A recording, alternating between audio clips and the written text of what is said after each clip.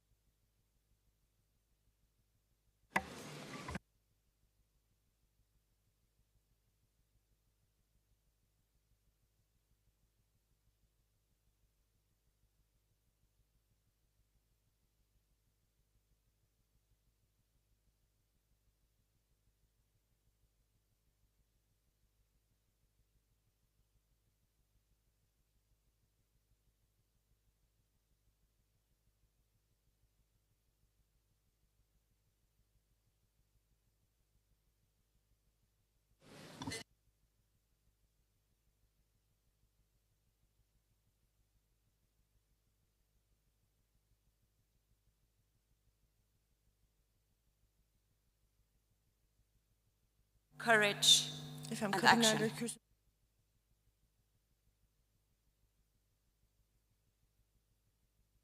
cannot be secured without respect for the rule of law.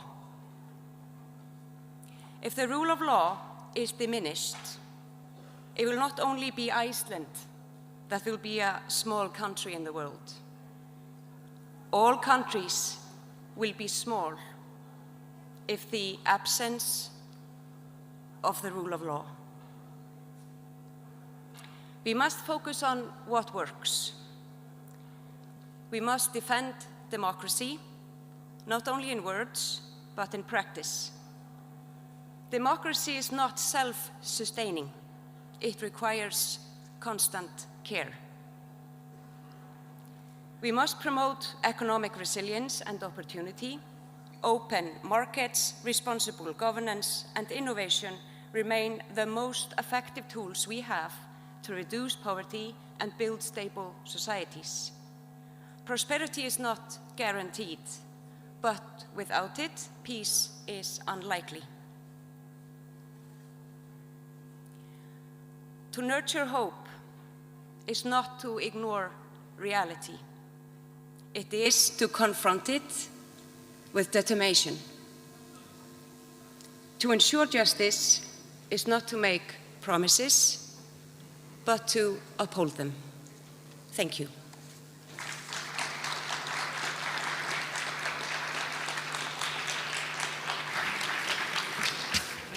Thank you, distinguished delegate from Iceland. May I now call upon the distinguished delegate from Timor-Leste to be followed by the delegate from Lithuania and Finland.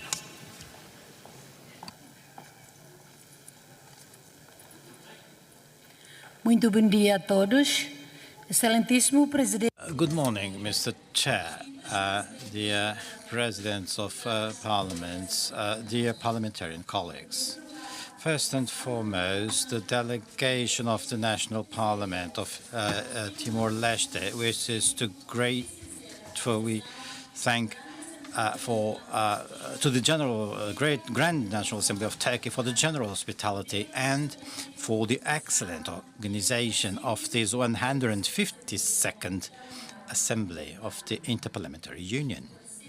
We also thank the Secretary General of the IPU for his dedicated and exemplary service. And with deep honor, our delegation participates in this assembly. As one of the world's youngest nations, having regained independence after decades of struggle, we bring you a message of hope. Peace and justice are not inherited, but a daily achievement that we must cultivate for further generations. Our national parliament, elected by a proportional representation in a country of around 1.3 million inhabitants, is a pillar of democratic consolidation, With 65 MPs, we promote multi-party system and the peaceful alternation of power. Our constitution reinforces stability, governance, and public trust. The government has prioritized laws and policies that incorporate intergenerational sustainability in line with the 2011-2030 National Strategic Development Plan and aligned with the Sustainable Development Goals. We highlight the framework law on the environment, the National Forestry Policy, the National Land Planning Plan, and the recent strategic guidelines for the Blue Economy Policy and Action Plan 2025-2030. Timorese parliamentary diplomacy has been an active instrument of peace. We share our experience of post-conflict peace building at the United Nations and within the G7+, and we promote dialogue as a method of conflict resolution through the Portuguese Committee of the Committee of Portuguese-speaking countries and in partnership with the European Union. Accession to ASEAN, formalized in October 2025, and the World Trade Organization are historic milestones that reinforce our sovereignty and our active participation in mechanisms for interparliamentary dialogue and cooperation. This dual integration process positions Timor-Leste as an active partner in the promotion of peace and justice, strengthens parliamentary diplomacy, and creates a stable economic environment for development. Political stability and global integration. All this demonstrates that small nations such as Timor-Leste can build bridges of peace and justice. Ladies and gentlemen, Timor-Leste, however, faces real challenges to which it has responded with integrated and proactive approaches, namely social protection programs, notably specific support for pregnant women and children up to the age of 3 in order to fight malnutrition, the establishment of a 30% quota for women in politics, which currently is reflected in the 38% of female MPs. Investment in free education and healthcare, with the strengthening of educational infrastructure, scholarships, and enhancement of the national health system. Adoption of ecosystem-based adaptation in the National Adaptation Plan, focusing on coastal and marine resilience, water resource management, and disaster risk reduction. Timor-Leste promotes hope and cultivates hope because we have chosen the light of democracy. May the interparliamentary dialogue be the tool that transforms challenges into shared opportunities. Together, let us nurture hope, secure peace, and ensure justice, not only for our children, but for all future generations. Thank you very much. Thank you, Timor-Leste. Now may I invite the distinguished, the Honorable Representative from Lithuania, followed by Finland and Germany. Thank you.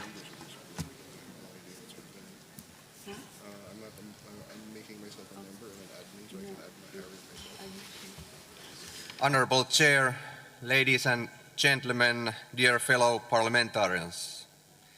Thank you to our host for the warm and overflowing welcome here in beautiful Istanbul. The theme of this debate, nurturing hope, security and peace, and ensuring justice for the future generations, reminds us for our shared responsibility. These are not distant goals. They guide the choices we make today. History has shown us how valuable peace is and how easily it can be lost. For a country like Finland, cooperation between nations has always been crucial. The United Nations remains an important part of this system. At a time when global cooperation is under pressure, we need to strengthen it.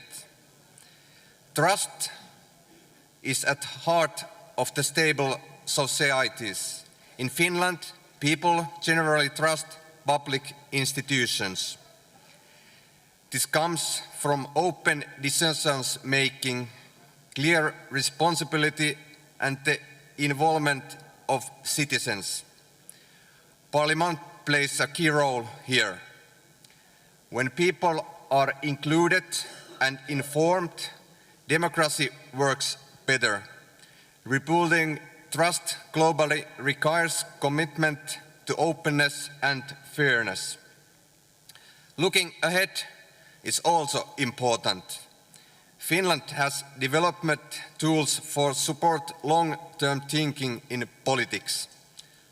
One example is the Parliamentary Committee for the Future.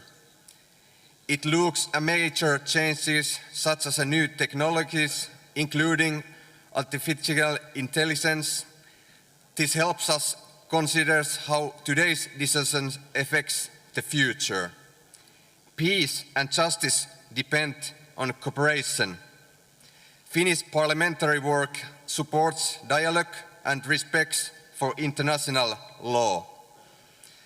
At a time when conflicts continue and humanitarian rules are broken, it is important that countries follow the agreements they have made. This builds credibility and accountability. We also need to address the causes of instability. Inequality and food insecurity are closely linked. Finland promotes policies that support sustainability development, social fairness and economic stability. Education, gender equality and strong social system are important parts of these works. Artificial intelligence is developing quickly. It brings opportunity but also challenges. Finland supports an approach that respects human rights and democratic values. Parliament needs to take responsibility in shaping clear rules for the use of these technologies. We also want to highlight fairness between generations. Young people need real opportunities to take part of decisions making.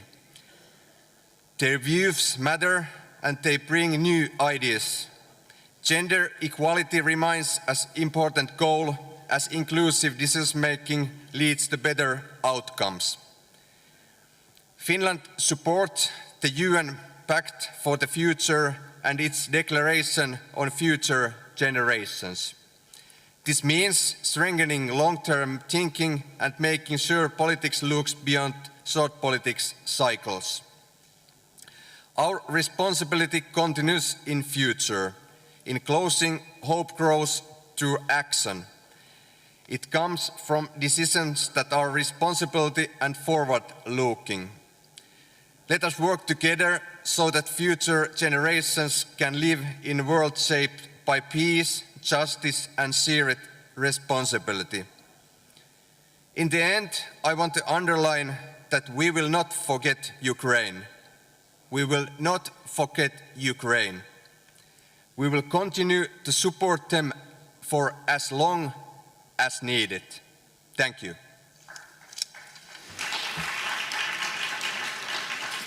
Thank you, the Honourable Representative from Finland. May I now call the distinguished delegate from Germany.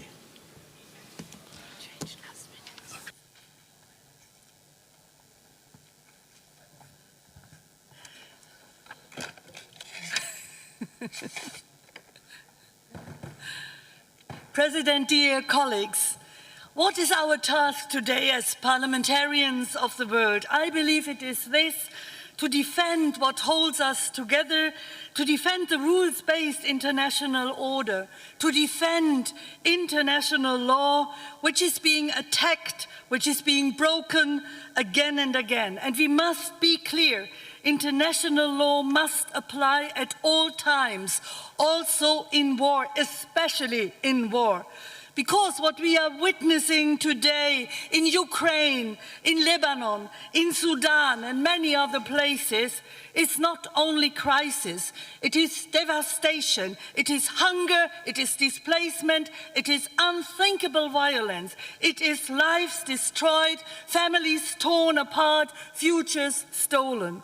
And this is the test we face, a test of whether we still truly believe in the rules we have given ourselves, and whether we are ready to uphold and strengthen the one place where these rules find their common home, the global house of the United Nations, a house that belongs to all of us, that we must strengthen, not weaken, that we must protect, not undermine, because without it there's no common ground, no shared voice, no global responsibility. Dear colleagues, after the Second World War, after the crimes of German National Socialism, the world made a promise that begins with the most powerful sentence: human dignity is inviolable. And this dignity belongs to every human being, not only to men, not only to Christians, not only to white people, but to all people everywhere, regardless of gender, origin, belief, identity, or who they love. Human dignity is universal, or it is nothing. This is our foundation. This is what unites us. But today, human dignity is violated, it is being trampled. Civilians are targeted, suffering is ignored or even tolerated. And so the question is, are we willing to defend this promise? Because this is our responsibility, not tomorrow, but now. And the challenges we face are immense: war, conflict, a growing divide between rich and poor, deepening inequality, multiple crises, and above all, the climate crisis. In places like Tuvalu, Kiribati, Fiji, the climate crisis is no longer a distant threat. It has already become a question of survival. And it is especially local communities and indigenous peoples from the islands of the Pacific to the heart of the Amazon rainforest who are already losing their homes, their land, and their livelihoods, who are most affected while having contributed the least to the climate crisis. Today we are already speaking of around 49 million climate-displaced people worldwide. 49 million people forced to leave their homes, not because they want to, but because they have to. The climate crisis fuels conflict. Conflict deepens injustice, and injustice destroys hope. So if we speak about nurturing hope, about securing peace, about ensuring justice for future generations, then we must act together. We must strengthen international law. We must defend human rights. We must take responsibility for our people, for humanity, and for our planet, because there is no planet B. And we must also protect what holds our societies together: a free civil society, a vibrant culture which depends on freedom and expression, artistic freedom, and a free press, and spaces where people can meet each other as human beings, regardless of background or belief, where empathy and solidarity can grow. Dear colleagues, That is why everything depends on us. So let us stand together and defend what binds us, so that this world does not break apart but moves forward with the commitment to fundamental rights, to peace, to justice, to democracy. Thank you very much. Thank you, Germany. Merci. Je donne à présent la parole au représentant du Suriname qui sera suivi par la Tchéquie.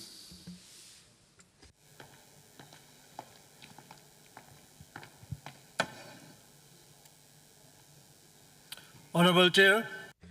Monsieur le Président, chers collègues, je me présente devant vous comme représentant du Suriname, une nation qui se définit par la diversité de sa culture, de ses peuples, de ses croyances, mais également de son attachement à la nature. Et 60%, 80% de notre pays est couvert par la forêt. Et nous ne parlons pas seulement de biodiversité, nous la vivons. Et c'est pourquoi nous sommes déterminés à faire en sorte que cela dure pour les générations futures. C'est de cette réalité que je voudrais vous transmettre un message de direction. Il ne saurait y avoir de paix sans justice et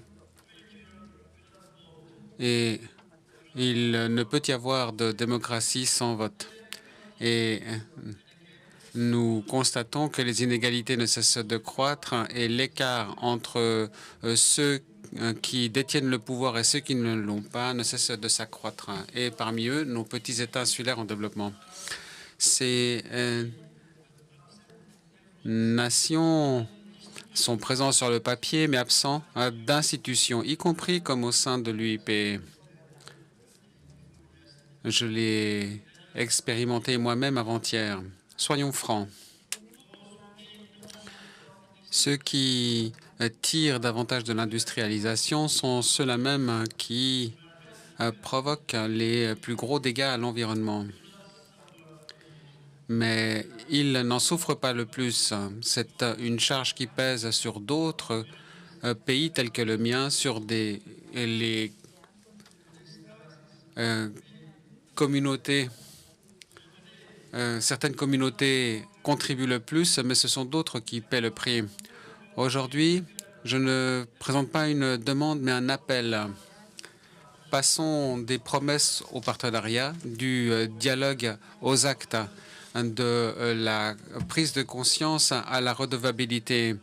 L'accès aux technologies et aux ressources est nécessaire.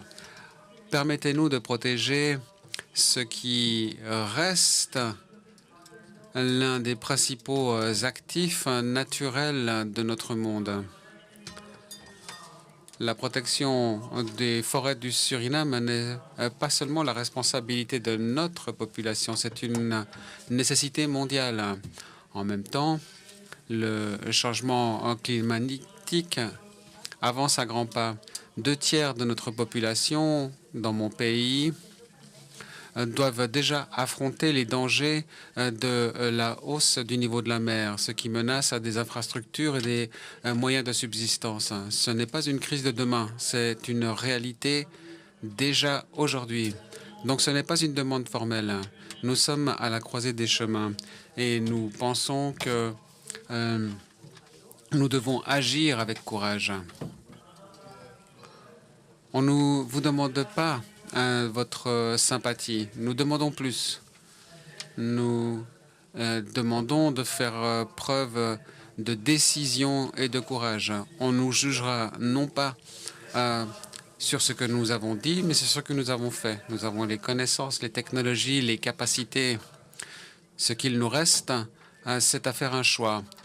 Et choisissons l'action plutôt que l'hésitation, la justice plutôt que la convenance. Choisissons l'avenir, un avenir où la paix se fondera sur le partage des responsabilités et des charges, parce que le leadership ne représente pas seulement la protection des intérêts personnels, mais la lutte pour la survie collective. Vivons ensemble. Merci, Monsieur le Président. Thank you.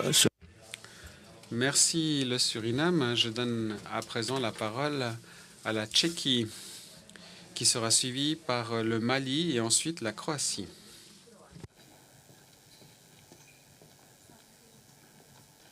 Is this for us small women to step on? And can I put the glass? Excuse me? Just...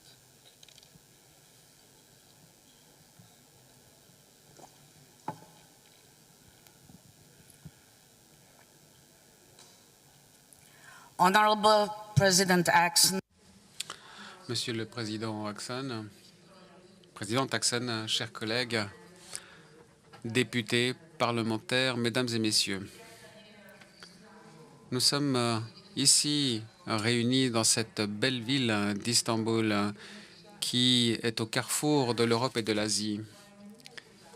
Et nous le faisons à un moment où, plus que jamais, le monde a besoin d'entendre la voix de la raison.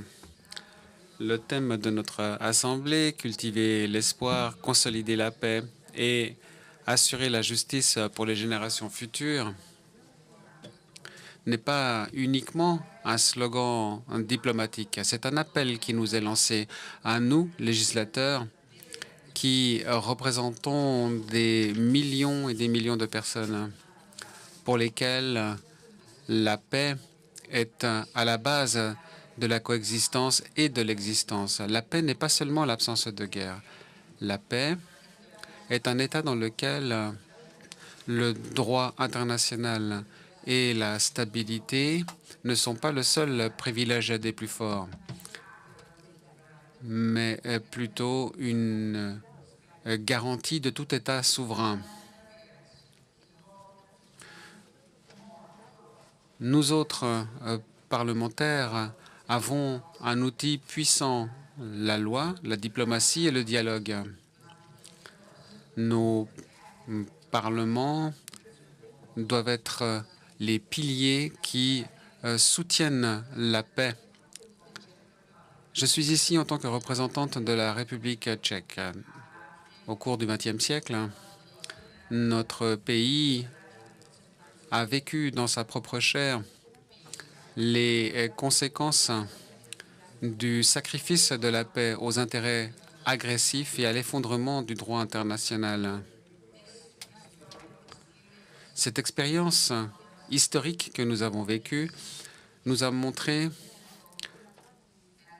que la paix est indispensable et que la conserver exige du courage, qu'il faut se dresser pour préserver l'intégrité territoriale de tous les États. Nous pensons que la diplomatie parlementaire est sans aucun doute la meilleure solution pour atténuer les tensions. La diplomatie parlementaire permet de stabiliser les régions. Nous savons que la paix ne s'établit pas seulement par la signature des accords, mais bien par la sécurité et la confiance mutuelle. La paix n'est pas l'objectif en dernière instance, c'est une voie, un chemin. Une paix qui s'appuie sur le droit. Si les frontières ne sont pas respectées, pas plus que les règles contraignantes, la paix va rester une illusion qui nous échappe. En ces temps de polarisation, la diplomatie doit continuer. Nous devons continuer à dialoguer, même si nous avons des avis divergents. La paix doit se fonder sur la stabilité. Bien souvent, les conflits découlent d'une absence de certitude. La coopération économique et politique sont sans doute les meilleurs moyens qui permettent de prévenir les guerres à l'avenir. Chers collègues, la paix n'est pas un état passif qui se soigne seul. C'est une discipline active que nous devons pratiquer au quotidien par le biais de nos décisions politiques. Travaillons de concert pour faire en sorte qu'une paix juste ne soit pas seulement un rêve inatteignable pour les générations futures, mais qu'elle soit une réalité durable. Merci de votre attention. Et au nom de la délégation tchèque et de mes collègues, je voudrais de tout cœur remercier la Turquie et les organisateurs de cette 152e Assemblée de l'UIP pour l'excellente organisation de cette réunion et pour l'incroyable hospitalité qu'ils nous ont offerte. Merci beaucoup. Et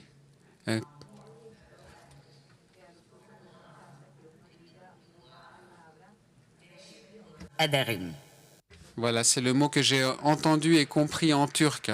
J'espère ne pas vous avoir fait rire. Merci à la déléguée de la Tchéquie. Et je donne à présent la parole au Mali qui sera suivi par la Croatie.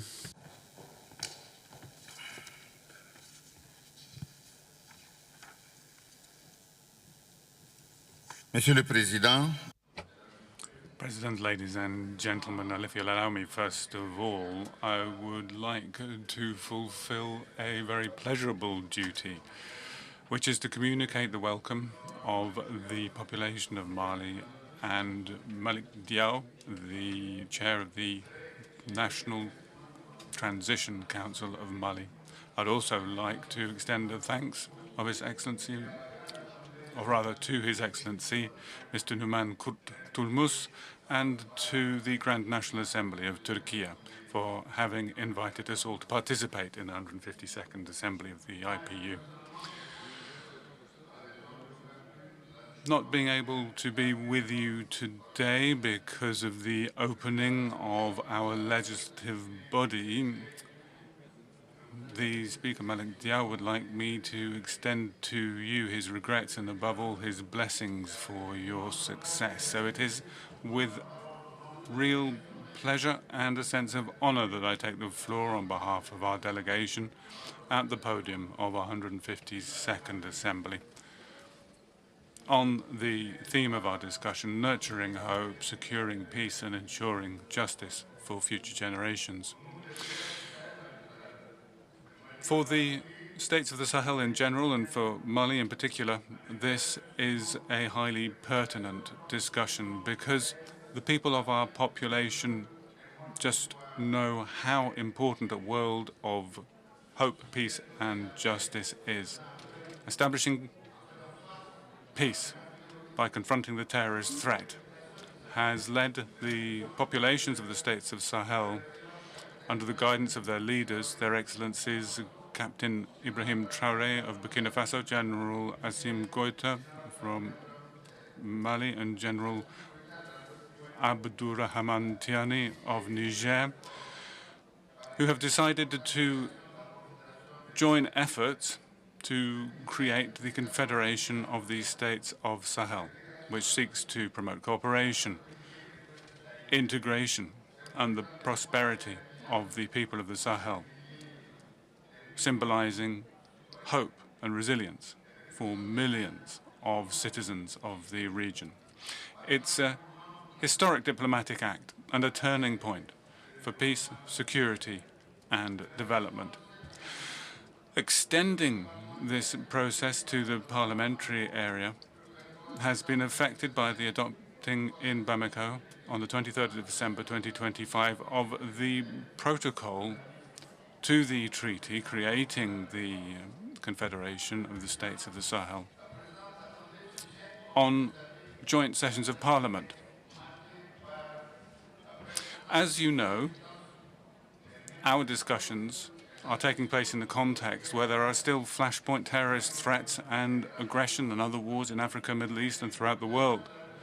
The peaceful populations of the Bolivarian Republic of Venezuela, the Islamic Republic of Iran, Lebanon, Palestine, Sudan, and the Sahel pay a heavy price on a daily basis for trying to stand up for their dignity and their sovereignty, the sovereign people of Mali, are resisting the reign of human barbarism and reaffirming their commitment to the values of peace, justice, and respect for international law. The people, through my voice, would like to express their untiring defense of their own causes.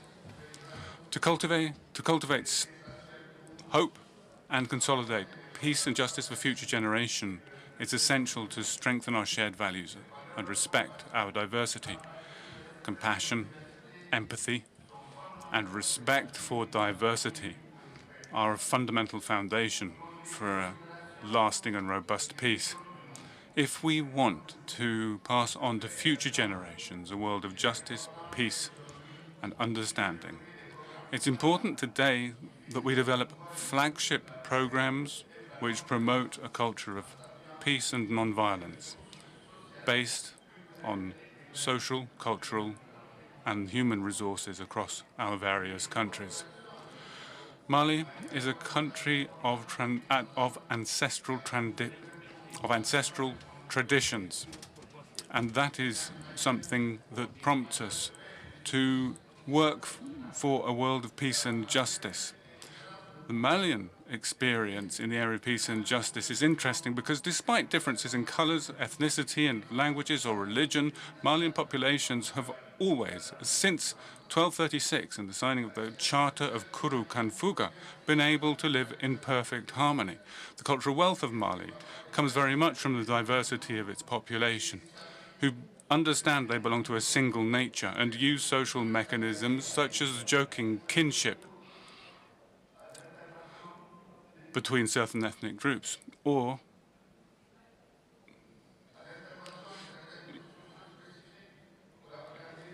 where certain specific social groups mediate to manage and resolve conflicts in the country and, above all, cultivate hope and consolidate peace.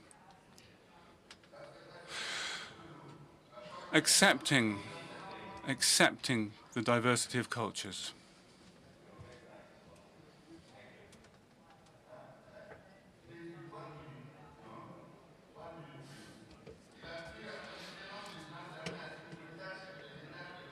His Excellency General Assimi Goïta has seen fit to declare 26-27 the Year of Education and Culture.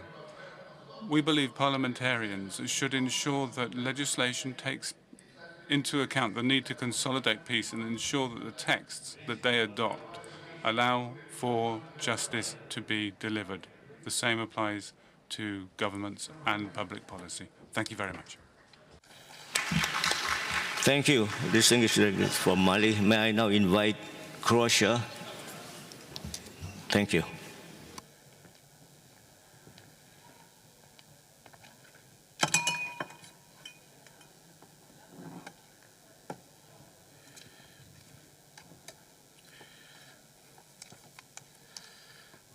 Distinguished guests, today we stand at a crossroads in time between a past that has shaped us and a future that depends on our choice. The world we live is marked by progress, but also by challenges that test our responsibility, our solidarity, and our vision. That is why the topic we address today, nurturing hope, securing peace, and ensuring justice for future generations, is not just an idea, but necessity. Hope is the foundation of every change. It's not a weakness, but a strength that drives us forward in times of uncertainty. Nurturing hope means investing in people, in education, in youth, in communication. It means giving every child the opportunity to dream and to believe that their dreams are within reach. Hope does not arise on its own. It's built through support, understanding, and unity. When we nurture hope, we lay the foundation for stable and prosperous society. Yet hope cannot survive without peace. peace is not merely the absence of the conflict. It's a state in which people live without fear, where differences are not seen as a threat, but as a source of richness. Securing peace requires active engagement, dialogue instead of conflict, cooperation instead of division. In a world where differences often lead to misunderstanding, it is our duty to listen, to understand, and to accept. Peace is not achieved by force, but through trust, patience, and a willingness to compromise. Justice, in turn, is the pillar upon which every healthy society stands. Ensuring justice means guaranteeing that every individual has equal rights and equal opportunities, regardless of their background, beliefs, and social status. Justice means accountability for our action, but also for the system we build. A society without justice loses the trust of its people, and without trust there cannot be no stable of progress. It's up to us to create a world where the law applies equally to all and where injustice is not ignored but addressed. When we unite the hope, peace, and justice, we create a vision of a future that is not only sustainable but also dignified. It is a future in which young people do not abandon their dreams, where differences are respected rather than judged, and where everyone has the opportunity to live a life worthy of dignity. However, it is important to emphasize this future will not build itself. It's created today through our decision, our words, and our actions.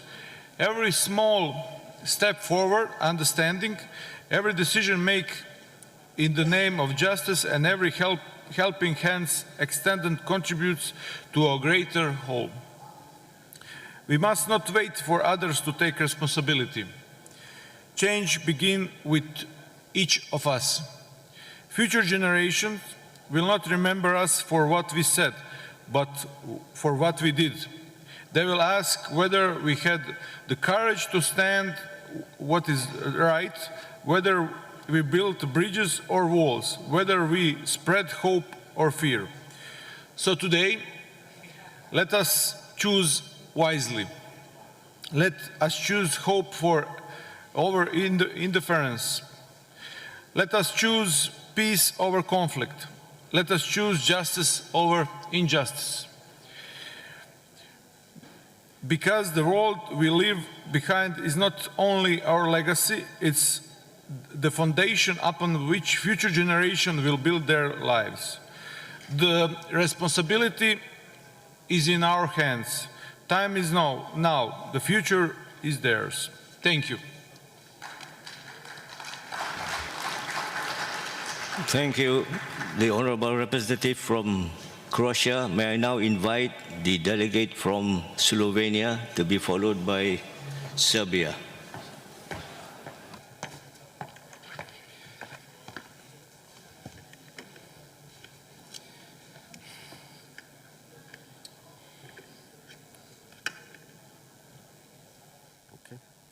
Honorable guests, dear colleagues, the world today is facing challenges that by their nature, scope and impact go far beyond the borders of individual countries.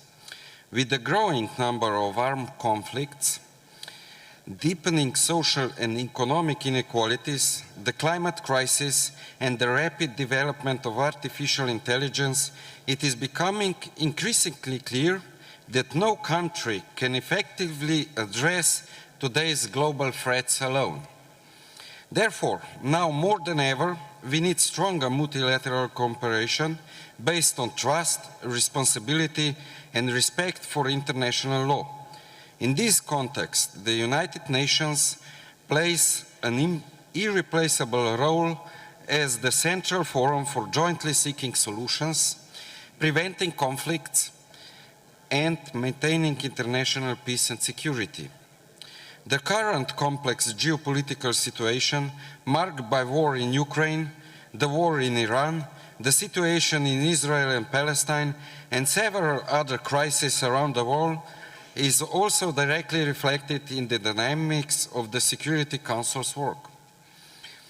It is therefore all the more important that the international community does not accept paralysis, but remains committed to the dialogue, to searching for common ground, and to adhere to the fundamental principle of the Charter of the United Nations. Peace should never be taken for granted. It is something we must build patiently through cooperation and a sense of responsibility. At a time when the world is riven by wars, geopolitical tensions and divisions, we parliamentarians from Europe and around the world must once again reaffirm the importance of dialogue and mutual respect.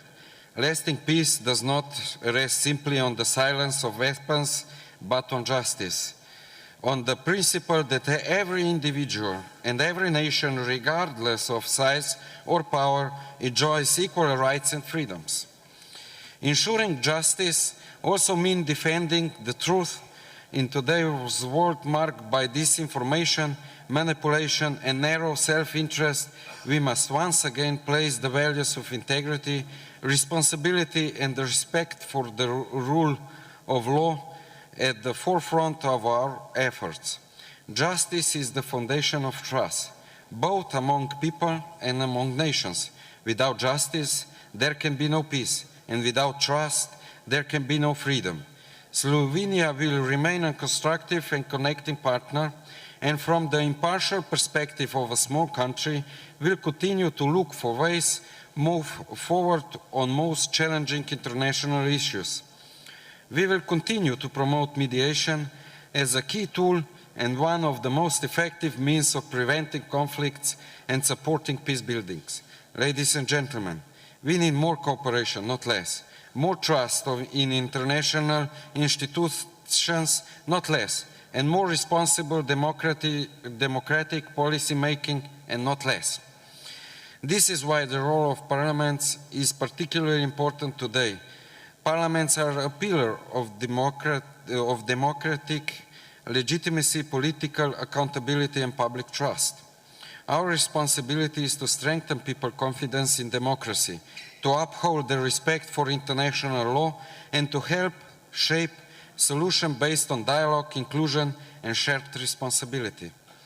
No country can effectively deal with the many challenges and threats to the international peace and security alone. What we need is a collective, coordinated, and timely response, and parliamentarians play an important role in this process. I therefore welcome today's discussions and believe that it brings us one more step closer to a safer, more just, and more peaceful world. Thank you.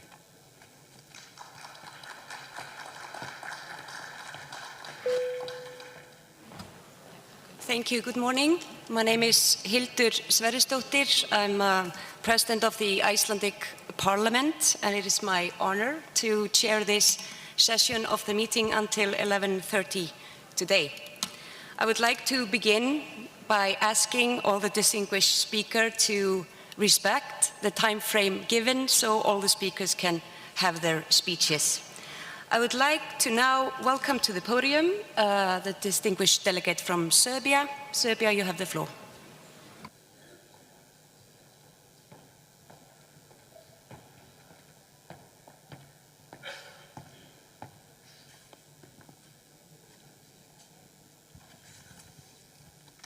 Thank you. Honorable Chair, ladies and gentlemen, dear colleagues, I would like to draw your attention to something simple but urgent for all of us. The first session of the United Nations General Assembly was held just months after the Second World War in London on 10th of January 1946, Clement Attlee said. He hoped delegates came not only with determination, but with hope. 51 nations gathered after a time of great suffering. They had one task, to make sure that such destruction would never return and to protect future generations. Today, we are those generations and we are still discussing the same question. When Frederick Passy and William Randall helped create what would become the Interparliamentary Union in 1889, only a small number of countries took part. Today, we stand here as 183 member states. That alone tells us something powerful. Cooperation is stronger than division. Passy once said, "The world is made of achieved utopias. Today's utopia is tomorrow's reality."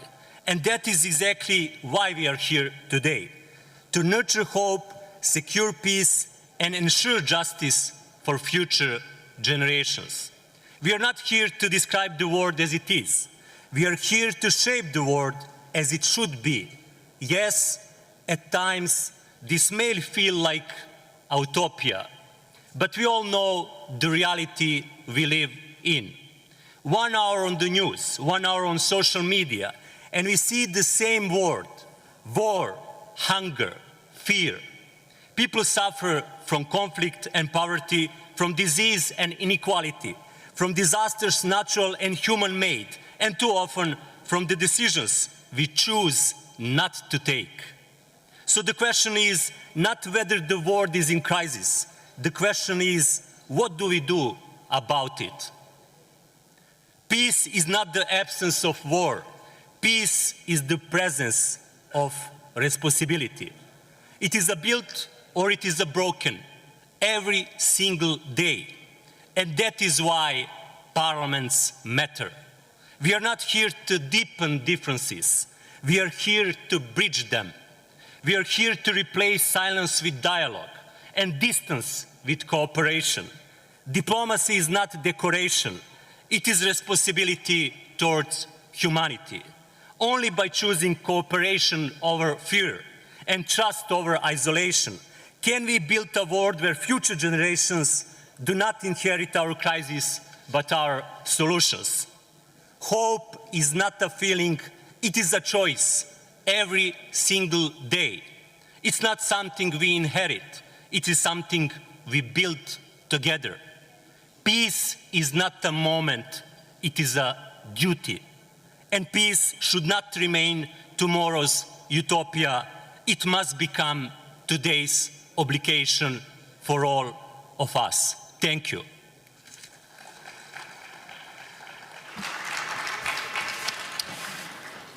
Thank you, Serbia. Now I welcome to the podium distinguished delegate from Angola, followed by Lithuania. Angola, you have the floor.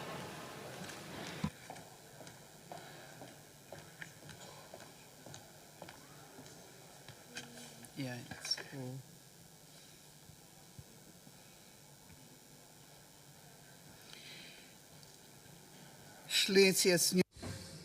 Well, Her Excellency the President of the IPU, with all due respect, allow me to begin greeting the citizens and authorities of the Republic of Turkey for the exemplary manner in which they are hosting this assembly. Madam Chair, the theme that brings us together here, cultivating hope, securing peace and guaranteeing justice for future generations, is not merely pertinent.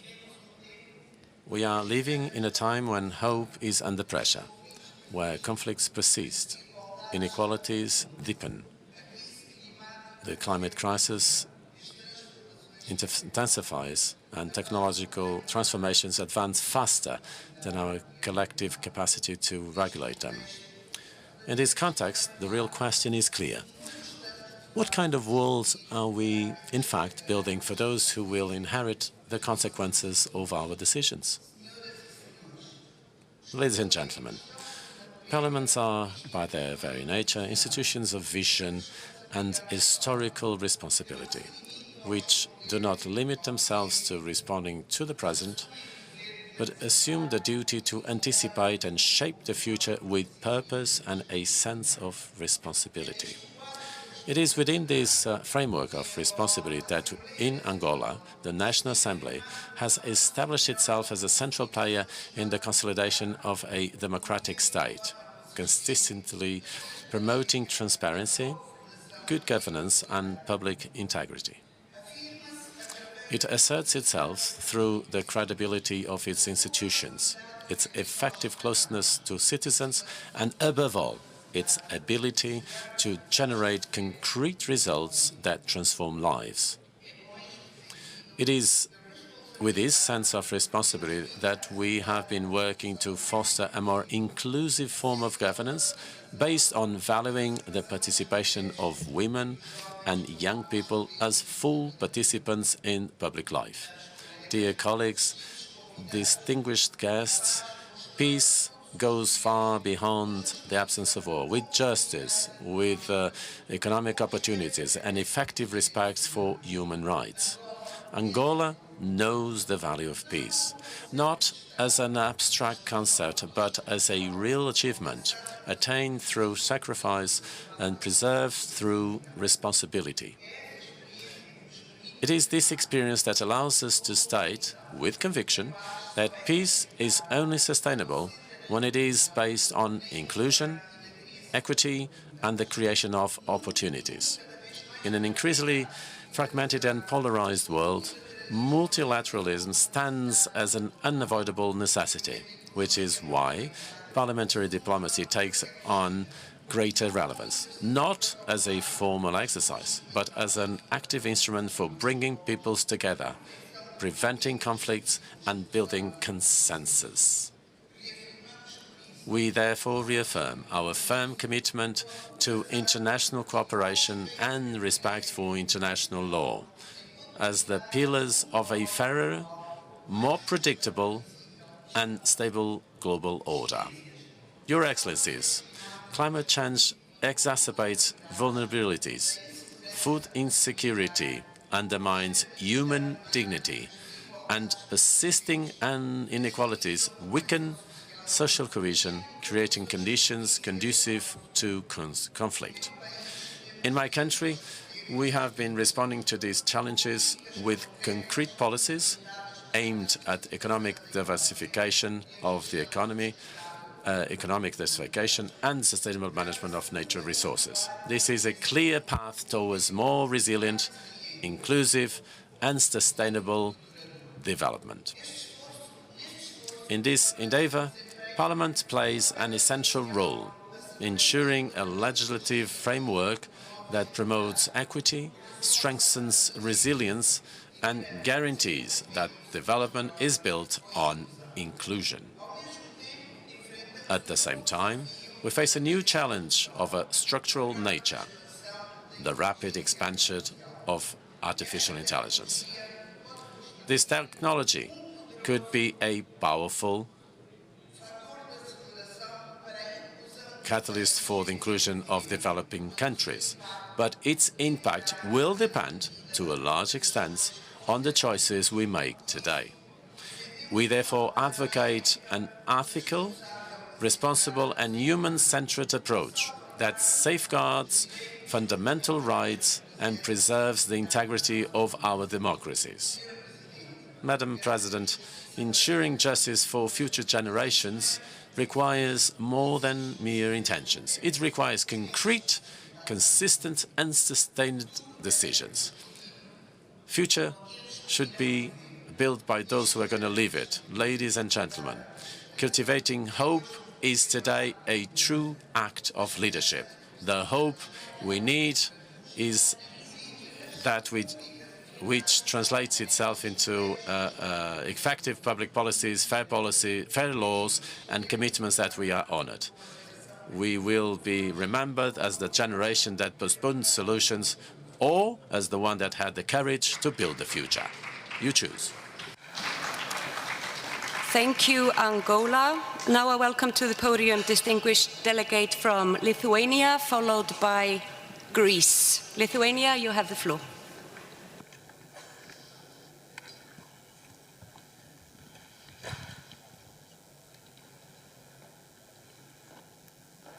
Thank you, Madam Chair. Hello, dear colleagues. It is an honor for me to be here and address you in this general debate. I want to stress that peace and justice are the only way to foster hope and secure future for coming generations. Today, Lithuania is deeply concerned about ongoing armed conflicts, violations of international law, and the erosion of democracy. Geopolitical fragmentation is increasing. It is important to defend multilateralism and uphold rules-based international order with the United Nations Charter at its core. Lithuania is fully committed to multilateral system based on international law and the purposes and the principles of the United Nations Charter, namely to ensure peace and security, respect for human rights, and sustainable development for all. Last year, we marked the 10th anniversary of the 2030 Agenda for Sustainable Development. We must recognize that we are not on track. The accelerating planetary crisis continues to reverse progress and deepen inequalities worldwide. War and sustainable development are incompatible. And for example, Russia's war against Ukraine illustrates this clearly. More than 4 years on, Russia's unjust and illegal all-out war against Ukraine continues to cause immense destruction. The Ukrainian people suffer, but the effects are felt across the region and even worldwide. We condemn Russia's actions aimed at destabilizing the architecture of developed for maintaining international peace and security, including United Nations Security Council instruments. Today, all eyes are on Middle East. The uncontrolled escalation of the conflict would have devastating consequences for the security of the entire region. The international community must do everything in its power to prevent a large-scale conflict and restore peace. We urge restraint and call for the return to a path of democracy to prevent any further regional escalation. Stability in the region is essential for global security. In the face of armed conflicts, violations of international law, and human rights abuses, we must also learn to live in a new reality dominated by artificial intelligence. Digital sovereignty and national interests are becoming an integral part of the development of artificial intelligence. For Lithuania, as a small but ambitious nation, AI goes beyond economic modernization. It is essential for the future, for our language, cultural identity, democratic resilience, and national security. Therefore, we are purposely strengthening our critical capabilities in data management, language technologies, infrastructure development, and cyber and information security. Dear colleagues, when making decisions today, we must consider what kind of future they will create for the upcoming generations. We, as members of parliaments, must take responsibility not only for decisions that we make, but also for the failure to make the necessary ones. We must use all the tools of parliamentary diplomacy to ensure that hope is preserved for future generations to live in peace, stability, where all human rights are respected. Thank you very much. Thank you, Lithuania. Now I welcome to the podium distinguished delegate from Greece, followed by Portugal. Greece, you have the floor.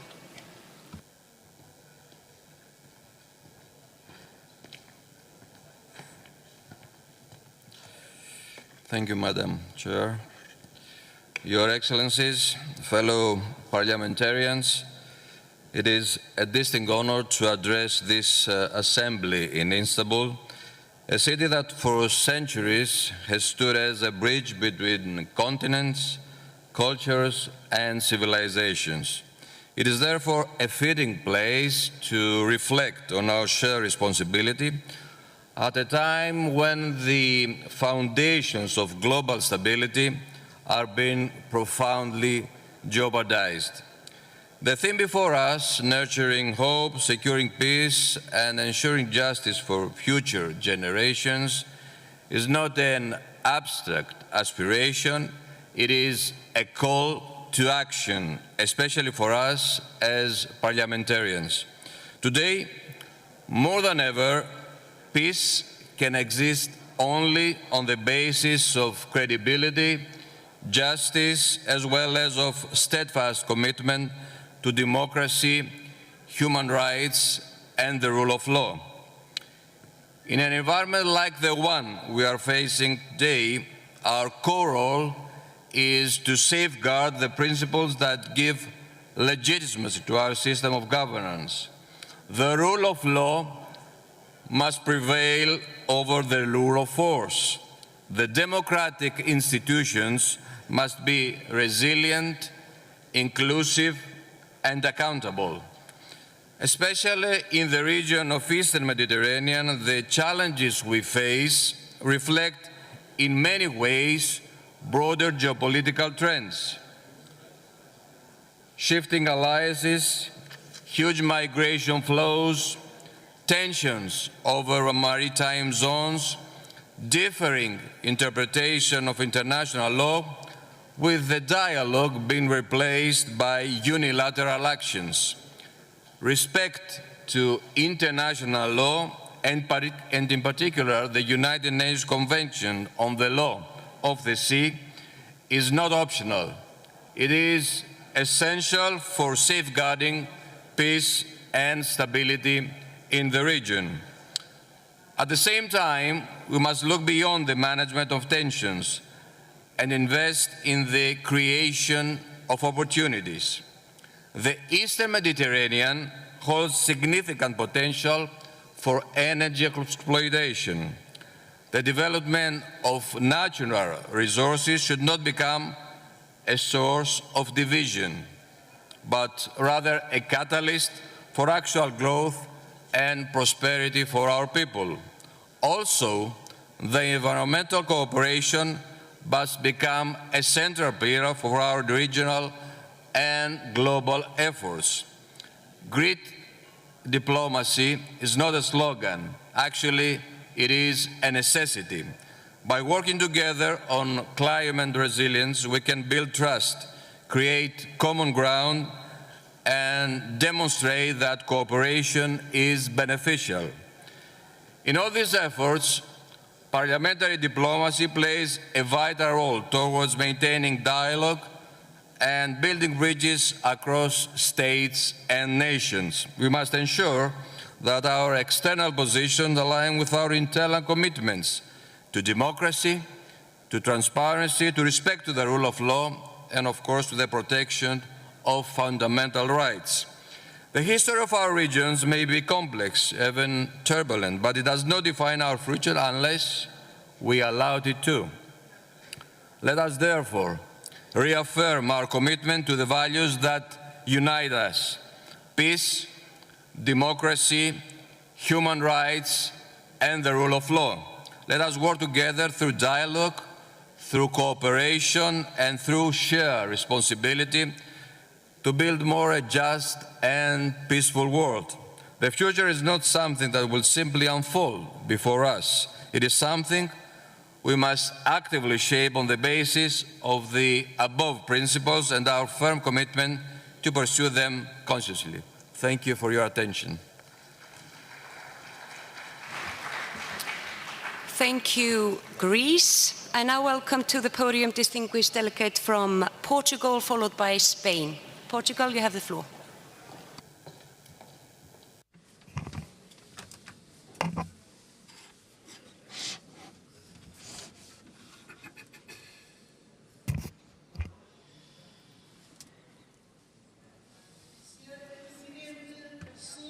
Madam Chair, ladies and gentlemen, the theme of this general debate calls us to an essential responsibility of politics in our time to cultivate hope, consolidate peace, and ensure justice for future generations.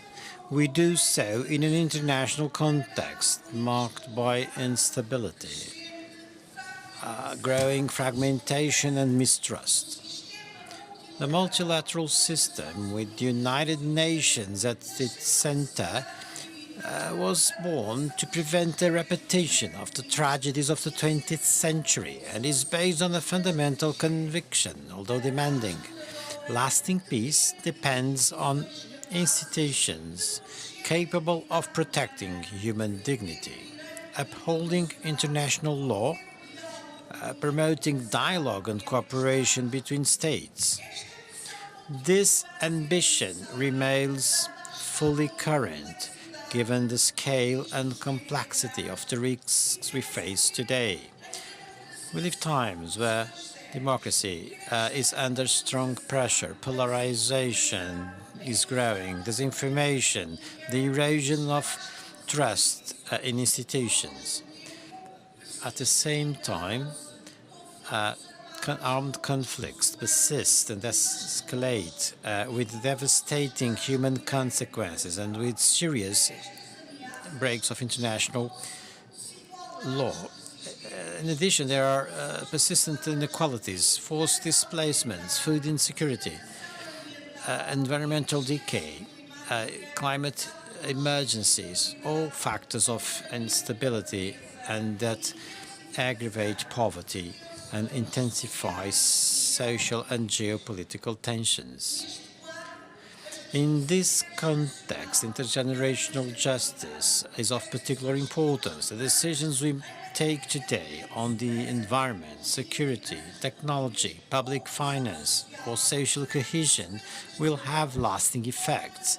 They may increase or limit the ability of future generations to live in freedom, security, and dignity. Therefore, governing responsibly requires a long-term vision and the ability to think beyond the immediate, ability to think beyond the election political cycles.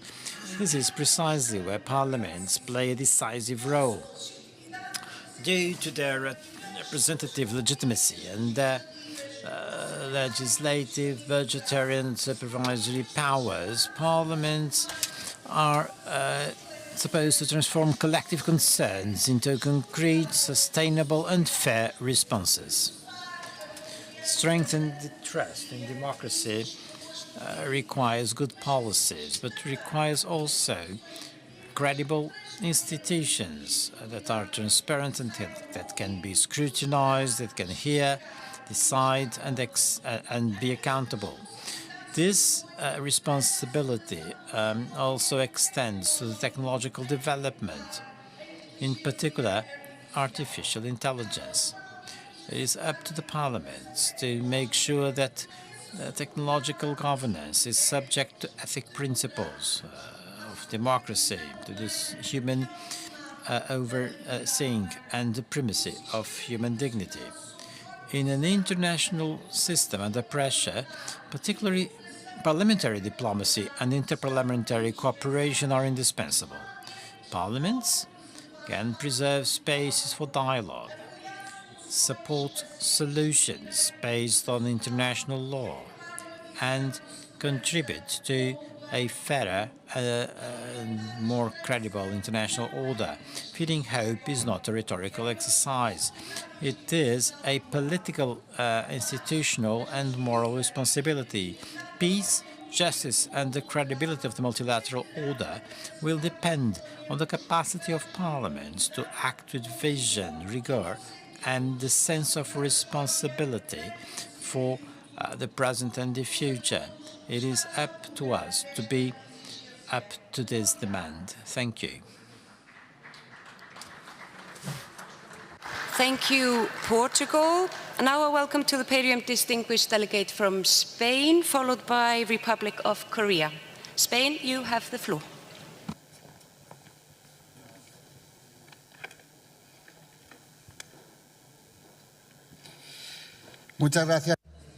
Many thanks, Madam President. Distinguished colleagues, it's an honor to take the floor on behalf of Spain at this 152nd Interparliamentary Assembly at a particularly challenging and decisive time for the present and future of our societies. The theme that we are addressing, nurturing hope, securing peace and ensuring justice for future generations, isn't just a rhetorical statement. It's a roadmap, it's a mandate, and it's a duty incumbent upon parliaments who represent their peoples. We live in a world marked by persistent conflicts and growing geopolitical tension, humanitarian crises and inequalities which continue to be exacerbated. Millions of people now face poverty, hunger, and have a great distrust of politics. It's absolutely vital then that we take action to create hope, to build hope through brave, courageous decisions, through solid institutions, and through useful, responsible policies. And that is where parliamentarians and parliaments have a vital role to play. Because we are the first link between institutions and people. We are the voice of those who've elected us. And so we have a duty to translate their concerns into real solutions. Peace, dear colleagues, cannot be seen simply as the absence of conflict. Peace also means social cohesion, equality of opportunities for development and dignity. And lasting peace can only be built through justice. And justice mustn't be selective or partial. It must protect the most vulnerable. And it must not only think about the present, but about future generations. And that is where the Interparliamentary Union has extraordinary importance.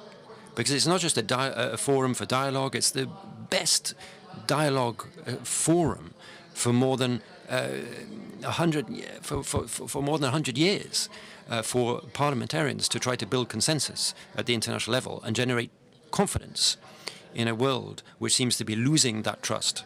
So it's a key tool of parliamentary diplomacy capable of building bridges where traditional channels may have been blocked. And in the current context, it's more vital than ever because it's a tool, as I said, which is vital.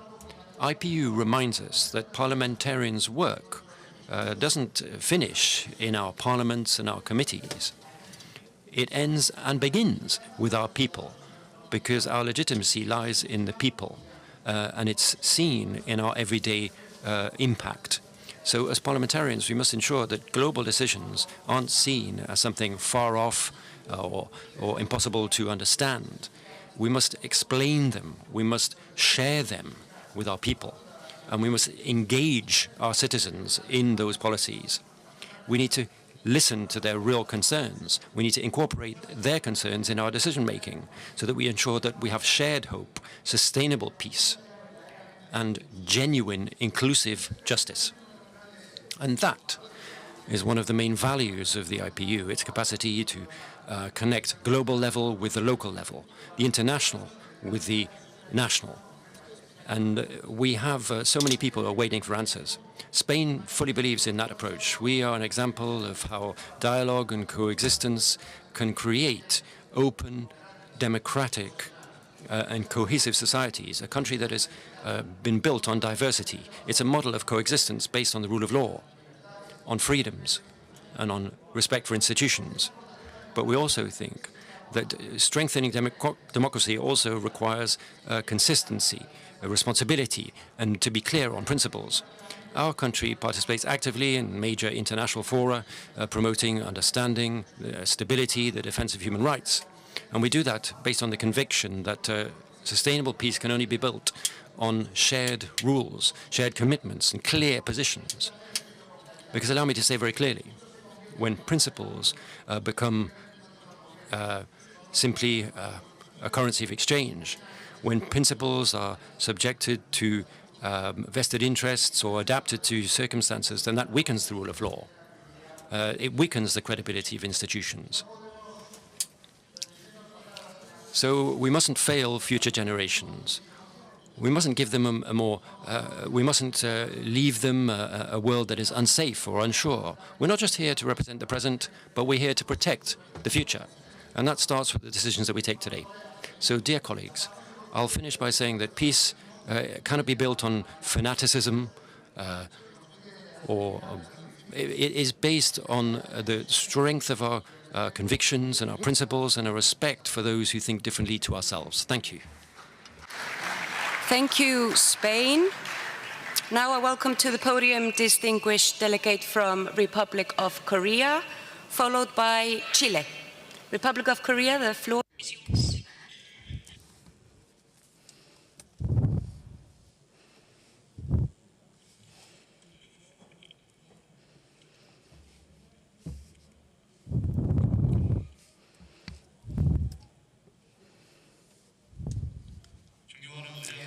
Honorable President and delegates, I'm Park Sang-hyuk, member of the National Assembly of the Republic of Korea.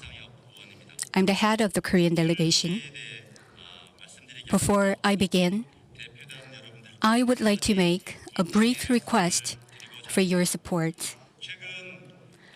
Unfortunately, during the recent interview for the IPU Secretary General election, the candidate from the Republic of Korea, Mr. Sang Soo-jeon, suffered a sudden health emergency.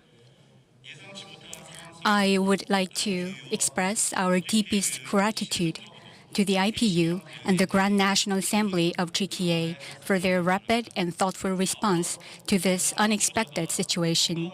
I also would like to kindly ask for their continued support and interest until he's well enough to return home. And also, many delegates asked about his status at present. Currently, he is in the ICU at an Istanbul hospital and focusing entirely on his recovery. I invite all member parliaments to join us in wishing for his speedy recovery. In addition, I believe that conveying your warm thoughts to his family during this difficult time would offer them great strength. Now, let me turn to the also important theme of today: hope, peace, and justice for future generations. Today, we're all confronting complex challenges, including climate crisis, social inequality, and international conflict. These are not only the problems of our own generation, they are critical issues that will directly affect the quality of life for generations to come. Therefore, we must engage in deeper discussion on this matter here and now. First, hope must be where our policies for future generations begin. Parliaments must enact laws that are not only forward-looking, but also sustainable. As part of its long-standing efforts to advance sustainable development, the Korean National Assembly enacted the Framework Act on Carbon Neutrality and Green Growth to address climate crisis, which set the national goal of achieving carbon neutrality by 2050 while promoting both environmental protection and economic growth.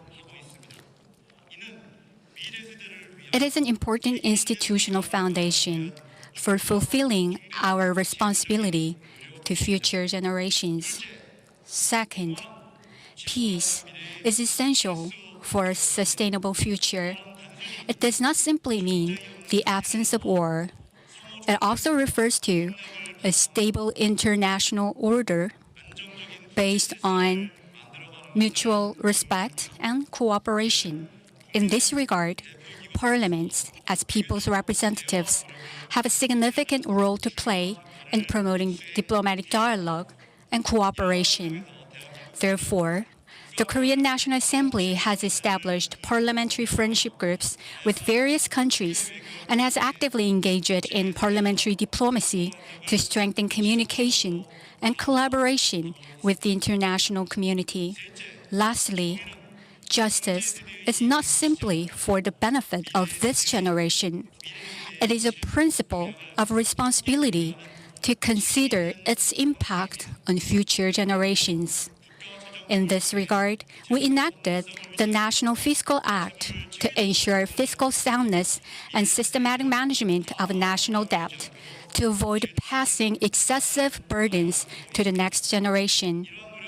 These efforts provide an essential basis for advancing intergenerational equity and fairness in our society. Dear colleagues, hope, peace, and justice are inseparable values. We have a responsibility to uphold these values in balance and inherit a better world to future generations. The choices we make today will define the world of tomorrow. Let us work together to build a more sustainable and just future. That is our hope. Thank you for your kind attention. I thank you, all the parliamentarians gathered here. Thank you very much. Thank you, Republic of Korea. Now I welcome to the podium distinguished delegate from Chile, followed by Latvia. Chile, you have the floor.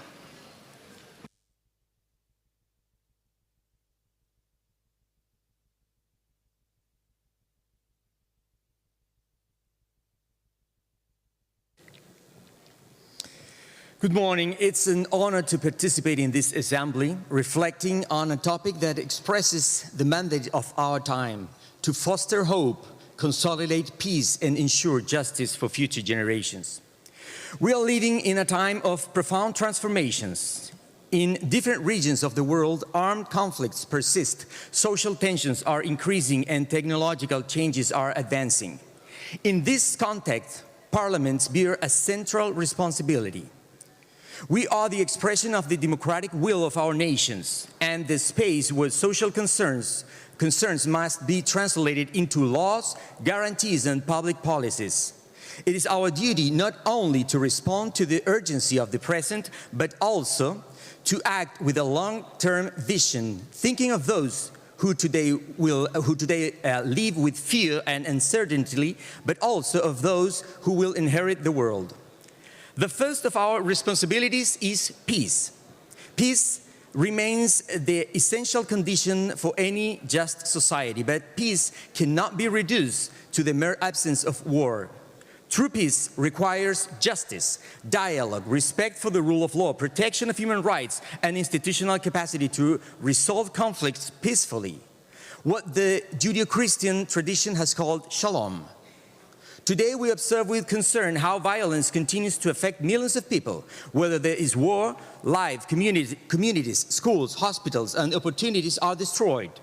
Whether violence becomes normalized, true trust in politics is weakened. For this reason, we must reaffirm the value of human dignity, diplomacy, and international cooperation. We must continue advancing towards a more equitable society regardless of our social, sexual, or ethnic differences. No society can be considered fully developed while unjustified wage gaps, discrimination, violence, and barriers to political and economic participation persist for any group. Likewise, we must aspire to build a kinder and more just society. In many places, public debate has hardened. Polarization, resentment, misinformation, and violent language damage democratic coexistence. In response, we must advocate for a firm but respectful politics. A kind society is not a weak one, but one that recognizes the dignity of every person, does not turn difference into enmity, and protects coexistence as a public good. But kindness alone is not enough. It must be accompanied by social justice. Speaking of just societies means speaking of real access to education, healthcare, housing, decent work, and social protection. It means combating poverty, reducing unjustified inequalities, and ensuring that no one is excluded because of their beliefs, origin, age, disability, or social condition. It also means fighting corruption, because there can no be justice when public resources are diverted or public trust is eroded. Finally, we must seriously confront one of the greatest challenges of our area. That means new technologies, particularly artificial intelligence, and automation of work. Artificial intelligence can improve public services, accelerate innovation, and expand access to knowledge, but it can also deepen injustices, displace workers, reproduce biases, and affect fundamental rights if not properly regulated. We must ensure that technological change becomes a source of well-being rather than instability in people's lives. This requires continuous education, workforce retraining, social protection, and regulatory frameworks that guarantee transparency, human oversight, and respect for rights. We cannot allow decisions affecting employment, credit, education, or security to be left in the hands of opaque and unaccountable systems. This question is not whether there will be innovation. The question is whether we will be capable of governing it with a democratic approach. Ladies and gentlemen, fostering hope means demonstrating that democratic politics can respond to challenges with seriousness, justice, and a vision of the future. Future generations will depend on our decisions. They will judge us not by our words, but by our ability to act in courage, prudence, and sense of justice. Let us work together for a world where peace is firm, hope is real, and justice reaches even those who have not yet been born. Thank you. Thank you, Chile. Now I welcome to the podium distinguished delegate from Latvia, followed by Parliamentary Assembly of La Francophonie. Latvia, you have the floor.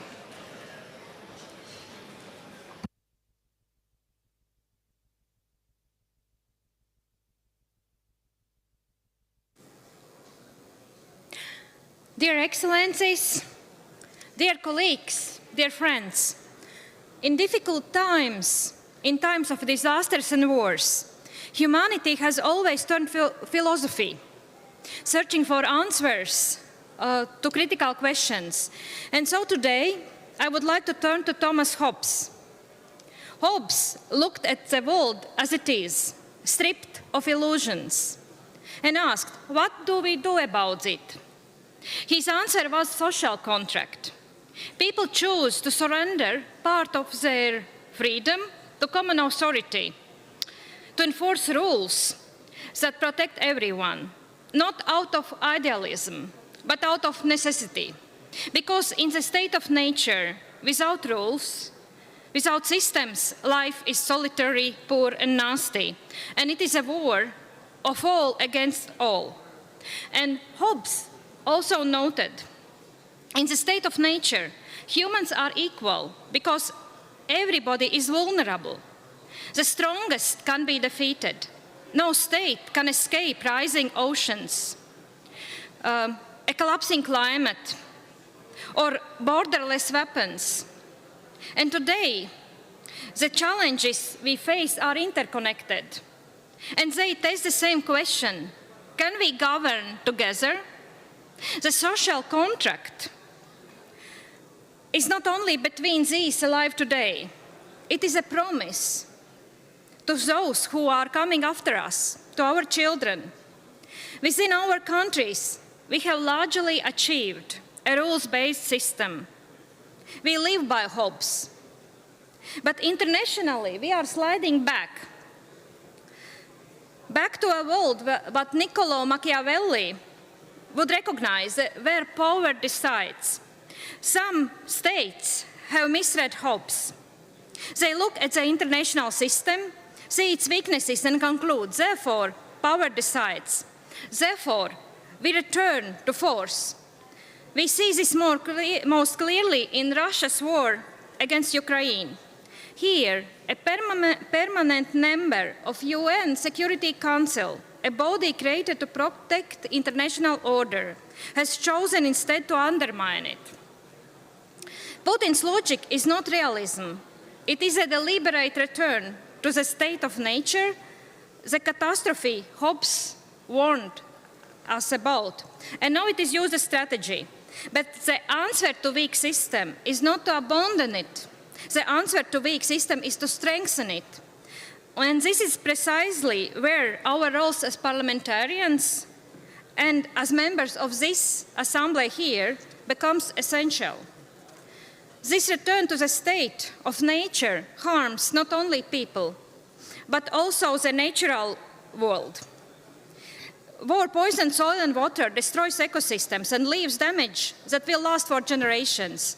It has led to many causes destruction, also ecocide, a crime against present and future life. Parliaments have a specific responsibility here, and I speak from experience. Latvia has worked with partner parliaments together to document losses caused by Russian aggression, to establish systems that record damage and support accountability. At the IPU, we have worked on resolutions that name these violations and urge for responsibility. But resolutions cannot remain on paper. Their value lies in implementation, in carrying these conclusions in national law into budgets, into decisions.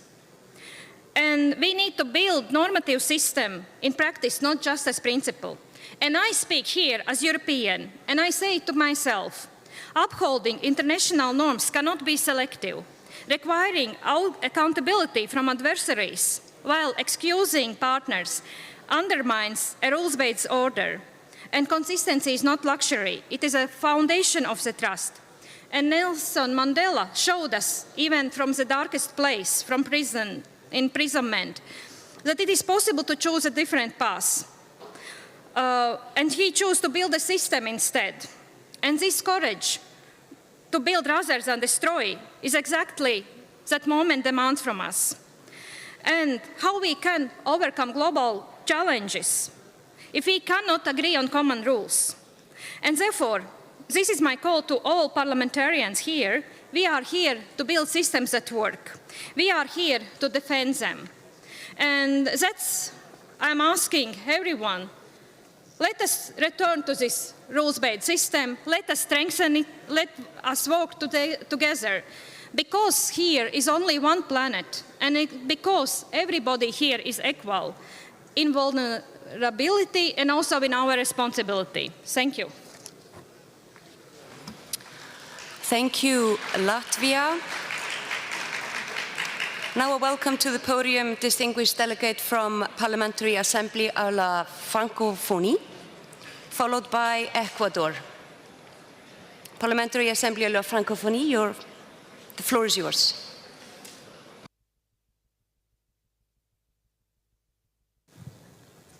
Thank you. Madame la Présidente. Madam President, dear colleagues, since the beginning of this assembly, we have talked a lot about peace, hope, future generations, justice, human dignity. Well, allow me to say something provocative. What about war? Because this is what I see, and I think that many of you see it as well. The more we talk about peace in our forums, the more we see war outside, the more we declare ourselves in favor of hope, the more we see wars. Millions of men, women and children forced into displacement. Maybe we should switch things around. Talk about war to allow peace the chance to thrive. So let's talk about war. In 2024, there were 7 resolutions vetoed by the Security Council. 7. That is the record since 1986. Since 2022, 17 resolutions have been blocked, 1/4 of all of the vetoes of the 20th century in only 3 years. And in the same period, the Security Council has only adopted 46 resolutions in 2024, which is the lowest figure since 1991. Now, behind all of these figures, there are faces. The faces of citizens, civilians who die in Lebanon, in the Middle East, where the citizens of the world go to seek prosperity. The children of Gaza, Sudan, Ukraine, Yemen, the Democratic Republic of Congo. There are also women who are raped as a weapon of war. Hospitals are bombed, schools are destroyed, entire families removed from the face of the earth. And what do us parliamentarians do? We meet, we draft press releases, adopt statements, declarations, and allow me to tell you my truth. Dear colleagues, I feel frustrated and sometimes completely powerless. I know many of you share that, but frustration is not a policy. Regret is not an action. And however beautiful and eloquent our declarations are, they will not save anybody if they're not accompanied by a binding mechanism. So I'm coming to you with a proposal. Since 2015, there has existed an initiative supported by France and Mexico to limit the use of the veto in the Security Council in case of genocide, crimes against humanity, and large-scale war crimes. It does not require a reform of the Charter of the UN. We know that that is impossible in the very short term. It simply asks for a voluntary and collective commitment of the 4 other permanent members of the Security Council. 107 countries already support it, and 5 days ago, on the 14th of April, France and Mexico officially decided to relaunch this initiative. It's very clear, it's very bounded, it's very realistic, it's on the table, and it just requires the political courage of the 4 other members. I am a French citizen and parliamentarian. I'm a member of one of the countries that has that right of veto. It's more than a privilege, this right. It is a responsibility. I'm not here to point the finger. I just want to come here to urge my country to go further, to commit it to going quicker in order to move towards a position which can be agreed upon. Now, my role in the Francophonie parliamentary organization is one that leads me to say the following. First of all, I will be bringing this initiative to my own parliament, and I will demand that France's unilateral commitment to not using its veto in such cases will use diplomatic efforts to rally the other members. And secondly, I will make sure that the 89 members of the Francophonie parliamentary members also join the 107 other signatories and do their utmost to get this initiative through. As the delegations of France and Mexico are here, I would urge you to speak to them while you are here. One reflection before I close. What can the IPU Assembly do to make sure that the voices of parliamentarians are heard where diplomacy falls quiet? It's an open question. I think it's one that in the coming weeks and months we can try to answer. Future generations, who we talk about so much, will not judge us on the beauty of our statements, but the fact whether we have stopped these things happening or whether we have failed. Thank you very much. Merci, Parliamentary Assembly of la Francophonie. Now I welcome to the podium distinguished delegate from Ecuador, followed by Indonesia. Ecuador, you have the floor.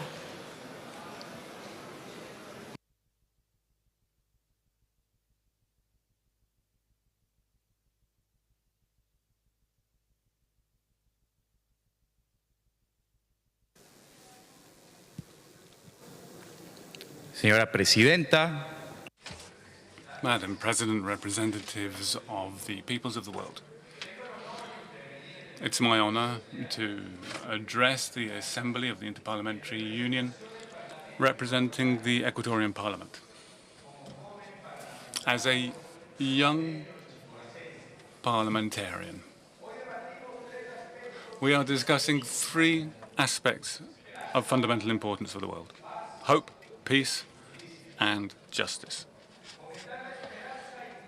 Nurturing hope implies strengthening democratic legitimacy, guaranteeing the effectiveness of human rights, and consolidating the rule of law. Hope means genuine access to each of the human rights, reducing inequalities in the social dimension, and reducing the gap between what is and what should be.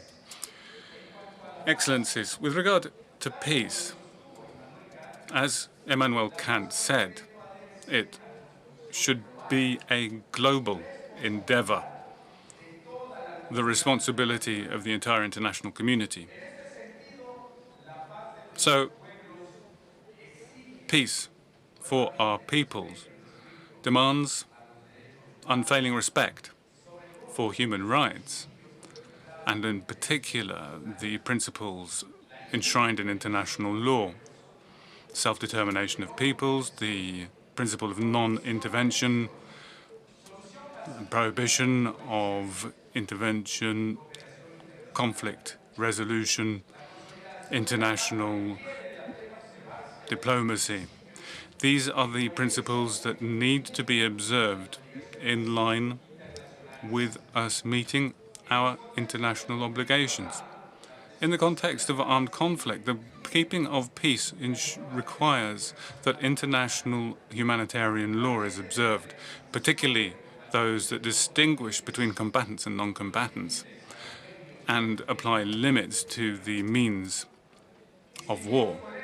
Distinguished colleagues, the international system is encountering increasingly formidable challenges, including the expansion of cross-border international crime, non-organized armed conflicts, non-international in nature, and forced displacement. The Ecuadorian Parliament reaffirms its own commitment to multilateralism, in observing in good faith our international obligations and strengthening the international order, according to the parameters established in Articles 26 and 27 of the Vienna Convention of the Law of Treaties, and also the observance of the Article 53 provisions. We here should reaffirm our commitment to achieve the long-desired international consensus based on cooperation and, above all, human dignity. Thank you. Thank you, Ecuador. Now I welcome to the podium distinguished delegate from Indonesia, followed by Mauritania. Indonesia, you have the floor.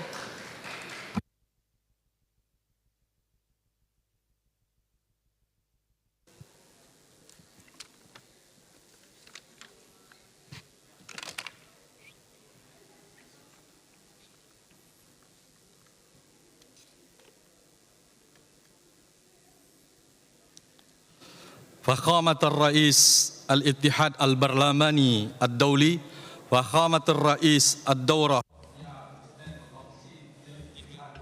البرلماني الدولي، أصحاب السعادة السيدات. Madam President, Secretary General, ladies and gentlemen, may the peace and blessings of God be upon you.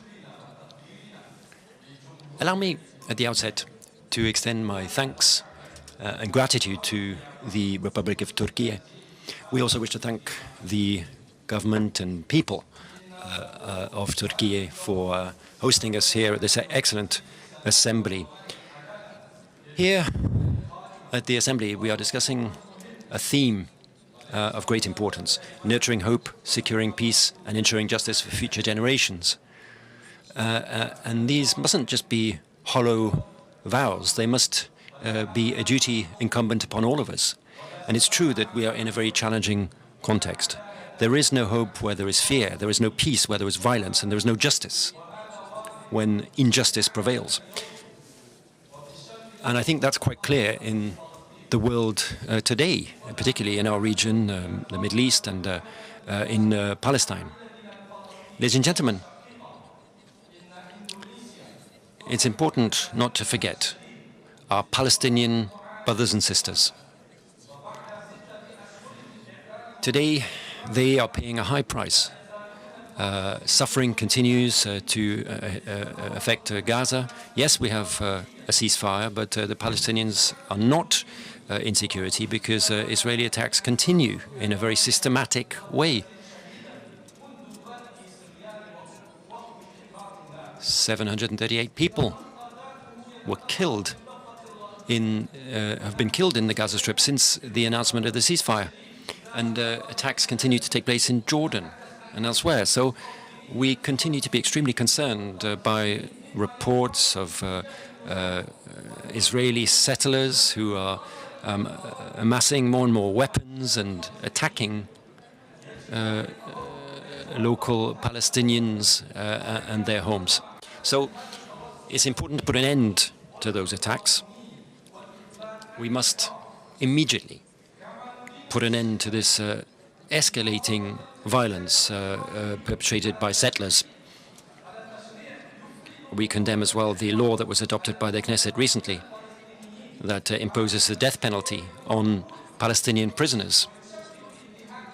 That law must be rejected. It's a clear violation of international law, human rights law and humanitarian law. We call for an immediate abrogation of that law.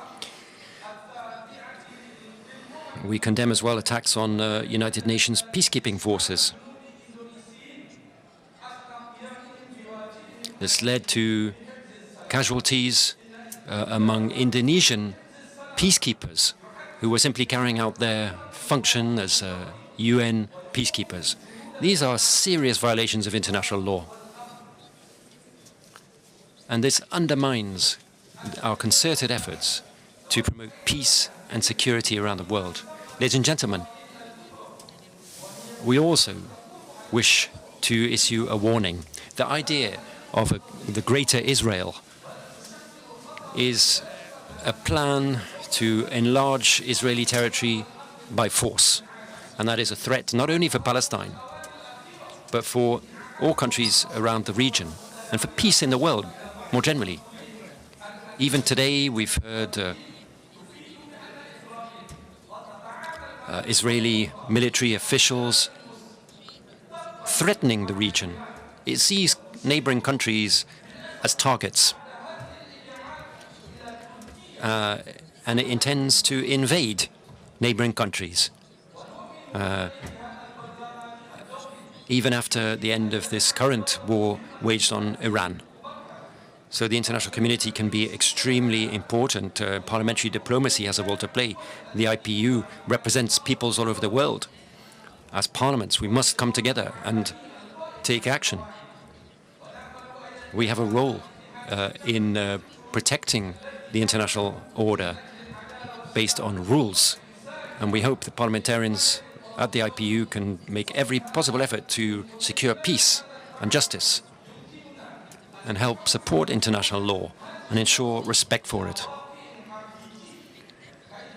We could also try to translate these hopes into reality so that peace can really be secured and justice ensured for future generations. As parliamentarians, we can do that. It is incumbent upon us to adopt the relevant laws and to defend these human values, to support justice and support the most vulnerable. Indonesia has adopted a very clear position. We promote peace and international law. Thank you very much. Yeah. Now I welcome to the podium distinguished delegate from Mauritania, followed by Poland. Mauritania, you have the floor.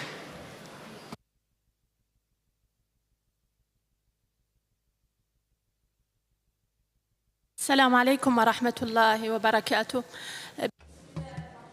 May the peace and blessings of God be upon you. In the name of God, the most compassionate, the most merciful. Parliamentarians, ladies and gentlemen, on behalf of the delegation of Mauritania, I'm delighted to take the floor at this 152nd Inter-Parliamentary Assembly.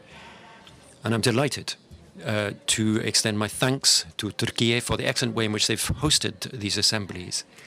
Allow me as well to pay tribute to the IPU in its role in consolidating peace and security in the world. Today we're discussing a theme of great importance for people all over the world. And our republic, since the election of Mohamed Rouhani, our president, has approach this issue with great seriousness. We're trying to promote social justice through public policies, focusing on people and their needs.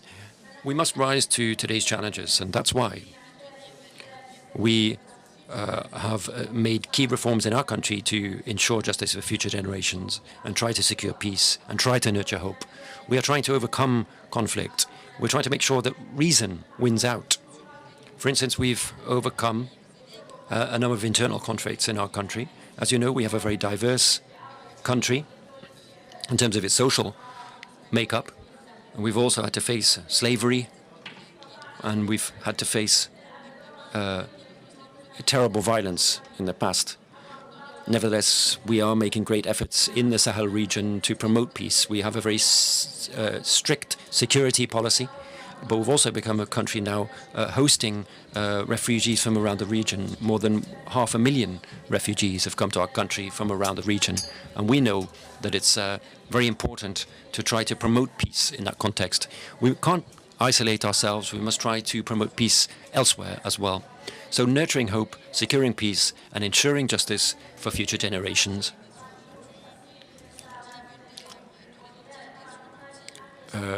are important in today's world more than ever, because we need to establish partnerships.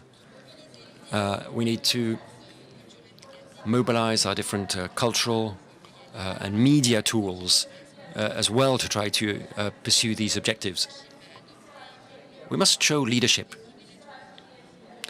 and focus on people, think about their needs in all of our work.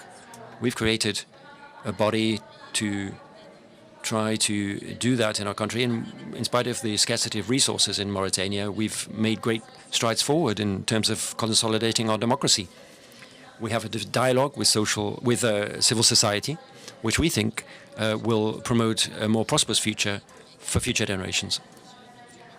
We are trying to empower young people. We've created spaces within Parliament for youth and for women. Environmental protection is also a global duty. My country has honored its commitments. It's cut greenhouse gas emissions, and we've increased production of clean energies. Green hydrogen, for instance, has also been incorporated into our energy mix. We know that the world today is facing great challenges. And when we remain silent in the view of the tragedy taking place in Palestine and Lebanon, when we remain silent to these atrocities and others taking place around the world, when Palestinian prisoners are condemned to death in violation of all religious and human rights rules, it's unacceptable. That's why we must condemn these practices. We must remain united against war, the war that we are seeing currently in the Middle East, and that is leading to the violation of many international rules. People are paying the price for these violations, and we also wish to condemn the attacks against Gulf states. We call for dialogue, we call for justice and wisdom to be shown. Ladies and gentlemen, it's important to nurture hope in the face of tyranny. And we condemn all forms of tyranny. We think that the principles of humanity must underscore our work at the international level. Ladies and gentlemen, we have a vital role to play, more than ever. Parliamentary diplomacy can play a role in securing peace. We must be discussing emergency issues, and we must be more visible. We need to raise the profile of this organization to secure peace and fight war. Now I welcome to the podium distinguished delegates from Poland, followed by Democratic Republic of Congo. Poland, you have the floor.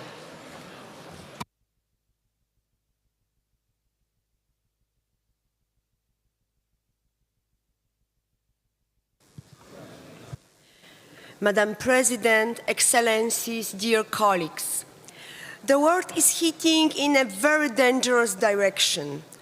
Armed conflicts, cyber attacks, and geoeconomic confrontations are making many people feel uncertain of their future. Contemporary conflicts, including the ongoing war in Ukraine following Russia's aggression, illustrate now how wars are never confined in their immediate geography. The global economy is a system of interconnected vessels, and it is often difficult for the individual state to shield itself from the consequences of a conflict in which it is not even directly involved. An example is the current situation in the Middle East, which is generating significant turbulences in the oil market and affecting many countries, even those not directly dependent on supplies from that region. The consequences spread far beyond regional borders, affecting countries across Africa, Asia, the whole world through disrupted food supply chains, rising energy prices, and heightened economic uncertainty. Democratic countries have not yet provided response to current threats that satisfy the majority of their citizens. Global spending of the military continues to reach successive record heights, placing an increasing burden in state budgets. They are not the only causes for concern. In the face of rising temperatures, collapsing ecosystems, and increasingly frequent extreme weather events, conditions for food production and water accessibility are becoming harder to reach. The growing number of migrants and displaced persons will pose new challenges for migration policy and social welfare system. Young people are conscious and engaged citizens, ready for social and political participation. They often feel a lack of representation and limited influence over lawmaking processes. They experience anxiety related to unstable geopolitical situation and are deeply concerned about the state of environment and the consequences of climate change. They value democratic freedoms, yet they also bring their own perspective and expectations for the future. We, as parliamentarians, have a particular responsibility to effectively reach the younger generation. We must ensure that they become active partners in our goals and actions. It is essential not only to listen to young people, but also to involve them in decision-making processes at all levels. Regrettably, we must speak with clarity and conviction. Our efforts are falling short, and the cost of this failure is being borne above by the youngest generations. Ongoing conflicts, most notably the continued aggression of the Russian Federation against Ukraine, alongside the war in the Middle East, are not distant crises. They are immediate, devastating realities that claim innocent lives, shatter futures, and expose children to violence, fear, and irreversible loss. This is not only theory. They are real tragedies, and they reveal a profound failure to uphold our most basic responsibility, to protect the young and vulnerable. If we are serious about nourishing hope and securing peace, then the protection of young people must become our uncompromising priority. This requires not only words, but decisive actions, firm in its principles, conscience and its application, and unyielding in the face of aggression and injustice. What kind of generation will be shaped from children who live in constant threat of their lives, who are afraid to step outside, afraid for their families and loved ones? We must do everything in our power to bring about immediate ceasefire and end armed conflict. We must then step up efforts to protect the environment and the climate so that our children can live and thrive in a safe world. For the future, for our children must stand above all else, because it is they who embody the future in self. Thank you very much. Thank you. Thank you, Poland. I welcome now to the podium distinguished delegates from Democratic Republic of Congo, followed by Ukraine. Democratic Republic of Congo, you have the floor.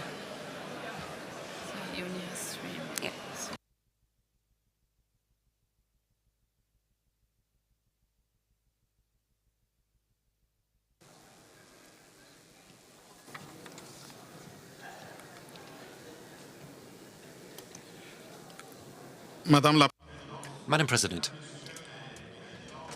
Speakers of Parliament, distinguished fellow parliamentarians, ladies and gentlemen, the theme that brings us here together at the 152nd Interparliamentary Assembly, nurturing hope, securing peace and ensuring justice for future generations,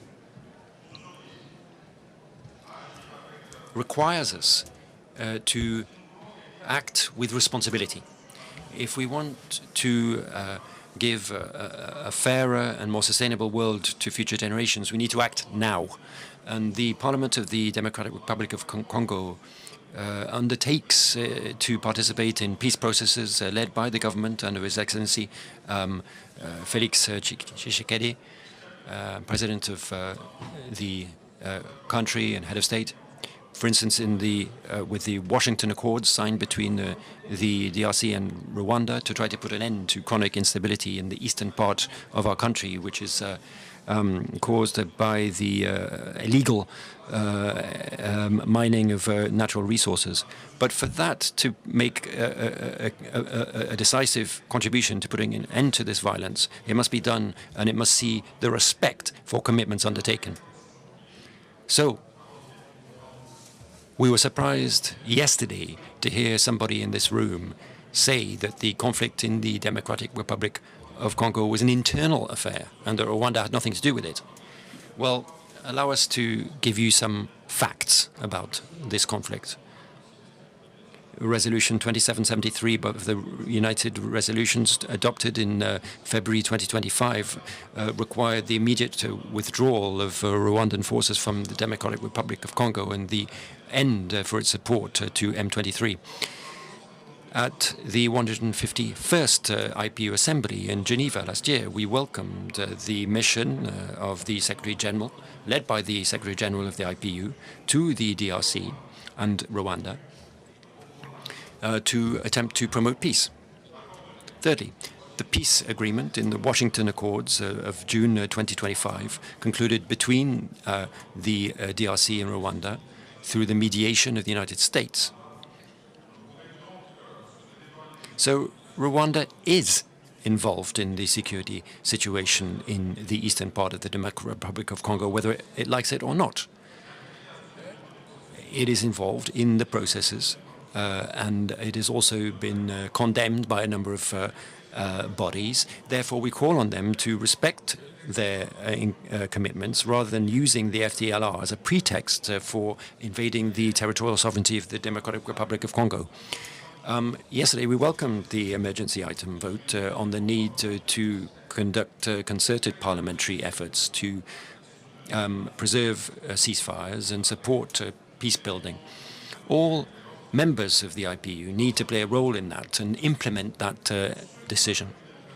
As far as the Democratic Republic of Congo is concerned, we have reached this stage, and we continue to seek the support of IPU for consolidating peace and for implementing the peace process that is now underway.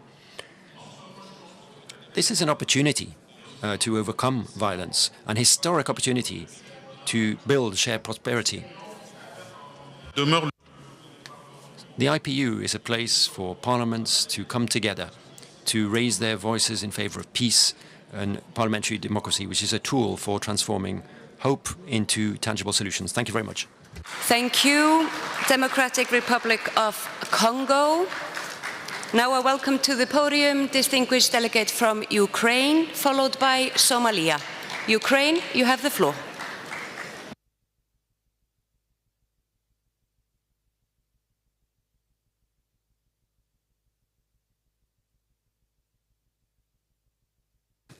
Madam President, dear colleagues, dear guests, excellencies, ladies and gentlemen. First of all, I would like to thank our host, the Republic of Turkey, for the excellent organization of the 122nd Assembly of IPU and for a warm hospitality. Dear colleagues, today, when we speak about hope, peace and justice, for Ukraine, these are not abstract ideas. They are our daily reality, our daily fight. Since 22nd, Ukraine has been resisting a full-scale and provoked invasion by the Russian Federation. This war has brought immense suffering and destruction. But it's not only a war against Ukraine. It's a war against principles we all claim to defend: sovereignty, territorial integrity, and international law. And we must be honest, the multilateral system is under serious strain. It's not stopping wars as it should. It's losing trust, because today security is connected. Conflicts don't stay local. If aggression is not stopped, it spreads. We already see how this works in practice. Russia's war against Ukraine has been strengthened by Iranian weapons, including drones used daily to attack our cities, our energy system, and our civilians. And we have also seen how the same technologies are used beyond Ukraine. Attacks against countries in the Gulf region showed something very important. Even those who did nothing to provoke conflict can become targets. This is the reality we face today. Aggressors cooperate, they test limits, and they expand their reach. If we don't stop them in one place, we will face them in another. And yet Ukraine continues to nurture hope. Hope lies in our people who endure missiles attack and blackouts, but don't surrender. It lives in our children who study in shelters and still believe in the future. It lives in our defenders who protect not only Ukraine, but the values we will share. This winter, Russia again targeted our energy system. Millions of people were left without heat, electricity, or water. But Ukraine stood. We adapted, we survived, and we continued to move forward. Ukraine is not only resisting, Ukraine is innovating. We developed modern defense technology to save lives. We built a digital state that works even in wartime. Even under attack, we are building the future. Peace is our goal. Ukraine wants peace more than anyone else. But peace can't mean surrender. It can't be built on occupation or impunity. A just and lasting peace must be based on full respect for Ukrainian sovereignty and territorial integrity. Anything less is not peace. It's only a pause before the next war. And peace without justice is impossible. Every attack on civilians, every destroyed home, every deport children, these are crimes. Without accountability, there will be no lasting peace. As parliamentarians, dear colleagues, we have the responsibility not only to speak, but to act. We must strengthen in unity. We must support those who defend international law. We must ensure that aggression is not rewarded, because the decision we make today will define the future. Ukraine continues to fight for its people, for its freedom, and for a world where international law truly matters. We invite you to stand with us. This is our shared responsibility. Thank you very much.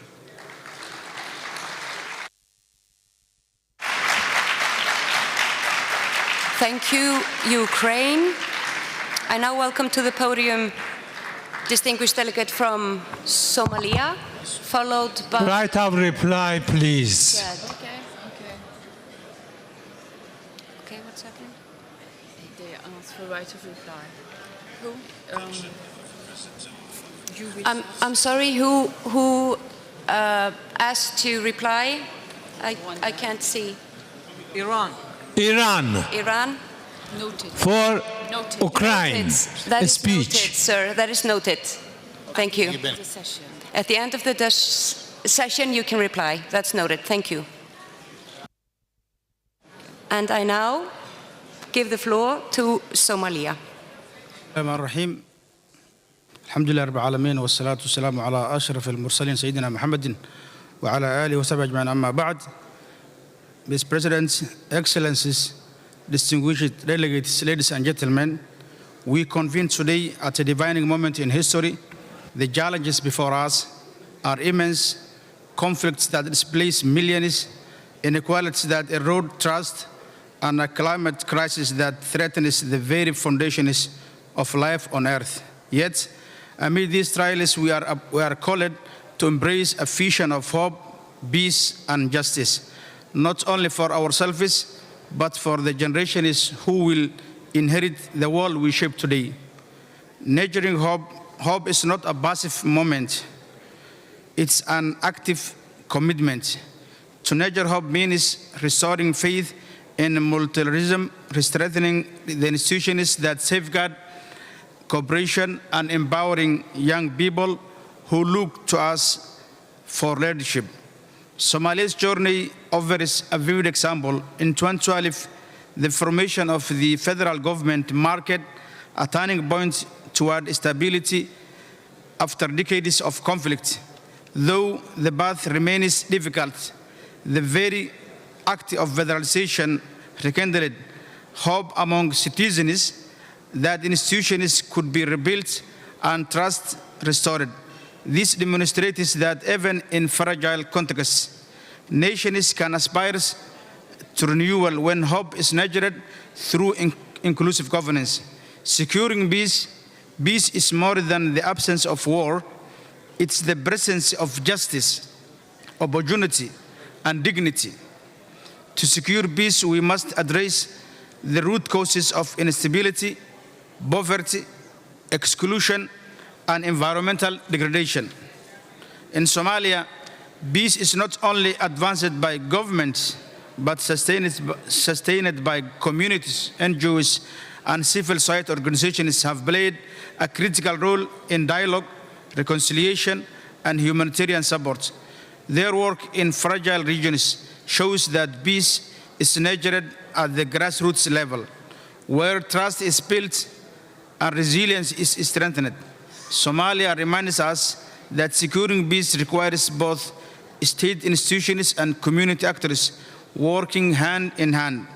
Ensuring justice is the cornerstone of lasting peace. It requires that we uphold the rule of law, protect human rights, and ensure accountability for violations. Somalia's justice sector reform illustrates that this principle. In June 2023, a three-day consultation in Mogadishu brought together government, civil society, and regional stakeholders to design the Somalia Justice Strategy 2025-2030. This inclusive process aims to harmonize diverse traditions, state, religious, and customary law into a coherent system that reflects the values of all Somalis. It is a reminder that justice must be participatory and culturally resonant if it's to endure.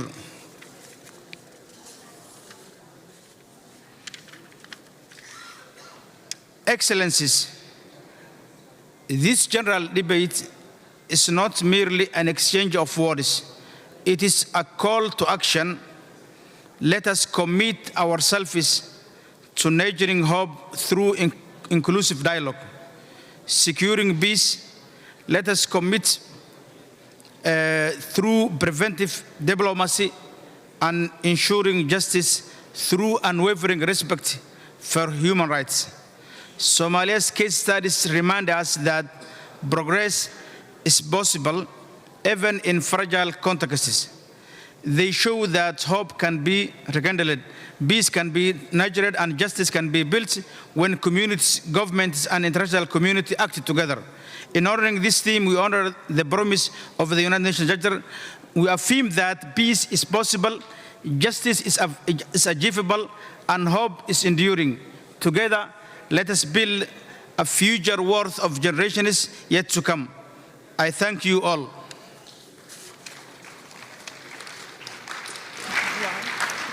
Thank you, Somalia. I welcome now to the podium distinguished delegate from Chad, followed by Myanmar. Chad, you have the floor.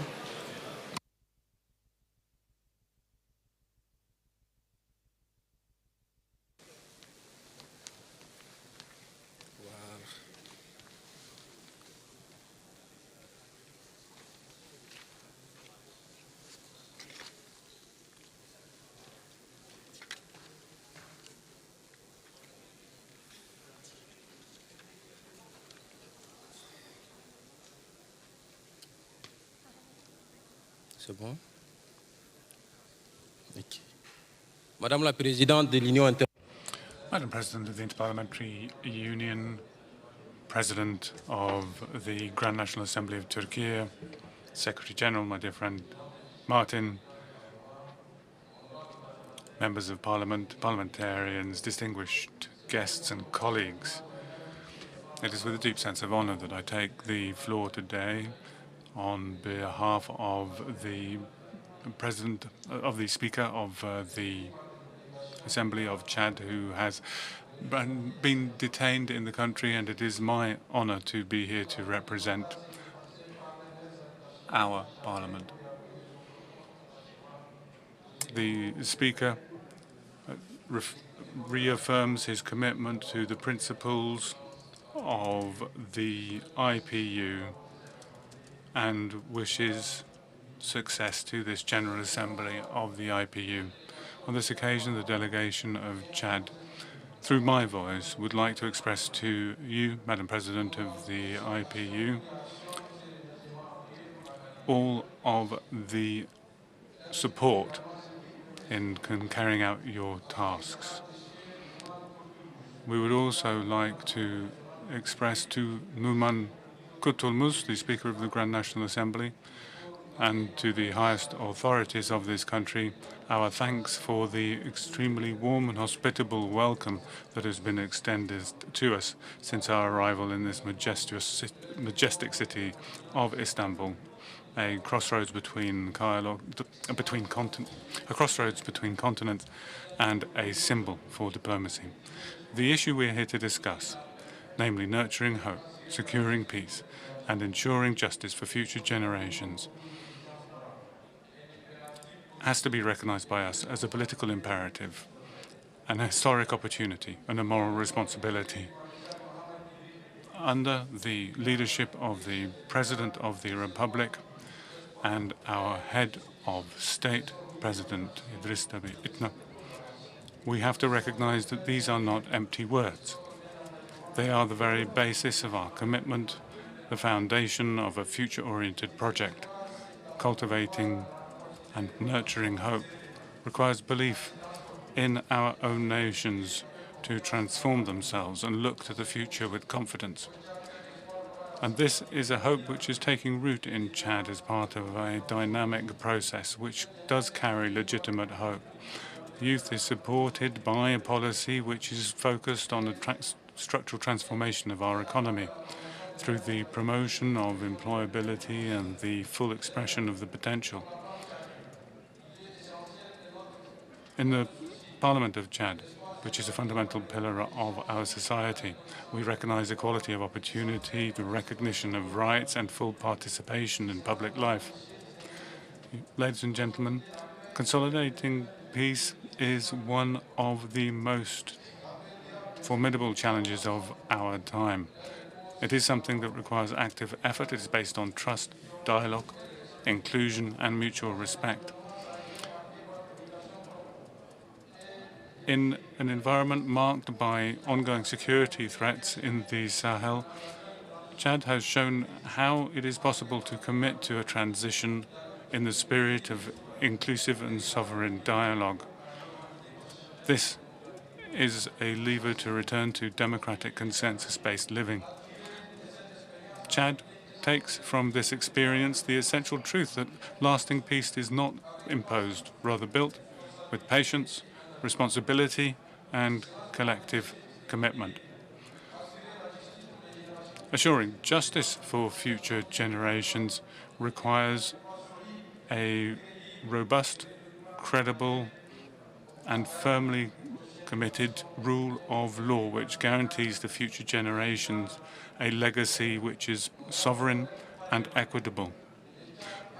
Parliamentary colleagues, Chad firmly believes that interparliamentary cooperation, as pursued by the IPU, is also a key lever to respond to current challenges, namely in preventing conflict, post-conflict management, and the consolidation of democracy. So, we welcome the remarkable role played by Martin Chungong, the Secretary General of the IPU, whose commitment and work has improved dialogue between nations, promoted democratic values, and effectively pursued parliamentary initiatives, particularly in Africa. We particularly thank him for strengthening the excellent cooperation between the IPU and the Parliament of Chad, which opens up possibility for the modernization of our own institution.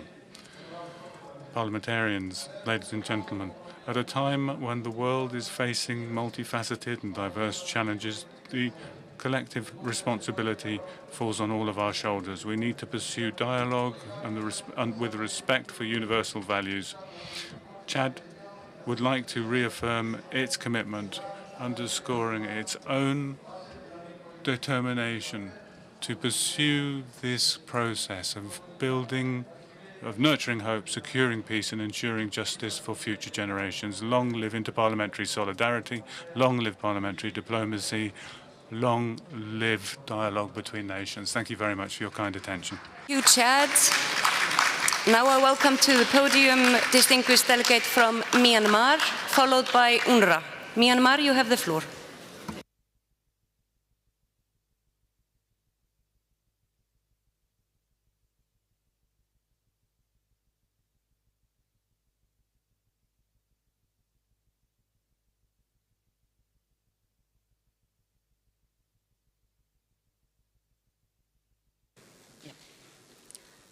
Honorable President, distinguished delegates, Excellencies, Mingalaba, I stand before you today on behalf of the elected representative of Burma, Myanmar, carrying the voices of millions of our people who continue to endure profound suffering under military oppression.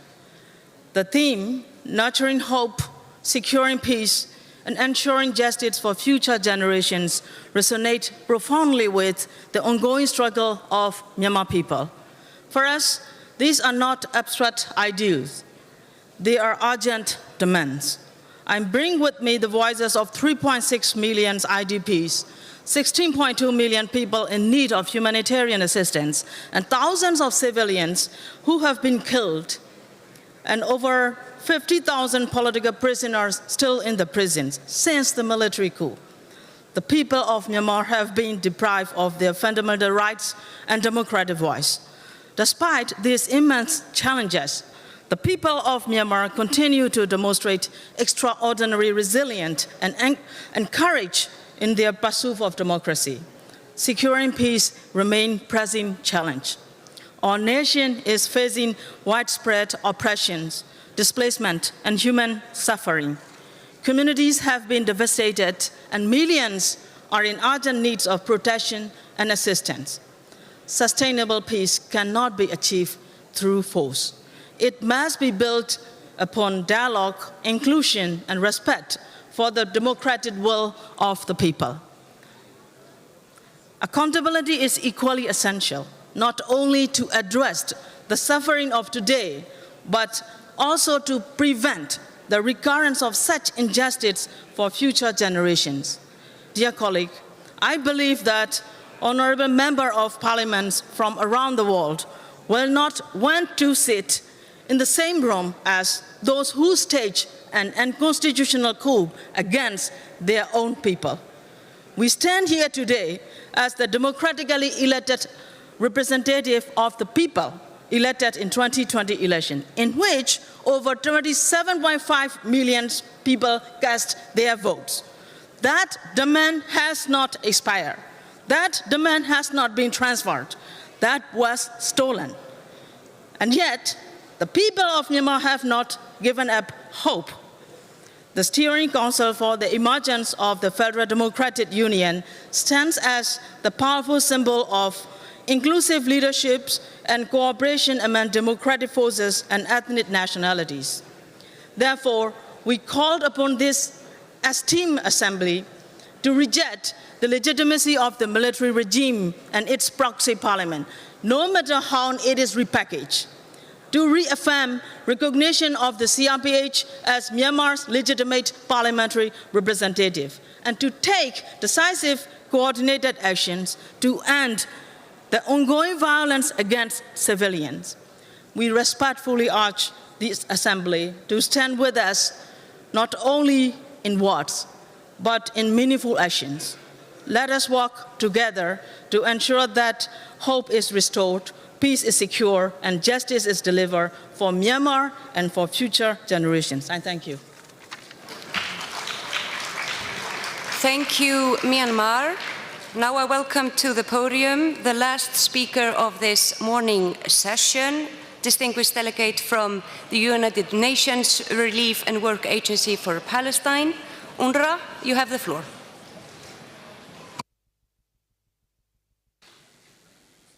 Excellencies, we meet at a moment of profound uncertainty across the Middle East and for the system meant to uphold peace, rights, and human dignity.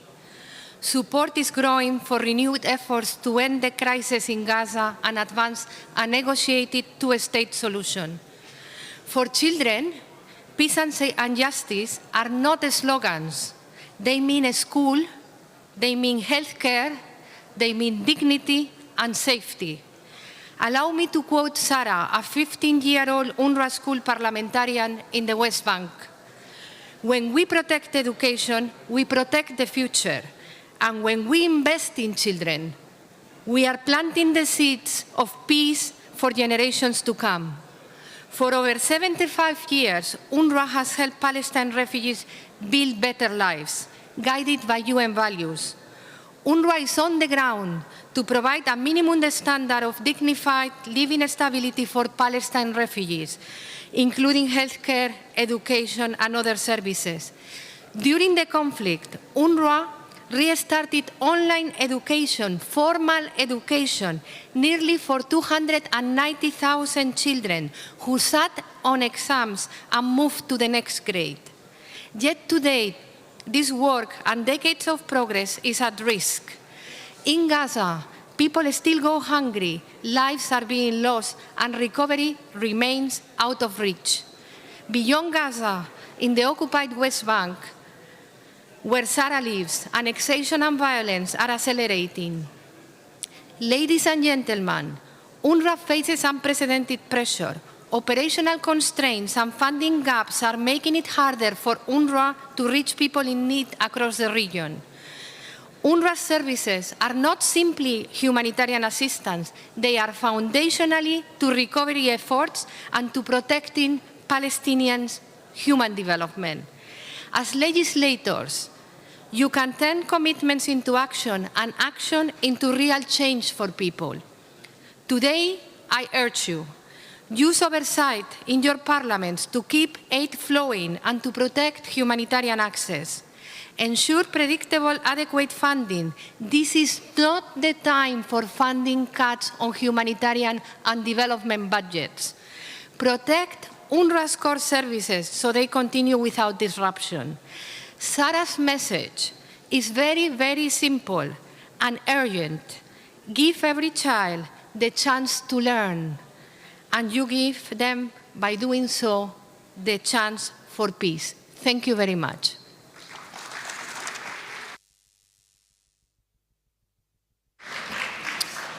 Thank you, UNRWA. The right of reply is from Iran. Iran, welcome to minutes from your seat, please. Thank you, Madam Chairperson. I would like to remind the representative of Ukraine and explain to him that why we attacked the U.S. bases in the region, why we were attacking them, because they started a full-scale war against my country which was very unfair. On the first day, they killed 170 schoolgirls. They killed the supreme leader of Iran. They also killed Dr. Larijani, an official who was Iranian speaker 3 times. For many times, he attended the very IPU. More than 4,000 people have been killed. School students, women and children were killed. We needed to give a response to the invader, and that is what we did. Of course, we know how to do that very well, unlike you. And the bases in some of the neighboring countries, the U.S. bases were there in some of them, and we had to attack them because we were defending our countries, and that is what we did. This is the explanation to you. But Russia is one of the countries that exports weapons to many countries in the world. Russia is not in need of Iranian-made weapons to attack you. And we have given you the explanation. We have also asked you to come to the negotiations. You have shown no evidence. Also, Mr. Zelensky traveled to UAE, and he gave them as a gift a cargo of Ukrainian-made drones. There was a warehouse, and we bombed it, we destroyed it. So it was Ukraine that gave weapons to the countries that attacked us to be used against us. So the drones were made by Ukraine. You know that very well, we know that very well. That is why we destroyed the warehouse. So, as the Holy Quran says, and according to Article 51 of the UN Charter, we had the right to defend, and that is what we did. Thank you.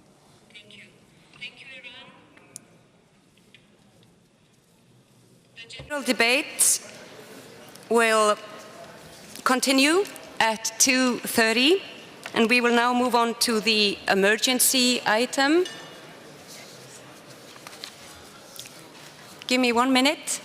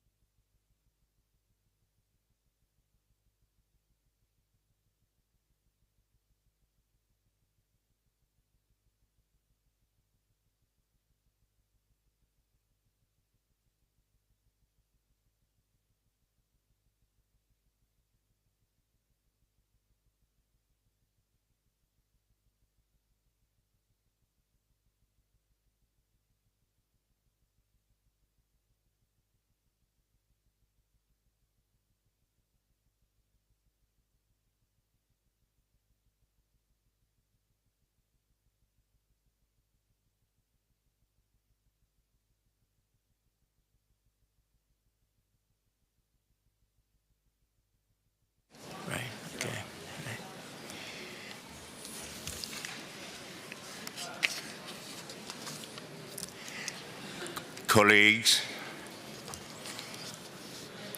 the honourable members of Parliament, I will now call this meeting on the debate on emergency item to order. But before I do, I would like to offer a word of caution. The right to freedom of opinion and expression is a fundamental right that contributes to the observation of all other rights and is and remain a critical foundation of democracy. However, the exercise of this right should not violate any of the rights and freedoms of others, including the right to equality and non-discrimination. Should disturbance threaten to obstruct the business of this meeting, the presiding officer shall close or suspend the sitting for a specific period to restore order. If the presiding officer cannot make herself or himself heard, she or he shall leave the chair, and this shall have the effect of suspending the sitting. In serious cases of disorder or use of expressions that clearly incite to hatred during the meeting, the presiding officer shall suspend the sitting. The presiding officer may, in addition, order the deletion from the record of those parts of a speech that contain defamatory, intolerant, racist, or xenophobic language, or those expressions that clearly incite hatred. Thank you for your attention. In order to enable the highest number of speakers to take the floor within the allocated times, the speaking times are set at 4 minutes per speaker. Please make good use of your sense of time and bear with the chair when I tell you that your speaking time is over. And all speakers will take the floor from where they're seated, at their seats. Lastly, I will invite the co-authors of the draft resolution to take the floor at the end of the debate so that they may summarize interventions from the floor and react to them. So at this point, I will now declare the debate open, and the floor is given to the delegation of Canada, to Mr. Jennings. You have the floor, sir. Thank you, Chair. Canada supported this proposal, which deplores the trauma and tragedy of war and seeks peace and justice for all. The intent of the draft was to establish a general approach, but I do want to draw attention to a specific situation mentioned in the explanatory memorandum, which I think needs more attention. That in Sudan, one of a number of conflicts in Africa. I'm sure we all agree that peace is about people. And in Sudan, we have been inspired by the heroic efforts of the Sudanese people seeking constitutional parliamentary government. These protesters were like many peoples in other countries now and throughout history, peacefully asserting their human rights in the face of governments that kill unarmed protesters and other innocents. Such violence undermines the moral force that governments require to maintain their legitimacy. The international community was both inspired and hopeful for Sudan at that time. Sadly, the gains of Sudan's revolution were lost, and Sudan is now in the midst of an ongoing brutal civil war, resulting in, by very conservative estimates, well over 50,000 direct deaths. The war in Sudan is causing a massive humanitarian crisis, magnifying already large needs on the continent. Arising from conflict, nations throughout Africa receive and assist tens of millions of refugees from various conflicts. These refugees bring with them the profound potential that lives in every human being, but also significant needs. Addressing and ending the conflict in Sudan and conflicts throughout Africa and the world will require a principled and heroic response from the international community that matches the needs of the situation and the heroism that the people have already demonstrated in seeking a better future for themselves and their children. While I know this resolution is general in its content, we do think Sudan's crisis is one to take note of, and perhaps for the IPU to develop further mechanisms to address. If a decision is made to introduce specific examples, then examples from Africa, including Sudan, should be among them. As parliamentarians, it is our firm conviction that states exist for the common good, to serve the people who live in them. As such, peace is not just about states getting along. It is about establishing peaceful and just arrangements that serve the people of every nation. Thank you. I thank the honourable member from Canada. I call next on the Speaker of the Federal Parliament of Australia, the Honourable Milton Dick. Thank you, Mr. Speaker from Fiji, for chairing this session. I was pleased to play a role in ensuring that this item has been adopted for discussion. More than ever, we need to work together for peace. As we see the world in unprecedented times with armed conflicts across multiple regions posing a grave and direct international violence and threats across the globe, where we see the increasing civilian casualties, deteriorating humanitarian conditions, and the need for urgent interparliamentary action has never been more important. Far too often, there are things that divide us here at the IPU. I'd like to say that this motion brings us together a little bit closer to make sure that we use the tools at our disposal, particularly parliamentary diplomacy. As I mentioned in my address, Mr. Speaker, that Australia has always played a strategic role when it comes to bringing people together. You yourself live in the Pacific alongside myself, and we see collaboration and cooperation as the key to partnership in the Pacific. But recent developments in the Middle East have further underscored the urgency for parliamentary diplomacy.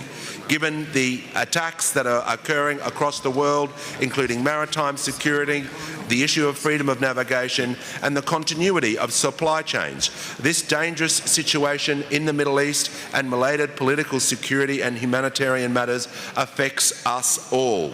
According to various reports, the year 2024 recorded a historic peak in ongoing conflicts worldwide. More than ever, we must remember the people involved with conflicts. We must remember the innocent lives that have been lost, where we see lives lost by the illegal invasion by Russia into Ukraine, Iran's attacks on its neighbours, where we are seeing innocent lives lost. I bring to the attention two people who have fled the regime from Iran and called Australia home. Recently, during the Women's Asian Cup held in Australia, two brave citizens of Iran fled and were granted asylum in Australia. Fatima Pasaria and Atafa Razmida were two women who were granted asylum during the Asian Cup tournament. I'd like to read a statement that they have issued. At this stage, our primary focus is on our safety, our health, and beginning the process of rebuilding our lives. We are elite athletes, and it remains our dream to continue our sporting careers here in Australia. Fatima and Atafa are two brave women who have fled the regime and are now calling Australia home. They have arrived in Australia and they have now found safety in Australia. The team were in Australia and the young brave women were granted asylum. I wish these women great strength and great wisdom as they begin their lives here in our country in Australia. Mr. Speaker, these are only two women and two voices, but their voices are powerful, and today I salute their bravery and I bring them to the attention of the IPU, and may we continue to see peace and harmony across the world, and this motion today, this resolution that we have done, is doing that. But we must always remember the faces that we don't hear, the voices we can't hear, that they are also important to every single member of the IPU. I thank the Assembly. Right of reply, Mr. Chairman, for Iran. Right of reply. Iran, the rule is that you will wait until the end of the debate before I grant you the right of reply. Thank you, sir. We now move on to the next speaker. I will now invite, before I do that, I will remind that we have the request form that are available for anyone who may wish to intervene in the course of the debate. So I now invite the representative from Ukraine, Ms. Lesia. You have the floor, ma'am. Thank you. Dear Chair, distinguished colleagues, the war in the Middle East has profoundly shocked us. For Ukrainians, it is not distant. It feels familiar, too familiar. We see the same patterns, the same methods, the same cruelty. Just like Russia's brutal invasion of Ukraine 4 years ago, it began in February. Just like in Ukraine, civilians are paying the highest price: women, children, families. And international law is being broken again and again. And even now, my constituency is left bank of Kyiv. Kyiv is the capital of Ukraine. And this winter, our civilian people, kids, women, were freezing in their apartments with the temperature -20 outside because Russians destroyed our power plants and electricity systems. There is a dark irony on this.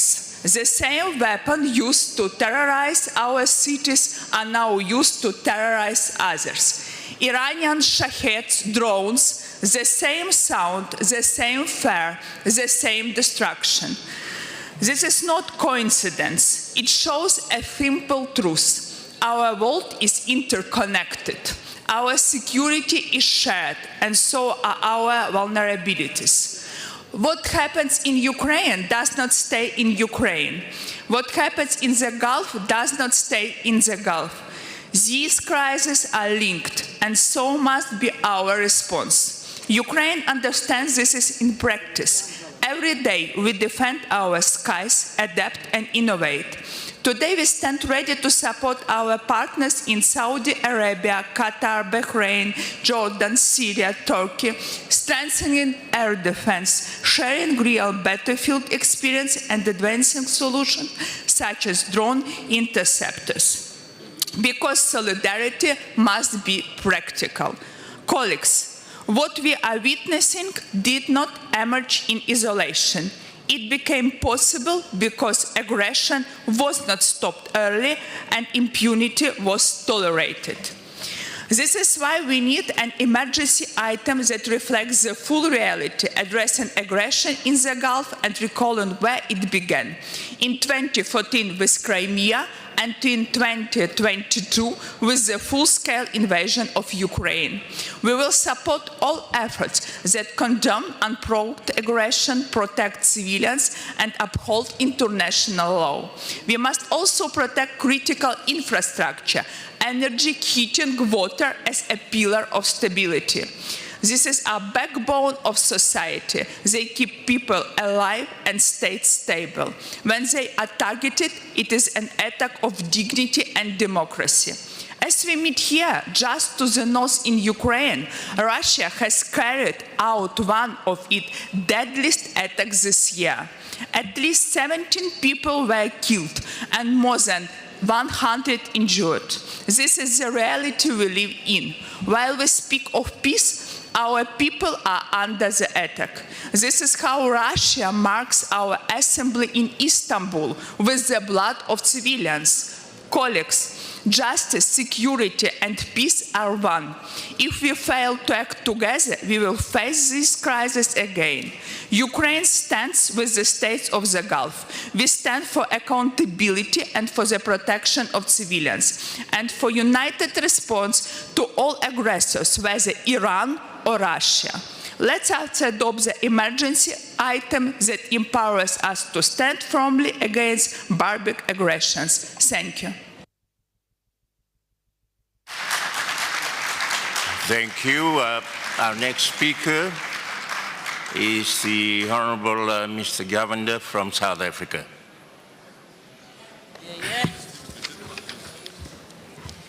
Thank you, Honorable Chairperson, Honorable President, Honorable Speakers, Honorable Members. The global community has in recent months faced intensified threats to global peace and security, including imminent threats to the effective functioning of global economic systems. These threats to global peace have exposed old and underlying levels of polarization, instability, and unresolved tensions.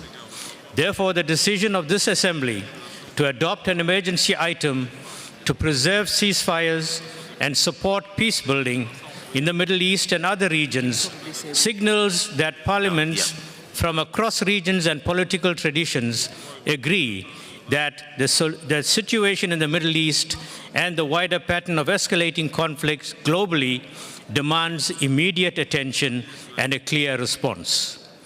Our vote on this item affirms South Africa's long-standing and consistent position that international humanitarian law must be respected, that humanitarian access must be unhindered. Furthermore, dialogue and multilateral engagement remains the most effective tools to resolving conflict. Our support for this resolution is also informed by our own historical experience. We know that sustainable peace cannot be imposed through force. It must be built through inclusive political processes, mutual recognition, and a commitment to justice and human dignity.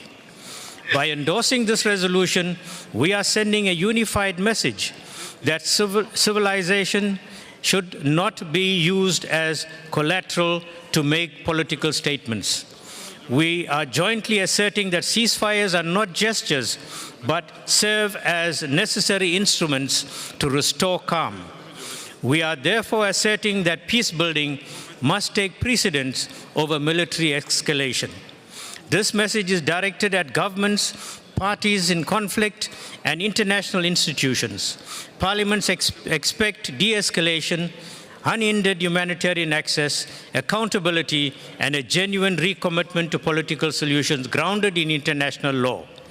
This emergency item also makes it clear that parliaments will not accept a world where prolonged conflict becomes the norm or where humanitarian catastrophe is met with indifference.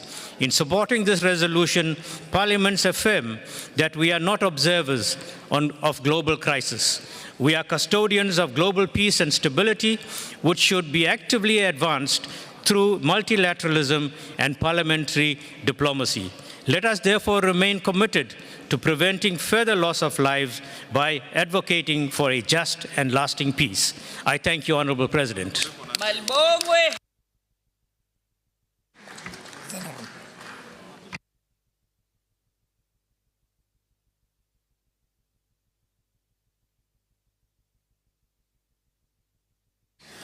My apologies. Thank you, the Honourable Member from South Africa. At this point, I would like to deal with the questions relating to the drafting committee. Let me remind you that the Standing Committee Rule 16 stipulates that the composition of the drafting committee shall take into account the equitable geographical distribution and political and gender balance, and that the number of each members shall not or shall normally not exceed 11. The members of the drafting committee from all the geopolitical groups have been received, so the drafting committee's composition is complete. I remind the members of the drafting committee, you are requested that you will meet today from 2:30 p.m. to 6:30 p.m. in room MR25A plus B on the floor M2.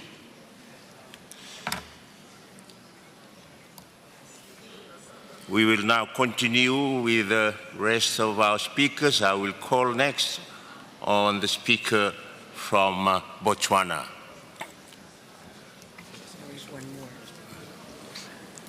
Thank you very much, Mr. President from Fiji.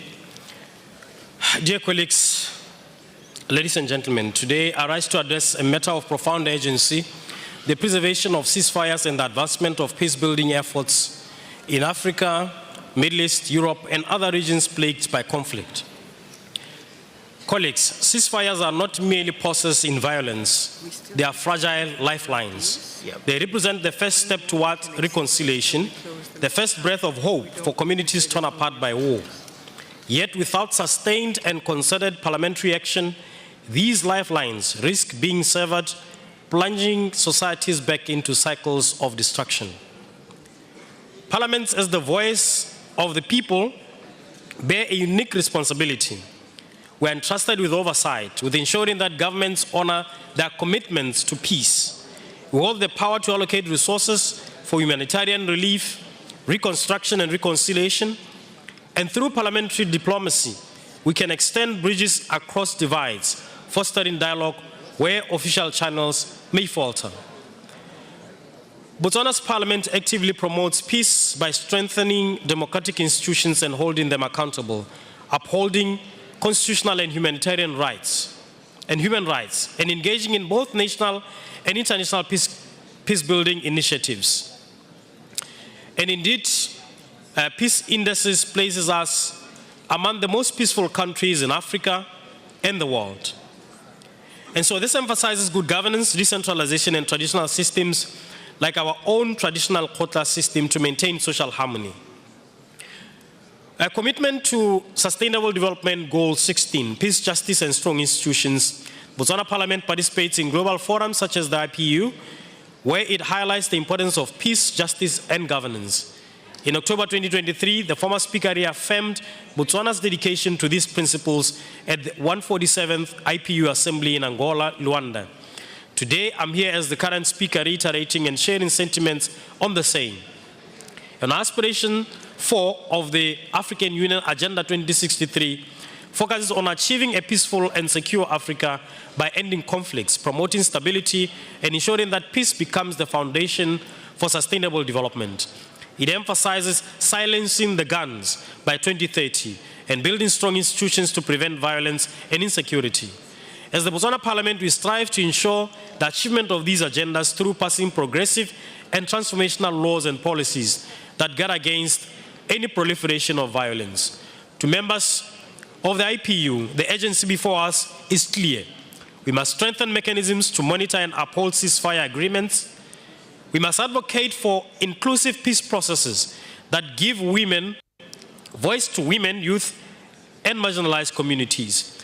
We must encourage regional cooperation, recognizing that peace in one nation is inseparable from stability in its neighbors. We must work in solidarity with international parliamentary networks to amplify calls for peace and hold accountable those who undermine it. Peace is not built in a day, nor is it sustained by words alone.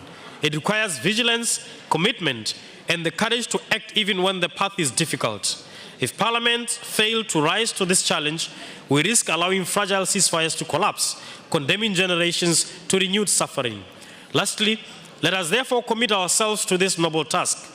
Let us ensure that our parliamentary voices are not silent, but resound with clarity and conviction in defense of peace.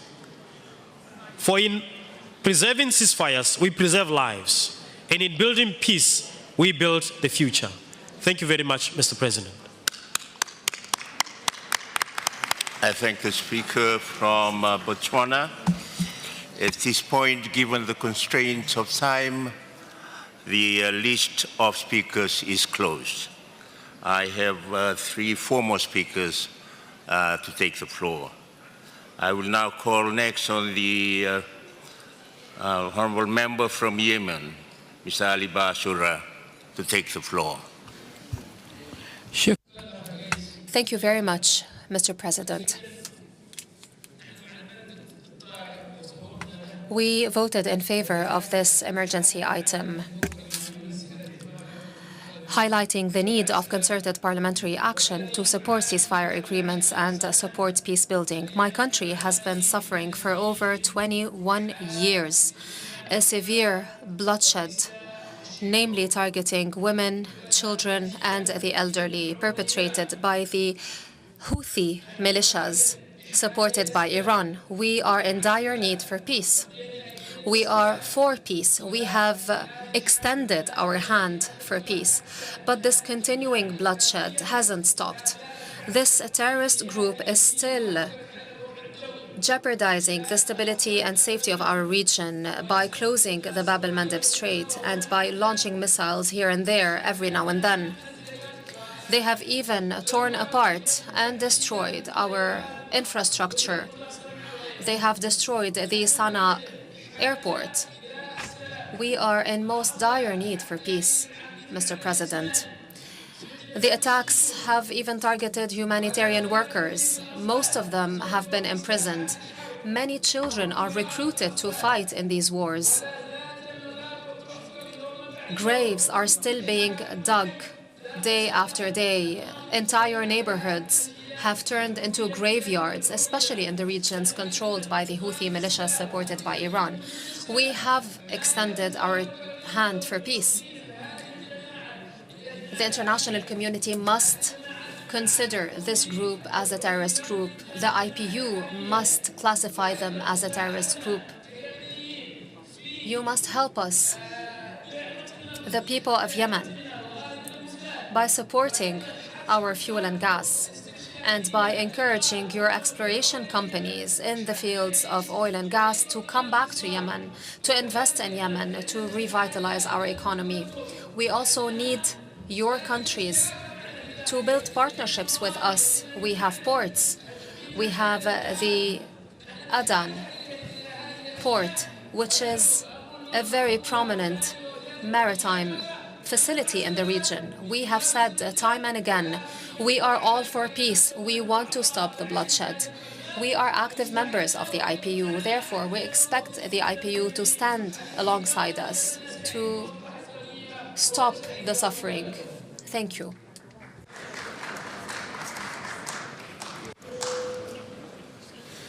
I thank the Honourable Speaker from Yemen. I call next on the Russian Federation, the Honourable Mr. Chico.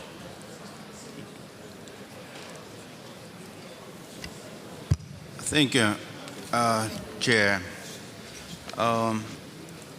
Yesterday, my delegation abstained on the vote on this particular emergency resolution, as well as on the other one.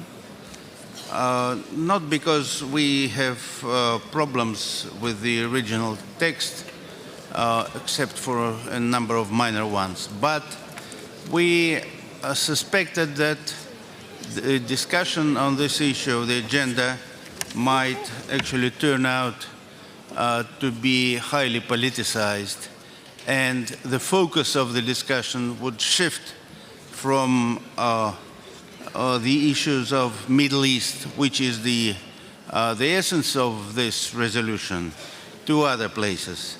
Unfortunately, our expectations have proven to be correct. I feel the need to clarify a few points raised by the Ukrainian delegation.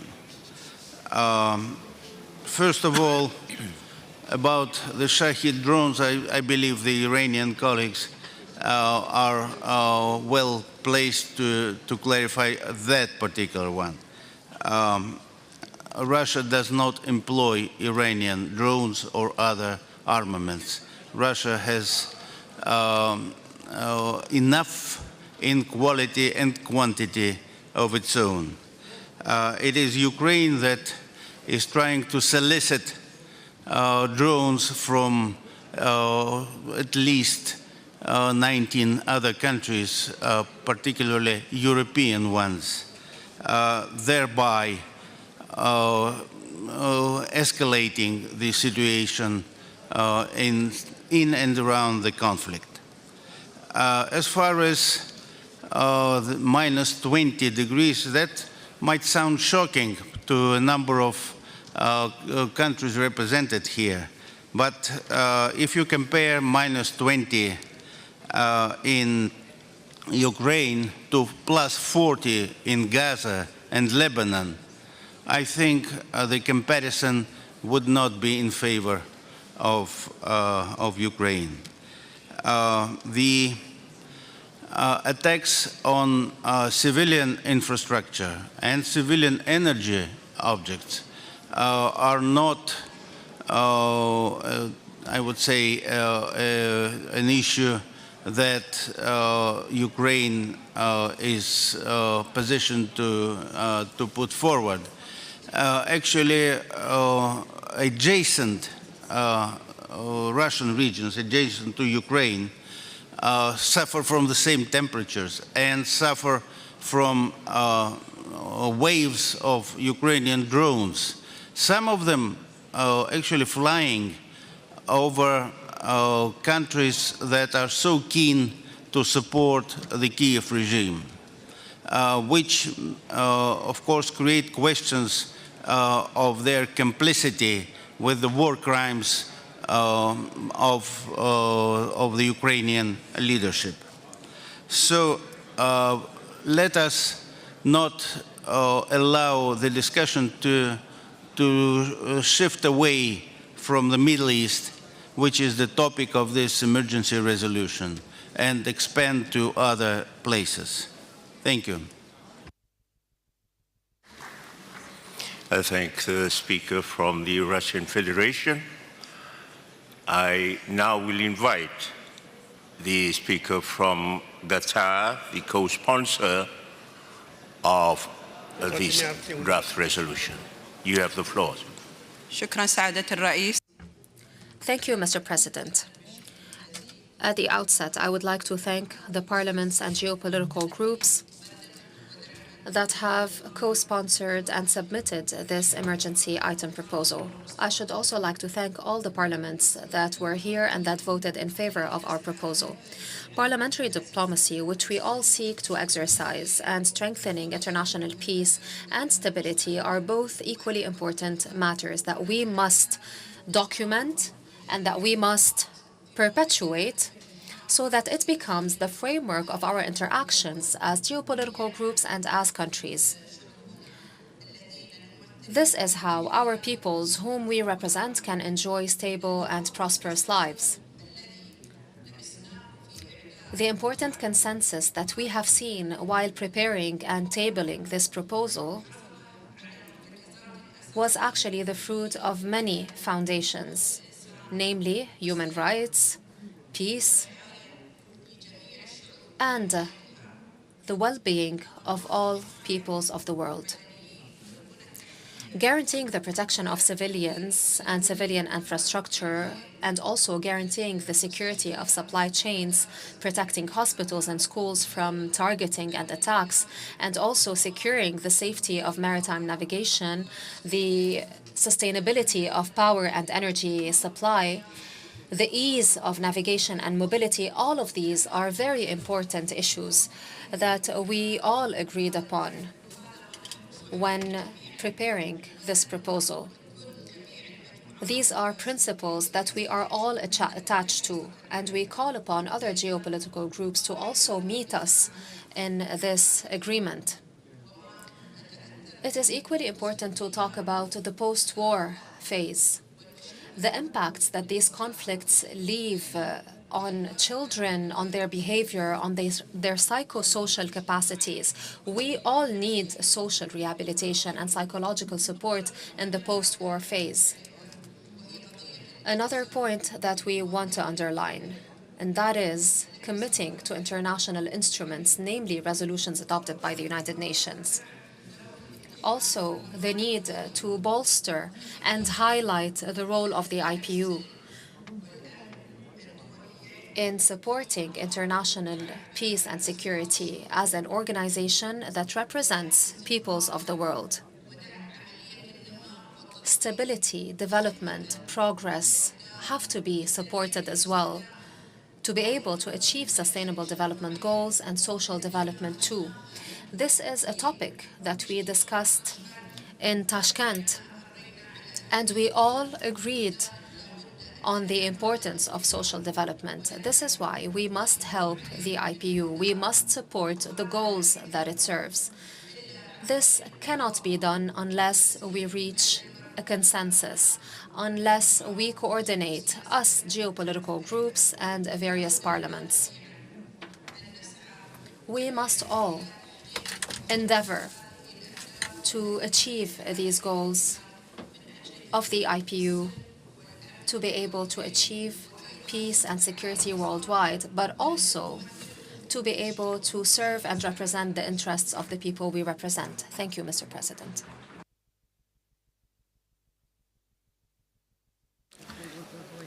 I thank the representative from Qatar, co-sponsor of the draft resolution. At this time, I will invite the delegation from Iran, for the right of reply, and I remind that intervention is limited to 2 minutes. Thank you, Mr. Chairman.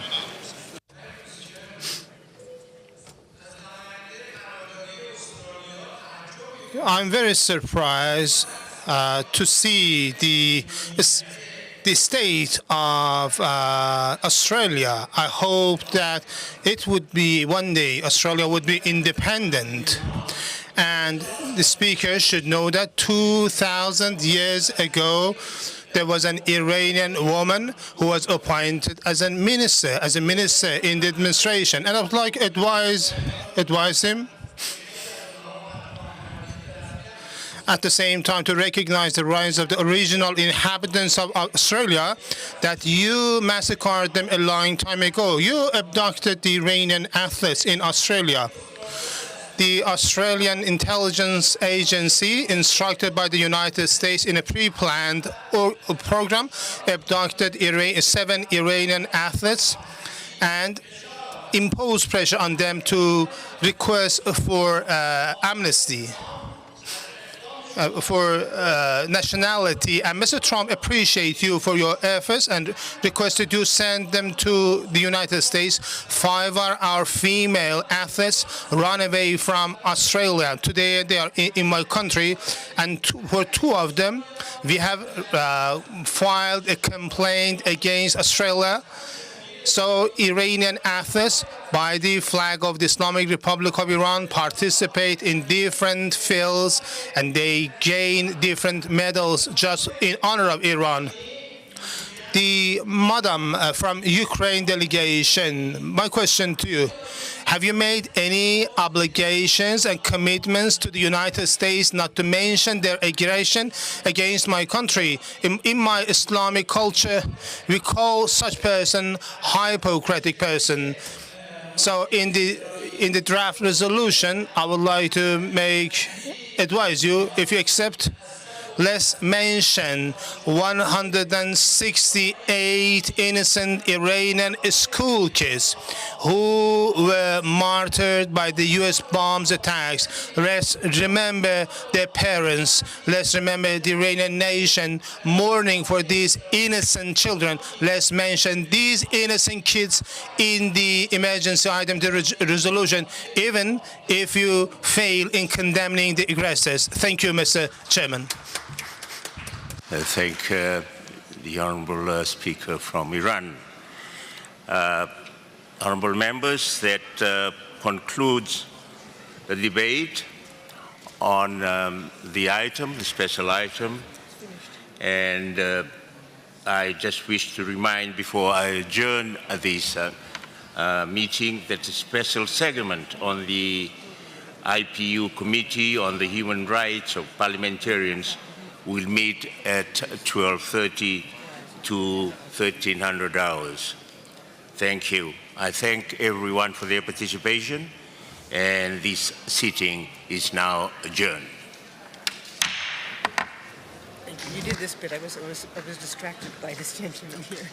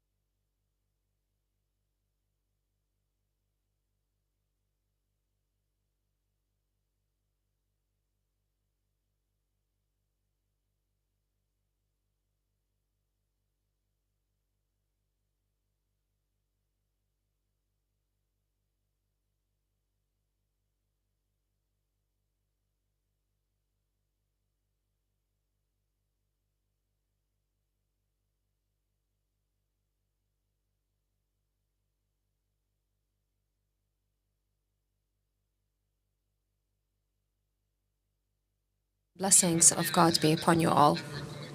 I have the honor to speak to you today as the representative of the presidency of the Asian Parliamentary Union, namely the Kingdom of Bahrain, in order to express the ambitions and aspirations of the continent of Asia. From this important platform, the IPU, which is held at a critical moment with increasing and growing challenges and also growing responsibilities towards future generations. We are here to discuss a topic that does not only relate to the future of generations, but also the present, during which we shape such a future. Our commitment towards future generations is a moral and legal one. We have to take decisions that do not further burden our children and grandchildren.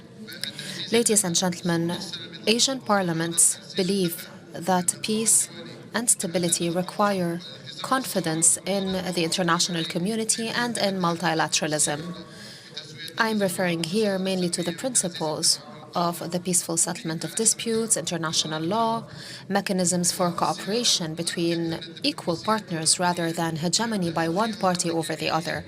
Parliamentary diplomacy is no longer a luxury or a choice. It is a necessity to build bridges of understanding between peoples and further de-escalate tensions so as to best promote international stability and peace. The international arena today is witnessing a number of intricate challenges that are increasing in complexity, in which climate change repercussions are intertwined with the challenges of accelerating technological progress, including AI, which brings its own host of challenges and opportunities. We are also witnessing alarming escalations, especially in our region, and these expose the vulnerability of international order. This puts the international community before a true test of its capacity to truly impose the provisions of international law and protect its strength. This also reflects on the safety of maritime navigation and internal mobility. It causes further uncertainty and undermines opportunities for peace and sustainable development. We must adopt an approach that rests upon multilateral work in order to preserve international peace and stability and safeguard the future of this planet and upcoming generations. We must rise up to our historic challenges, namely the need to legislate and adopt texts that protect the interests of future generations, bridge economic and social gaps, and guarantee sustainability, in addition to the responsible use of technology and artificial intelligence, and also preventing further escalation of conflicts. Ladies and gentlemen, the parliaments of Asia are fully aware that achieving peace and stability and security for future generations is dependent upon our capacity today to adopt responsible policies. Therefore, I call upon more international cooperation between our parliaments in order to support multilateral work and implement international resolutions stemming from our joint responsibility sense and in order to achieve sustainable development. In conclusion, we must face the tremendous challenges of today. We will either be a hopeful source of pride for our future generations or a generation that they regret. We have to participate in building a more just and equitable world. In conclusion, I would like to underscore our support to the candidature of Mr. Khalid Al-Mawali for the post of President of IPU as a representative of the Asian continent. Thank you for your attention, and the peace, mercy, and blessings of God be upon you.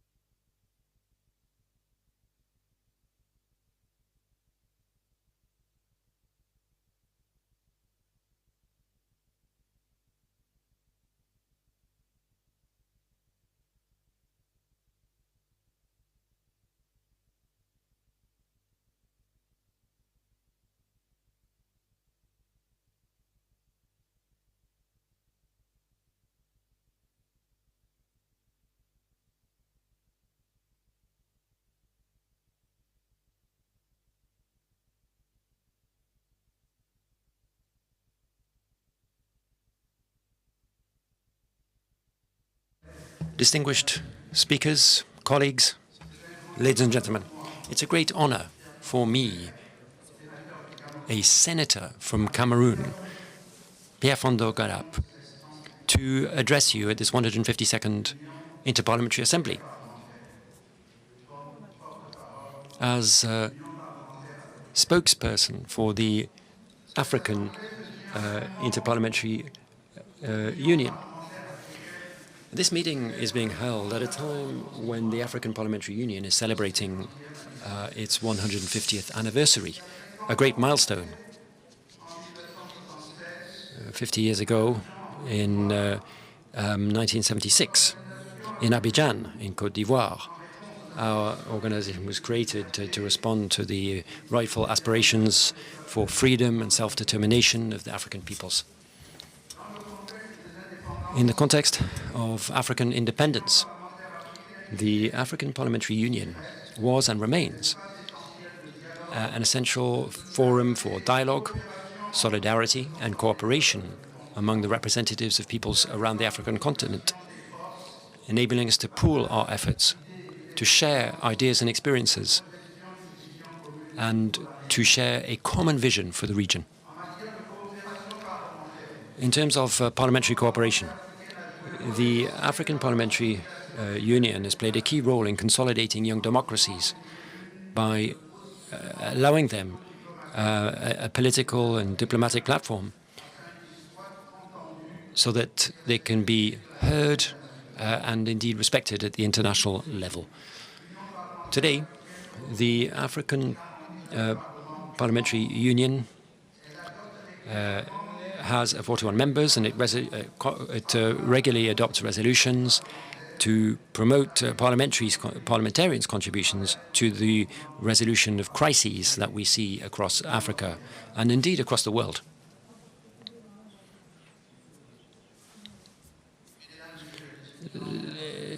Speakers, dear colleagues, hope is an act of resistance in the face of the uncertainties of today's world. In fact, hope gives us strength to rise to challenges. Wherever peace is under threat or attacked, we should try to bring it back. We should try to consolidate it through dialogue and with respect for each other's differences and rights.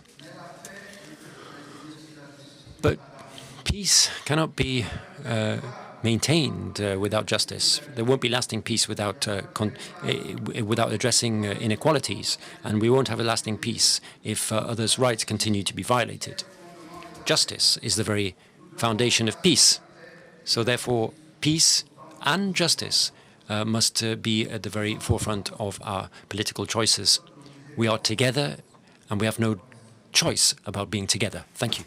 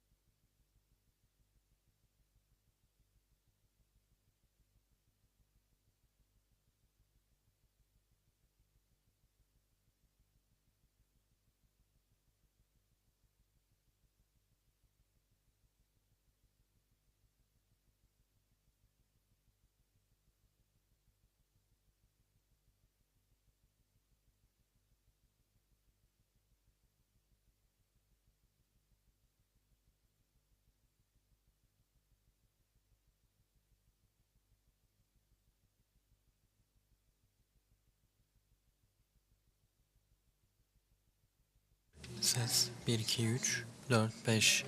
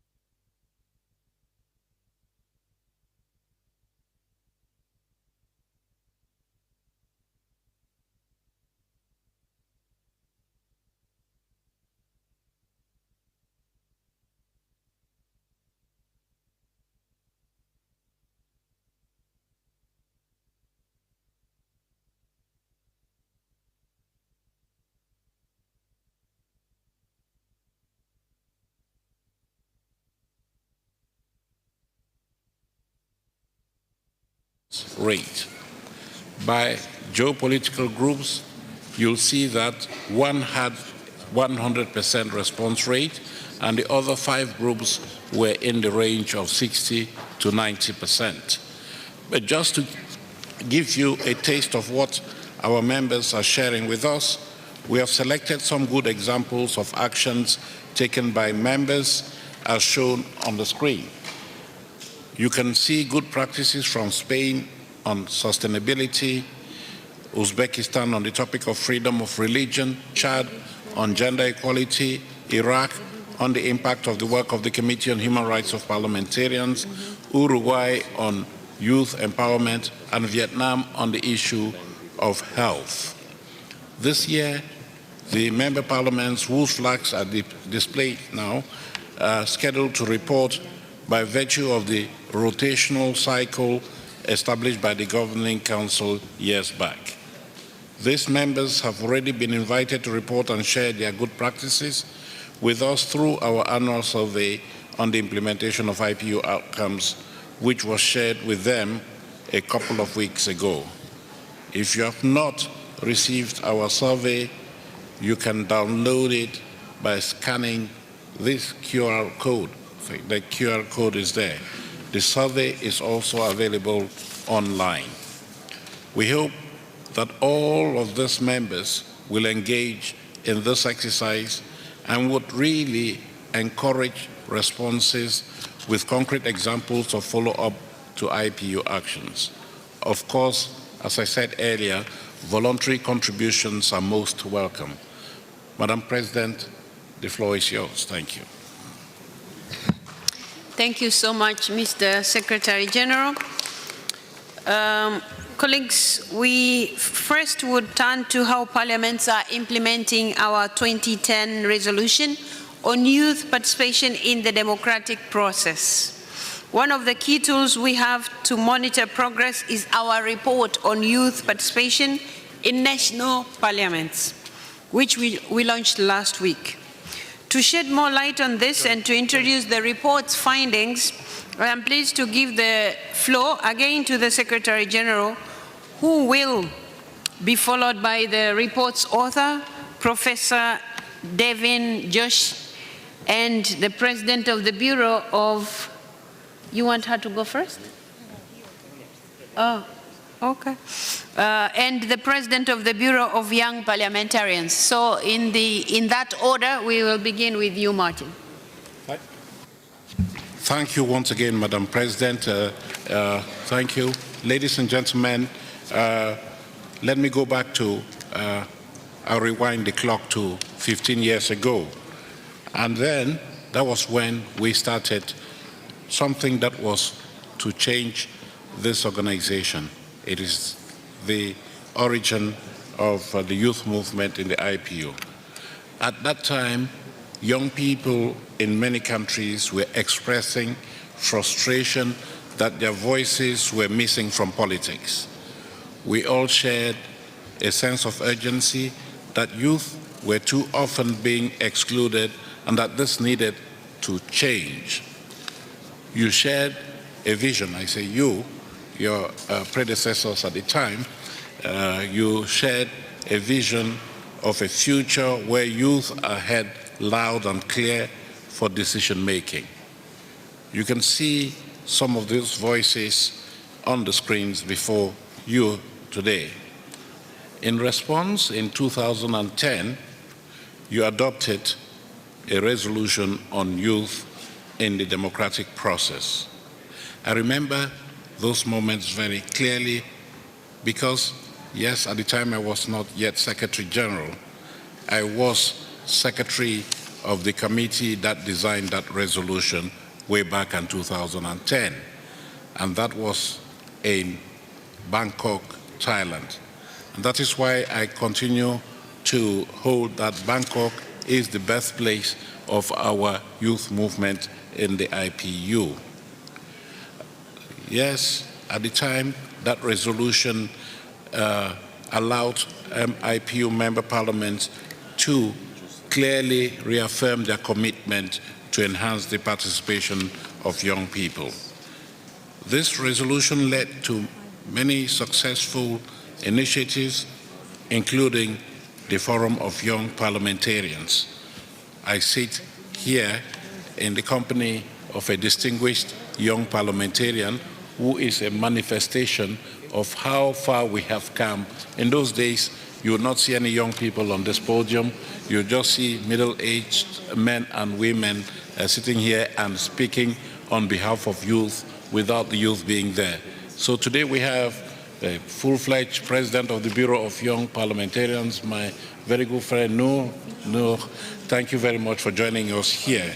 We are very pleased that you're here and you're helping your colleagues to work with us to try to make that forum one that allows the IPU to be the global authority on youth empowerment in Parliament.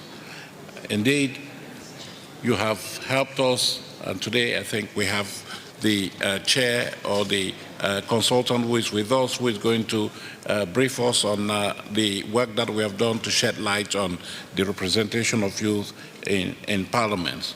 The data that we have been collecting over this past 16 years has been used not only by us, the parliamentary community, but also by the United Nations and many other stakeholders who are working to improve upon youth empowerment.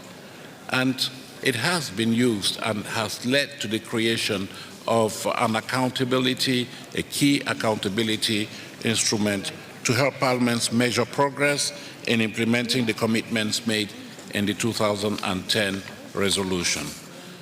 All of this data is then compiled in our reports, and you'll hear about the most recent report in a moment, and those reports deal with youth participation in Parliament. And today, I am told that we're going to launch the 6th edition of that report, if I'm not mistaken. So, where are we now? Let me give you a sneak preview before our colleague comes in. After years of gradual growth in the numbers of MPs aged 30 and 40 and under, I regret to say that in the last couple of years, progress has stalled. Only 2.8% of MPs are under 30 years of age, or under. This is the same proportion as we saw back in 2023. Only 19% of members of Parliament are 40 and under. Only a 0.2 percentage point increase since 2023. These figures should be of concern to all of us. To better understand what is driving these trends, this report went directly to the source, the voices of young MPs themselves. Professor Devin Josh helped us to lead this research, as you have just said, Madam President, and we'll be hearing from him in a moment. Thank you very much, Madam President. Professor Josh, please. Yes, thank you. And can we just see if you are a member of Parliament who are in between the ages of 18 and 40, can you please stand up? Members of Parliament between the ages of 18 and 40. It's wonderful that you're here with us. Okay, you may sit down. Thank you for standing up. As our Secretary General has just informed us, the numbers of youth in Parliament have stagnated in the last 2 years. We have a situation where almost 2/3 of the world's population is under the age of 40, but only 19% of MPs in national parliaments are age 40 or younger. And for age 30 and younger, that makes up about half of the world's population. But less than 3% of our MPs in national parliaments are under the age of 30. So we have a lot of work to do so that we can bring in the majority of the world's population to be directly representatives in our national parliaments. Now, the good news is that over 60 of you, young members of parliament, came and joined us for interviews and told us your views on what is working and what can be done to increase youth participation in national parliaments. And there are 7 things that you mentioned. The first is to lower the age of eligibility to be an MP to 18 years old or to an age lower than what it is now. In some countries, the age of eligibility is even 17 years old.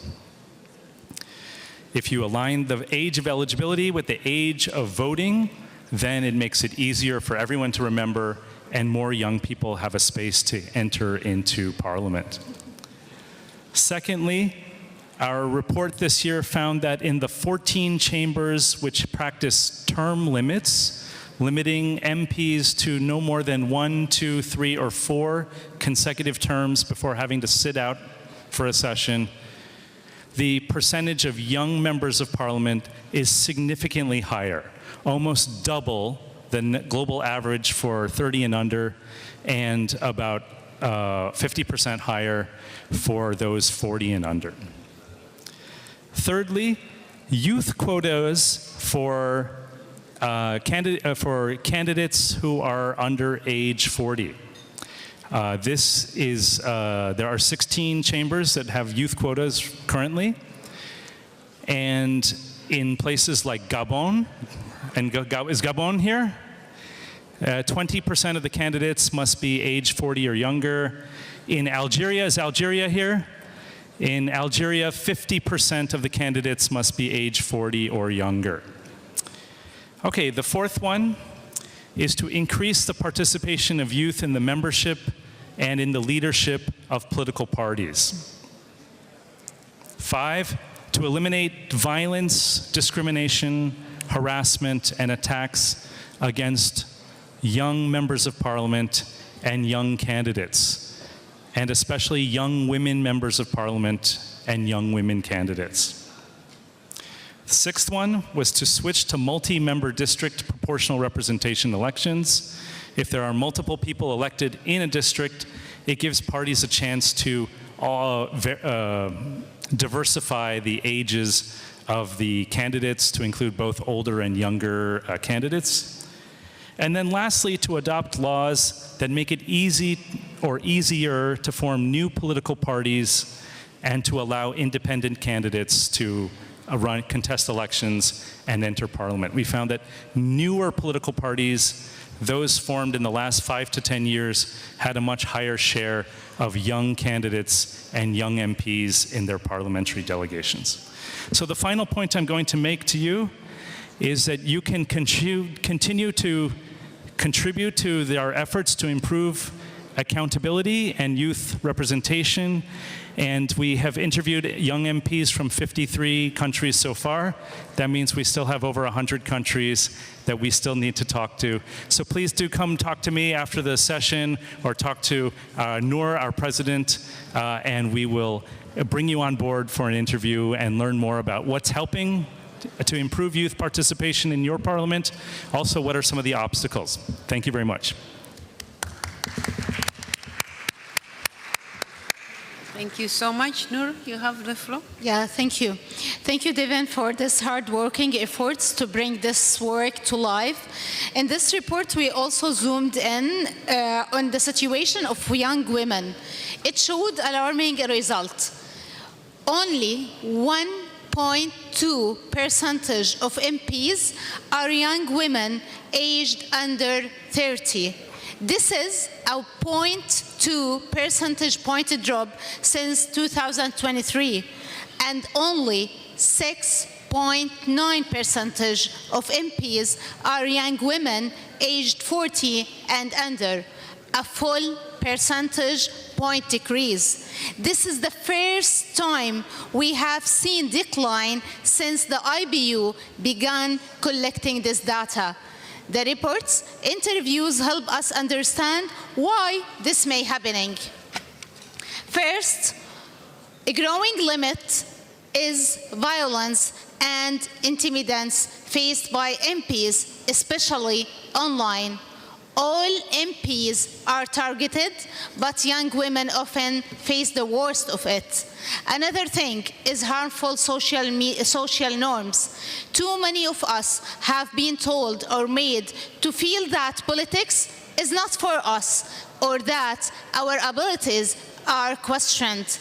A third is that many parliaments are too often still not suitable workplaces for young parents, especially young mothers. Colleagues, we are launching this report in the responsibility for good reasons. We as MPs made these commitments in 2010. We are responsible for delivering on them. It is up to us to reverse these trends and get things back on track. The good news is that this report contains many of answers that can get us there. Some are found among commitments of I Say Yes for Youth in Parliament campaign. Over 1,000 MPs have signed up. Now we must double down on effort to implement these compliments. The report also points to another solutions, including better using politics parties to open doors for young candidates, reforming campaign finance rules to increase access, and bringing more political education to schools to inspire knowledge and interest. Allow me to close this with a well-known saying, if not us, who? If not now, when? Thank you.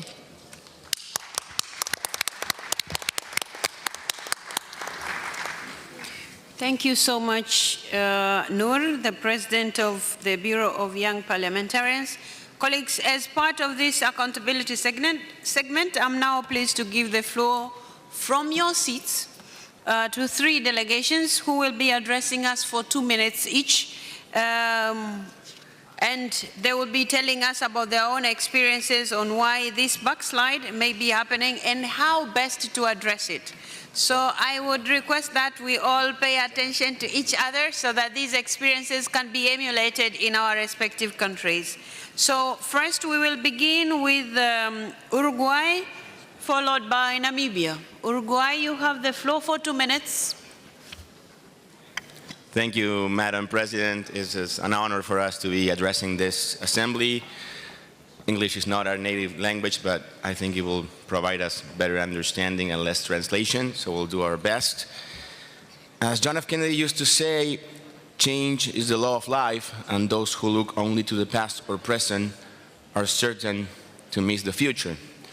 I speak today as a member of Uruguay's parliament, a country proud of its democratic tradition, institutional strength, and commitment to rights and freedom. But even strong democracies must confront their own contradictions. In Uruguay, the proportion of young parliamentarians has declined in recent years, and the trend reflects something deeper, a political culture that too often overvalues gray hair and undervalues new energy. Experience matters, of course it does, but when experience becomes a gate instead of a guide, democracy begins to age faster than its people. It's not only as an observer, but from personal experience that I say this. I was presidential candidate in my country at the age of 40. I won my party's primaries. I earned the support of a lot of people, and I was later elected for the Senate.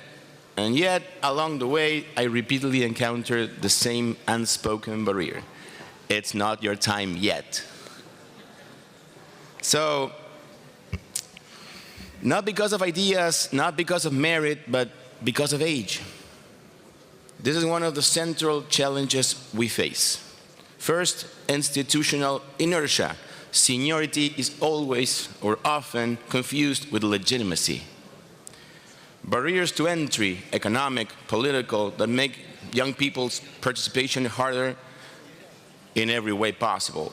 And as a third, a cultural bias that confuses leadership with the years you've lived. So rather than the value you created along your way. But there's also a reason for optimism here. Uruguay has taken steps forward in this, has strengthened youth political training, it's fostering cross-party youth engagement, it's opening new channels for participation beyond elections, and there's also experiences that show that young people can do it very well. Our last president was young, he was under 50, and that for Uruguay is a big thing. And also, the task ahead is also clear. We must move from symbolic inclusion to real access, try to reform party structures, expand mentorship, ensure that youth participation is measurable, not rhetorical. Please conclude. Yes, if we want democracies to be truly representative, we must ensure that they are not only wise, but also young enough to understand the future that they are shaping. Renewal is moving forward, and we are all in for the future. Thank you, Madam President. Thank you so much. Colleagues, we will now hear from Namibia, followed by Norway. Namibia, you have the floor. Thank 2 you. minutes. Dr. Tulia Axen, President of the Inter-Parliamentary Union, distinguished parliamentarians, Mr. Martin Shungon, Secretary General of the Inter-Parliamentary Union, ladies and gentlemen, it is my distinguished honor to address this distinguished assembly on behalf of the Parliament of the Republic of Namibia. Firstly, allow me to thank the government of the Republic of Turkey for the Grand National Assembly of Turkey, as well as the people of this great nation for their gracious hospitality. My country, Namibia, comes to this assembly with pride, pride in our young people, pride in the inclusivity that we have built at the levels of governance and leadership. I stand here not only to highlight our achievement, but to affirm our political choice, that Namibia chose to open space for young people in decision-making, and we have protected that choice. Namibia is home to young parliamentarians who have risen to leadership roles such as deputy speakers, ministers, and deputy ministers. Among them here today is the leader of the Namibian delegation to this distinguished gathering, our vice chairperson and deputy speaker in other jurisdictions, and former member of the Bureau of Young Parliamentarians, Honorable Emma Muteka, who is celebrating her 36th birthday today. Happy birthday, Vice President.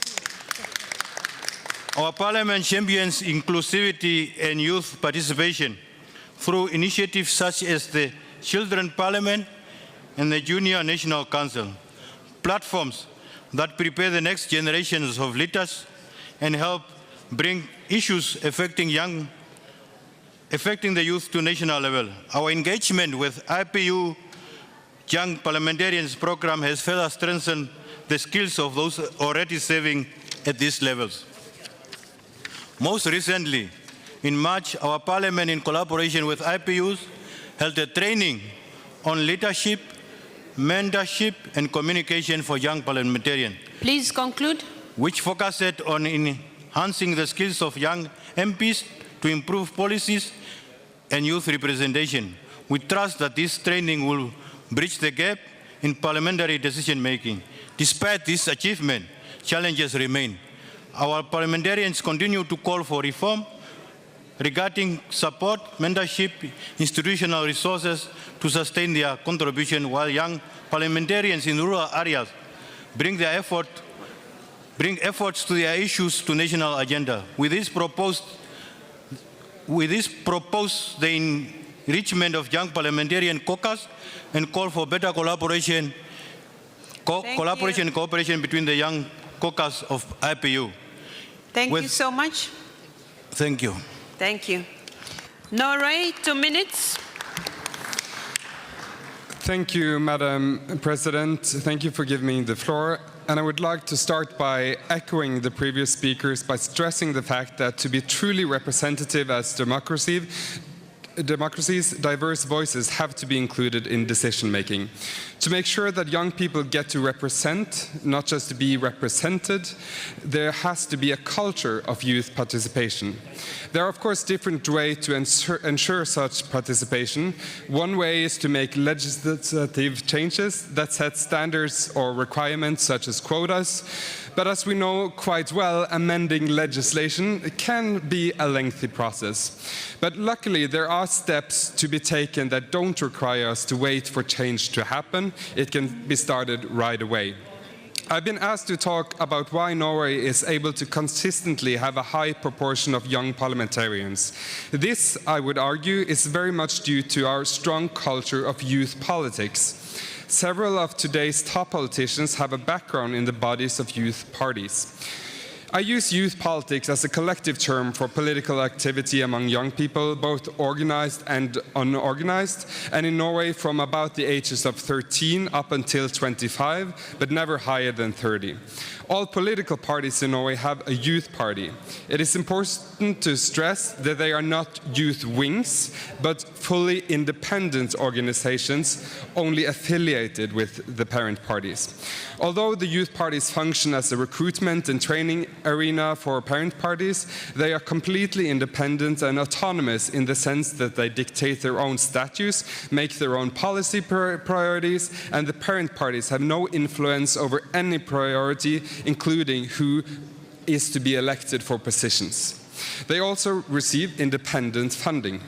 Youth politics in Norway offers an entry point into politics that gives youth the possibility to learn about politics and develop skills in an environment that they themselves control, and also is more forgiving than what politics too often is. But the most important point to underline is that it offers real impact. Through the youth organizations, they put forward candidates for election, they influence policy in parent parties, and they are represented in executive boards and committees within parent parties. And as an example, leading up to elections, youth party leaders even have their own televised debates. I myself was elected in Parliament in 2017 as a 26-year-old as an official youth candidate. Having the backing of the Youth Party parachuted me into national politics, and in the middle of a field of better-known candidates, I was able to succeed. Please conclude. In no way unique. At our election this fall, the youngest elected MP is 19 years old. There are many other aspects I would like to mention here today, and I would welcome anyone to talk to me that are interested in learning about our culture, but I truly believe to foster a great culture for youth politics is what we need to have more young representatives. Thank you. Thank you so much. Thank you so much, colleagues, for the insights that you have just shared. I encourage all of you, all of us, including myself, to read this report and listen to the voices of the young members of parliament who have contributed to that report and help ensure that we fulfill the promises made when this movement began 16 years ago. It is time to bring back the sense of urgency we had back then, and probably do away with the sentiments such as, it's not your time yet. Colleagues, we now move to the second issue, which is parliamentary action to safeguard human rights. During our last assembly, we decided to choose human rights as our priority theme for 2026. For 2026. Indeed, human rights are at the bedrock of our democratic societies. IPU's work in this area focuses on fostering strong parliamentary input and follow up the United Nations human rights mechanisms, processes, and recommendations. We also encourage parliaments to ratify and implement specific United Nations human rights treaties, those who haven't done so. The IPU also monitors the work of parliamentary human rights committees, carries out capacity building activities with a view to strengthening their capacity to advance human rights, and provides them with an international platform to share experiences and discuss common challenges. In this context, The IPU is keen to continue highlighting the key role that parliaments can play in protecting and promoting human rights worldwide. Reflecting the 2026 IPU priority theme, I am pleased to give the floor to selected members that will report on parliamentary measures undertaken to strengthen the promotion and protection of human rights, including those in our resolutions, as well as best practices regarding the engagement with the United Nations human rights mechanisms and follow-up to recommendations, especially the Universal Periodic Review of the Human Rights Council and the United Nations Human Rights Treaty bodies. Colleagues, I'm going to give the floor now to Chad. 2 minutes. You will address us from your seat. Will be followed by Ghana, 2 minutes. Chad, you have the floor. Merci, Madame la Présidente. Thank you, Madam President.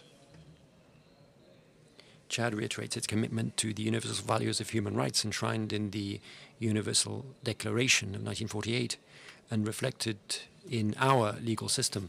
Madam President, since joining the IPU in 2008, the efforts of the Parliament in Chad for the promotion and protection of human rights reflect that commitment, and we exercise oversight over our government, and the Parliament has set up internal bodies dedicated to human rights, including the Body for Fundamental Rights and Freedoms, which deals with that issue. In terms of lawmaking, the Chadian Parliament adopted a law on political freedoms and fundamental freedoms, and has adopted laws on election, justice, and civic rights. All of the resolutions adopted on human rights by the IPU have been transmitted to all of the members of our Parliament. The objective is to help parliamentarians exercise their function to promote respect for international human rights law and humanitarian law. The Parliament in Chad in 2025 hosted a workshop on the promotion and protection of human rights, the role of the Parliament. And we work with the National Human Rights Commission, which is an independent human rights institution responsible for promoting and protecting human rights according to our Constitution. During the Universal Periodic Review of Chad by the Human Rights Council in Geneva, in its 4th cycle, which is underway, the report was evaluated in 2025, and more than 234 recommendations were adopted. The situation of human rights in Chad has significantly improved thanks to institutional legislative progress, including the adoption of the Code for Criminal Procedure and the Criminal Code, and specific laws on human trafficking, asylum, and the ban on child marriage, and efforts to combat violence against women, the abolition of the death penalty. Madam President, the Parliament has adopted a key law imposing a quota of at least 30% of youth in legislative bodies, and gradually we are trying to promote gender equality, implementing the findings of IPU campaigns on gender equality as well. Chad is now... Thank you, Madam President. To conclude, I would say that our Parliament has adopted steps to promote the participation of young people in politics. All Chadians between or above 25 can stand for election. Nevertheless, Chad is also undertaking further reforms in order to consolidate the rule of law, strengthen access to justice, and guarantee the dignity of all of our people. Thank you. Thank you. Ghana, 2 minutes, will be followed by San Marino. Ghana, you have the floor. Thank you, Chair. Ghana deeply values its membership of the IPU and remains actively engaged with international human rights mechanisms, including the Universal Periodic Review. We are proud of the commendations that we have received since the November 2022 UPR, especially the recognition of our modest efforts on gender equality, child protection, and legislative reform. Allow me to briefly highlight a few of these efforts. In the recent past, Ghana has enacted the Code of Conduct for Public Officers, passed the affirmative action laws, strengthened the legal framework for universal and free birth registration, passed the social protection law to safeguard the rights of vulnerable persons, initiated the legislation to criminalize witchcraft accusation against women, and amend the Criminal Offences Act to abolish the death penalty. Parliament further amended the Criminal Code to abolish cultural practices that subject young girls to gender-based violence, enslavement, sexual exploitation, forced labor, torture, and inhuman and degrading treatment. The amendment further prohibited the customary practice of child, early and forced marriage or betrothal. Ghana's Parliament also created a new Committee on Human Rights, the first of its kind in Ghana's history, while a new Human Rights Unit has been established within the Parliamentary Service. Stakeholders' consultation has been institutionalized to enhance coordination with human rights NGOs and state agencies. And with support from IPU and various partner organizations, we hosted our first Human and Children Rights Conference in June last year. In conclusion, I wish to express Ghana's sincere appreciation to the IPU for its continuous partnership and support. And I thank you for your attention. Thank you so much. San Marino, 2 minutes. Madame la Présidente, collègues, Madam President, colleagues, I'm honored to take the floor on behalf of the San Marino Group, and I'd like to take this opportunity to talk a little bit about the achievements of San Marino in protecting and promoting human rights. Human rights issues have become even more important in recent years in our country because we focus not only on international standards, but on our own efforts to ensure relations with the European Union. Following recommendations adopted on San Marino, we have made great progress in the promotion and protection of human rights by adopting a number of international instruments, but also by adopting the relevant legislative measures based on good practices. For instance, we have the law on civil unions, we have the law on abortion. We have a recent law adopted in 2024 for a national human rights institution. We have oncological laws. We have the criminal code amendments on introducing sexual harassment into the criminal code. And San Marino in 2023 ratified the Convention on the Elimination of All Forms of Discrimination against Women and the optional protocol in 2025. In 2024, San Marino submitted its responses to a questionnaire on measures adopted for implementation. All relevant ministers were involved in preparing the report, and civil society associations as well were invited to contribute to these initiatives. In June 2025, the report was assessed by CEDAW, and as a result, the committee formulated recommendations to strengthen further implementation of the convention in San Marino.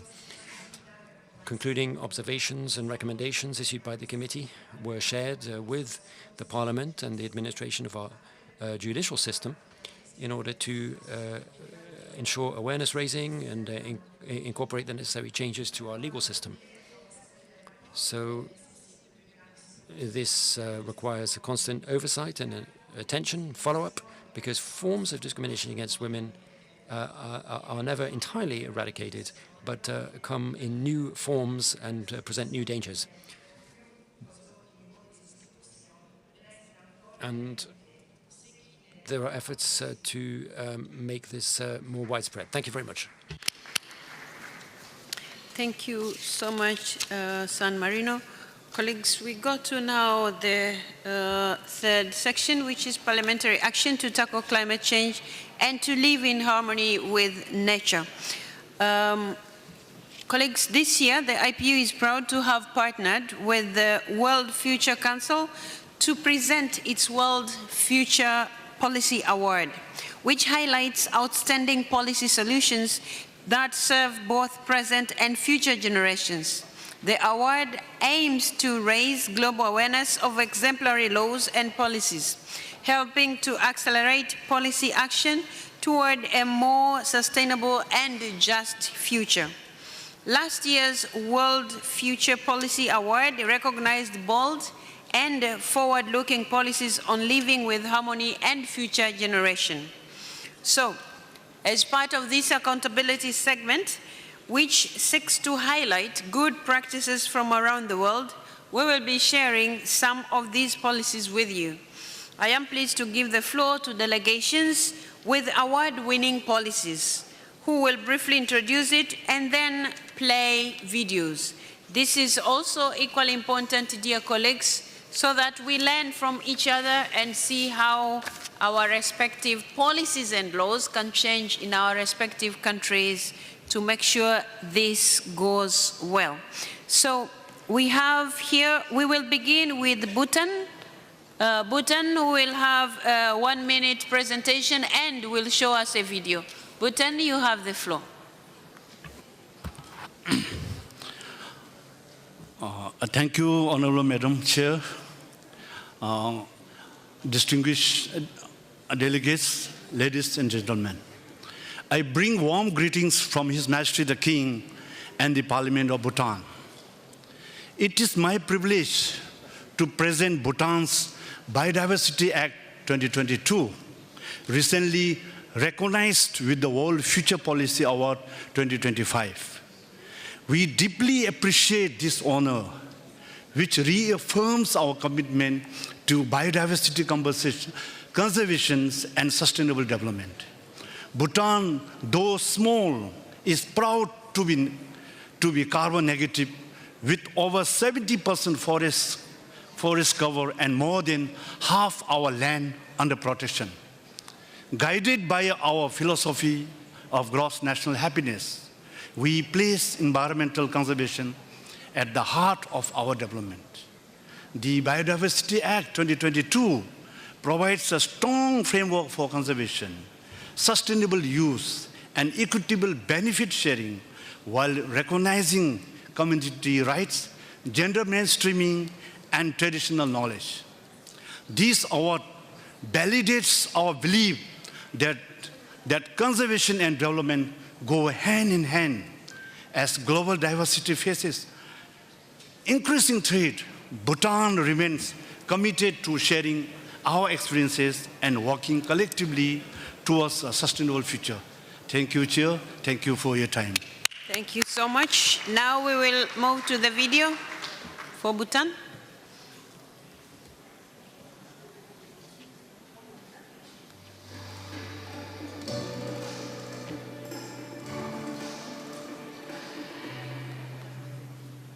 In the heart of the Himalayas, Bhutan has taken a bold step to protect life itself. The Bhutan Biodiversity Act responds to land conversion, overharvesting, and biopiracy in one of the world's most biologically diverse countries. Deeply rooted in Bhutan's Buddhist worldview, the Act formalizes centuries of respect for all life and embraces spiritual principles such as compassion, karma, and interdependence. Bhutan development is guided by the philosophy of gross national happiness, which measures progress not only in terms of natural wealth, but by balancing economic growth with environmental conservation. We value people, nature, and spiritual well-being equally with the economy.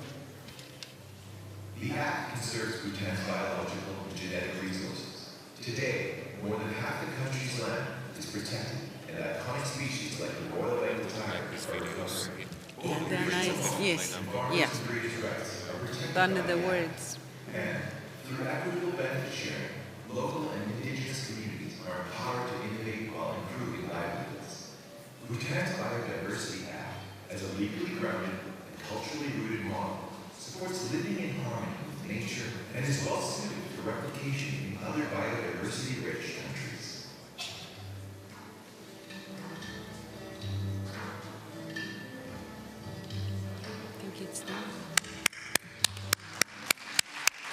Thank you so much, Bhutan. Now we move to South Africa, 1 minute address, and then we will look at the video. South Africa, you have the floor. Thank you very much, Madam President.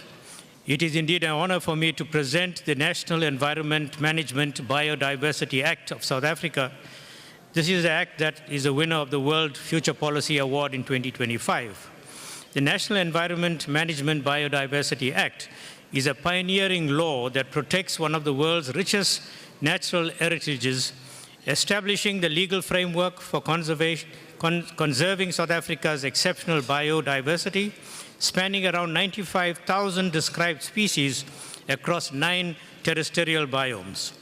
Grounded in the constitutional right to a healthy environment, it ensures intergenerational equity through a science-based governance system, safeguarding biodiversity for present and future generations. The Act introduces key institutional and regulatory mechanisms alongside tools such as national frameworks, bioregional planning, and biodiversity management plans. Significantly, this Act aligns national action with international commitments, including the conservation on biological diversity and the Convention on International Trade and Endangered Species of the Wild Flora and Fauna. This rights-based model of biodiversity governance offers global inspiration, and we encourage the International Parliamentary Committee to take note and develop and oversee the implementation of similar forward-looking legislation. I thank you, Madam President. Thank you so much. Our video.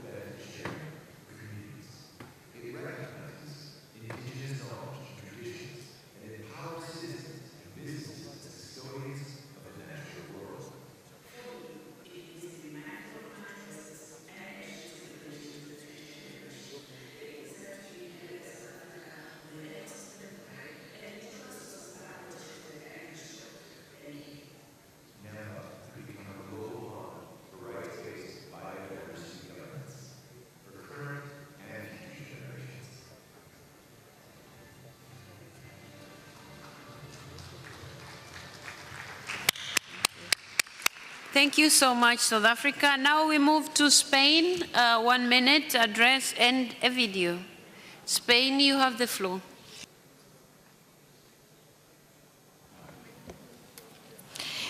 Buenas tardes. A very good afternoon. Dear colleagues, dear President, for Spain, it's a great honor to be here with you today to share with you all our experience in the legislative body in Spain. We've made great progress in terms of environmental protection, and as a result, we have these 2 laws that were adopted in 2021, the law on climate change and energy transition, with a clear objective to cut greenhouse gas emissions, to ban new fossil fuel production, and to create sustainable energy sources. And then Law 19/2022 is another example. That is a law which is very innovative in nature, and it recognizes legal status to a lagoon with great natural value and a very fragile ecosystem. And we want to protect it more thoroughly. In Spain, we are very clear on the following. Intergenerational justice is absolutely vital. And that's why we need not only to adopt laws, but to implement these laws as well. Thank you very much indeed for your attention. Okay, the video.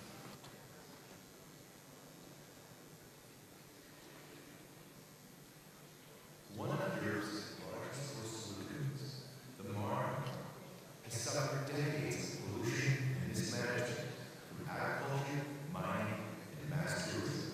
Its ecosystem collapsed, with algal blooms suffocating millions of fish. But citizens took action. Guided by legal scholar Teresa Crisantine, they launched a people-led initiative gathering over 640,000 signatures to demand protection for the lagoon. In 2022, their fight gained history. Spain became the first country in Europe to grant ecosystem legal personhood. The Marne and its basin now has enforceable rights to exist, to be restored, and to be defended in court.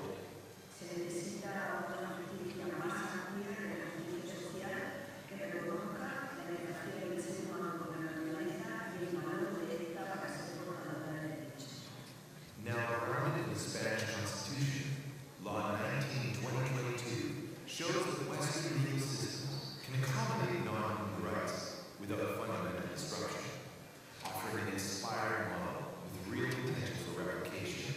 And all this began with one woman's courage to give nature a voice, showing us how vision and determination can spark paradigm shift for generations to come.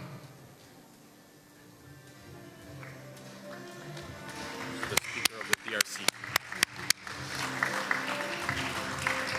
Thank you so much, colleagues. The interventions will continue from the floor, and the Speaker of DRC is going to take over to come as the President of the Assembly and continue with the rest.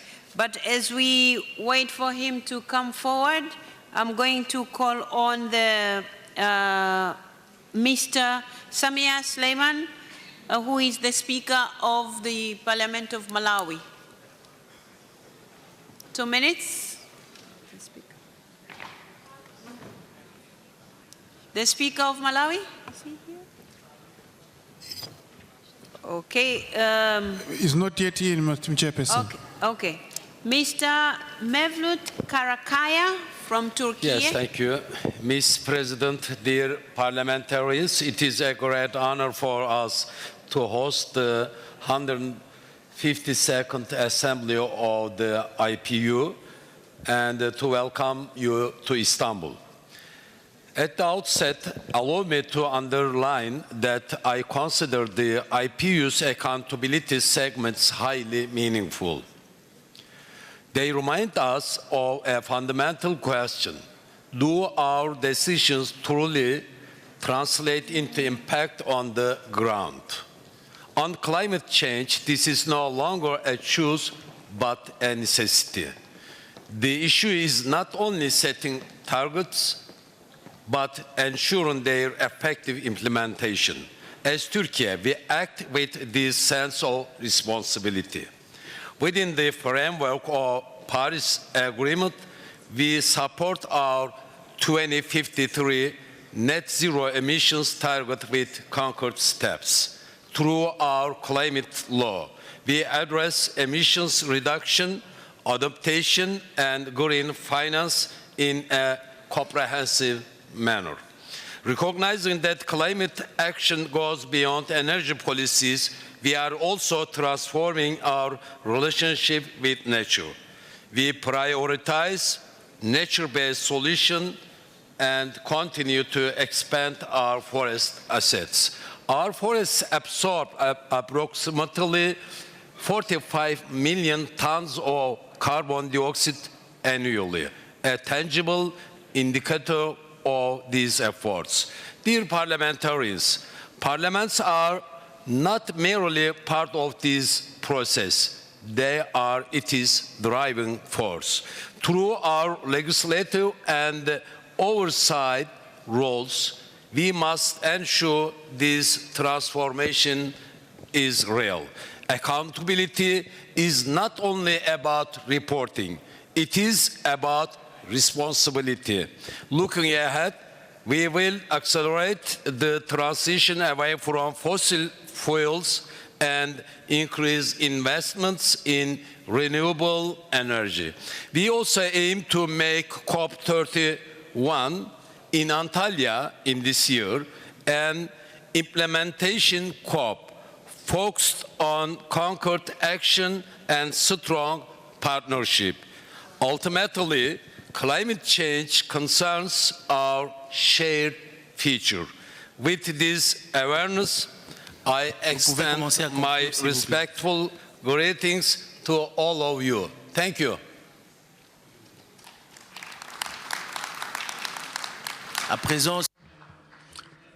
The next speaker is Canada. You have the floor.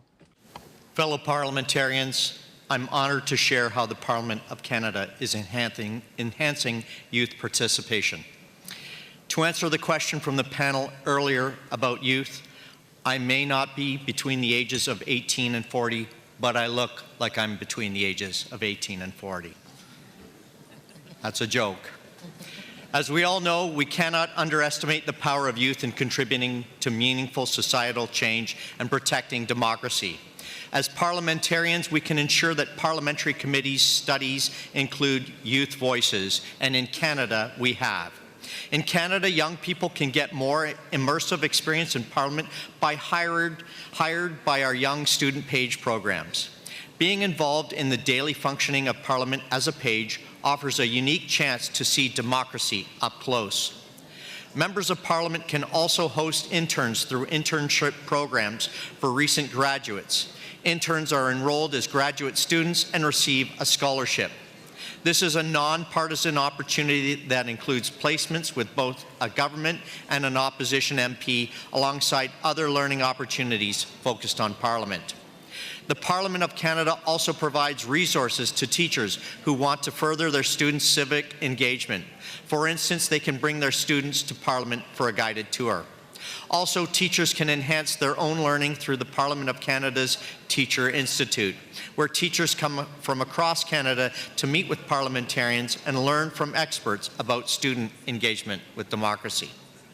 But there are also opportunities for parliamentarians to bring democracy right into the classrooms, such as the Senate S-Engage program, where a school can visit, request and visit from a senator, which I have in myself done.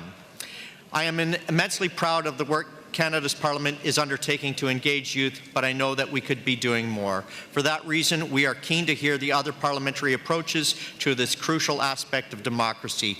Thank you for listening.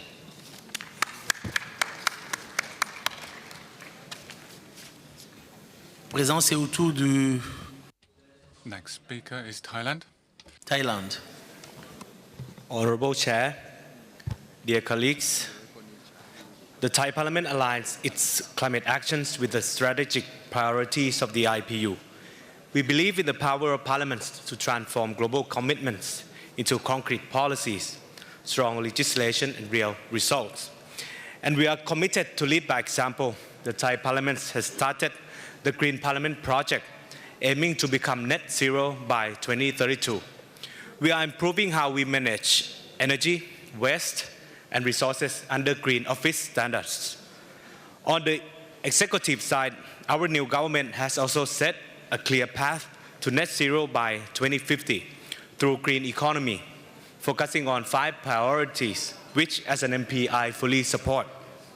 First, green agriculture, by promoting low carbon farming, reducing crop burning to tackle air pollution, and supporting better land use. Second, green energy, by expanding renewable energy, smart grids, and encouraging both communities and the private sector in clean energy production. Third, green transport, by speeding up the use of electric vehicles and improving public transportation system. Fourth, green standards, by developing carbon markets, promoting green finance, and pushing related laws such as the Climate Change Act to serve as a key tool for systematic management. Fifth, green space, by protecting and restoring and expanding our green and blue areas to increase our capacity to absorb greenhouse gases.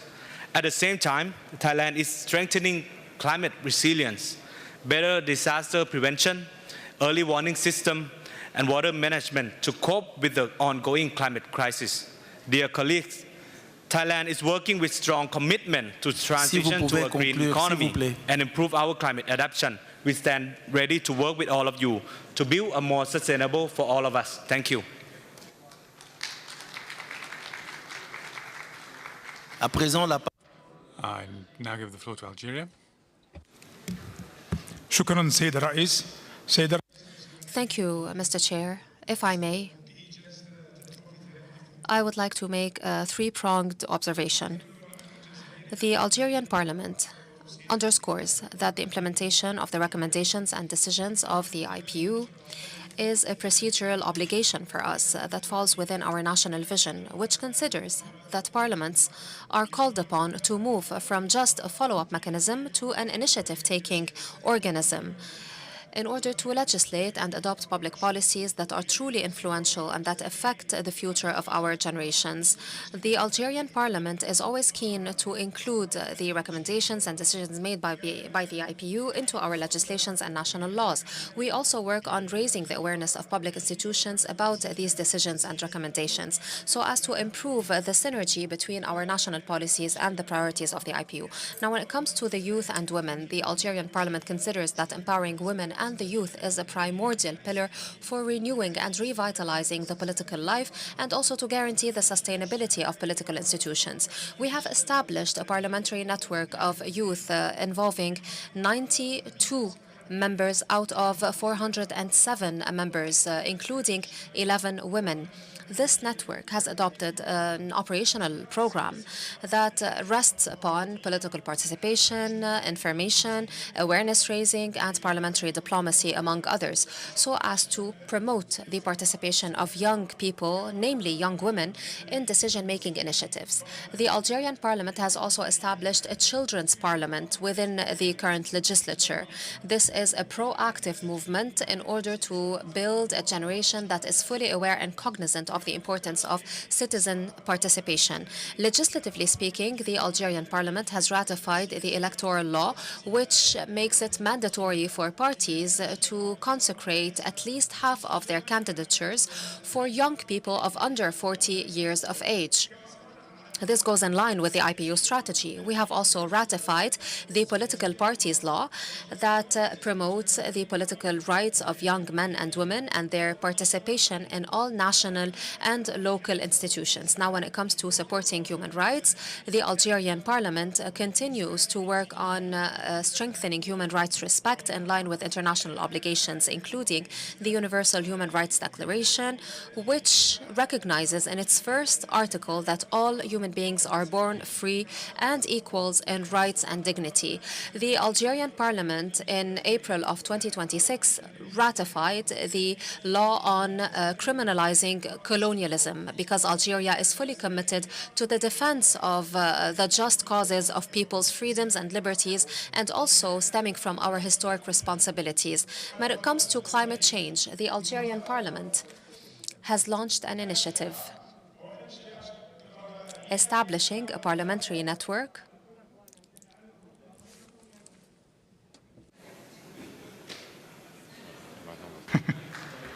Thank you, Mr. President.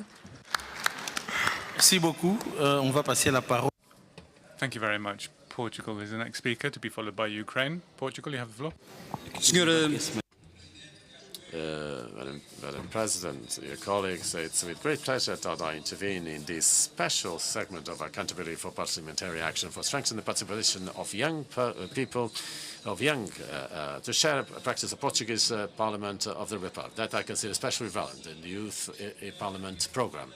It's more than an education initiative. This program is a real exercise in bringing Parliament and young people closer together. It's a concrete way of showing that representative democracy is not limited to periodic voting. It is also built through participation, debate, listening, and learning the rules of democratic deliberation. The program has been in existence since 1995, has been consolidated and strengthened over time, and it is organized into 3 successive levels of representation. First, in the school itself, where students form lists, campaign, participate in debates, go to elections, and hold a school session. It is there that they approve a draft recommendation and elect the representatives who go on to the next phase. Then, at the district or regional level, the elected students of each constituency meet, debate the proposals, again approve a draft recommendation of the constituency, and re-elect the young deputy MPs who will represent that territory in the national phase.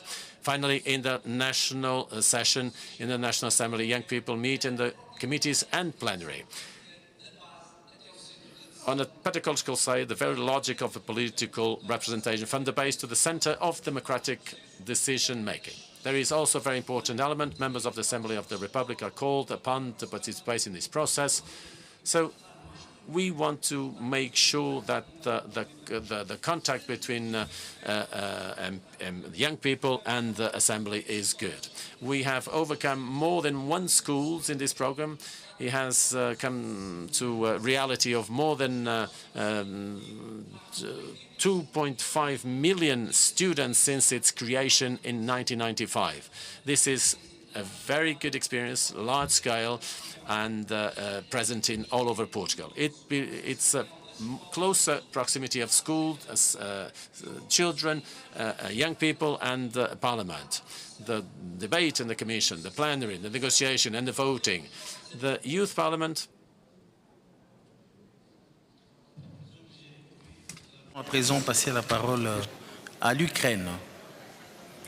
Sorry, I had to cut you off. I now give the floor to Ukraine. We have to respect 2-minute speaking limit. Colleagues, at a time when fundamental human rights are being systematically violated by the Russian Federation, an aggressor state waging terror against civilians and infrastructure, Ukraine's parliament stands as a pillar of protection, accountability, and dignity for our people. We ensure strong oversight throughout the Ukrainian Parliament Commissioner for Human Rights and align our laws with international standards. And we give special protection to indigenous people and their culture, Crimean Tatars, expelled by Russia from their native land for their rejection of Russia's illegal occupation. We help Ukrainian children deported by Russia return to their families and reforming child care facilities. We have ratified the statute of the International Criminal Court and are creating a special tribunal for Russia's aggression and a claim commission so that every person whose home was destroyed by Russia could demand compensation. We have started paying compensations throughout our state programs and will claim these funds from Russia. We are assisting survivors of sexual violence in line with the Convention of the Elimination of All Forms of Discrimination Against Women. This winter, Russia's attacks on energy systems deprived millions of heat and water. As a parliament, we respond with action, coming to communities, providing warm clothes, agreeing with businesses and donors to find new generators for heating and water utilities. Whatever Russia does, we will stand with our people, and we will always affirm our ironclad commitment to human rights. Thank you. Vous pouvez chuter. Vous avez fini. Merci beaucoup. Thank you very much. You've now finished, and we give the floor to Zimbabwe, to be followed by Tunisia. Zimbabwe. Si le Zimbabwe n'est pas... If Zimbabwe is not present in the room, then I give the floor to Tunisia. Tunisia, you have the floor. Thank you, Mr. President.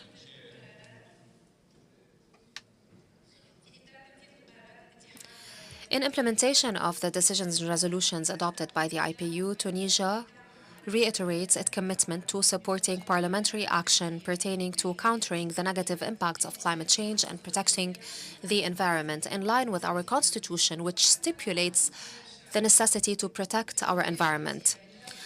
The Tunisian parliament has engaged actively in international fora pertaining to climate change, biodiversity, and other environmental topics. We have also been involved in supporting parliamentary diplomacy in this regard.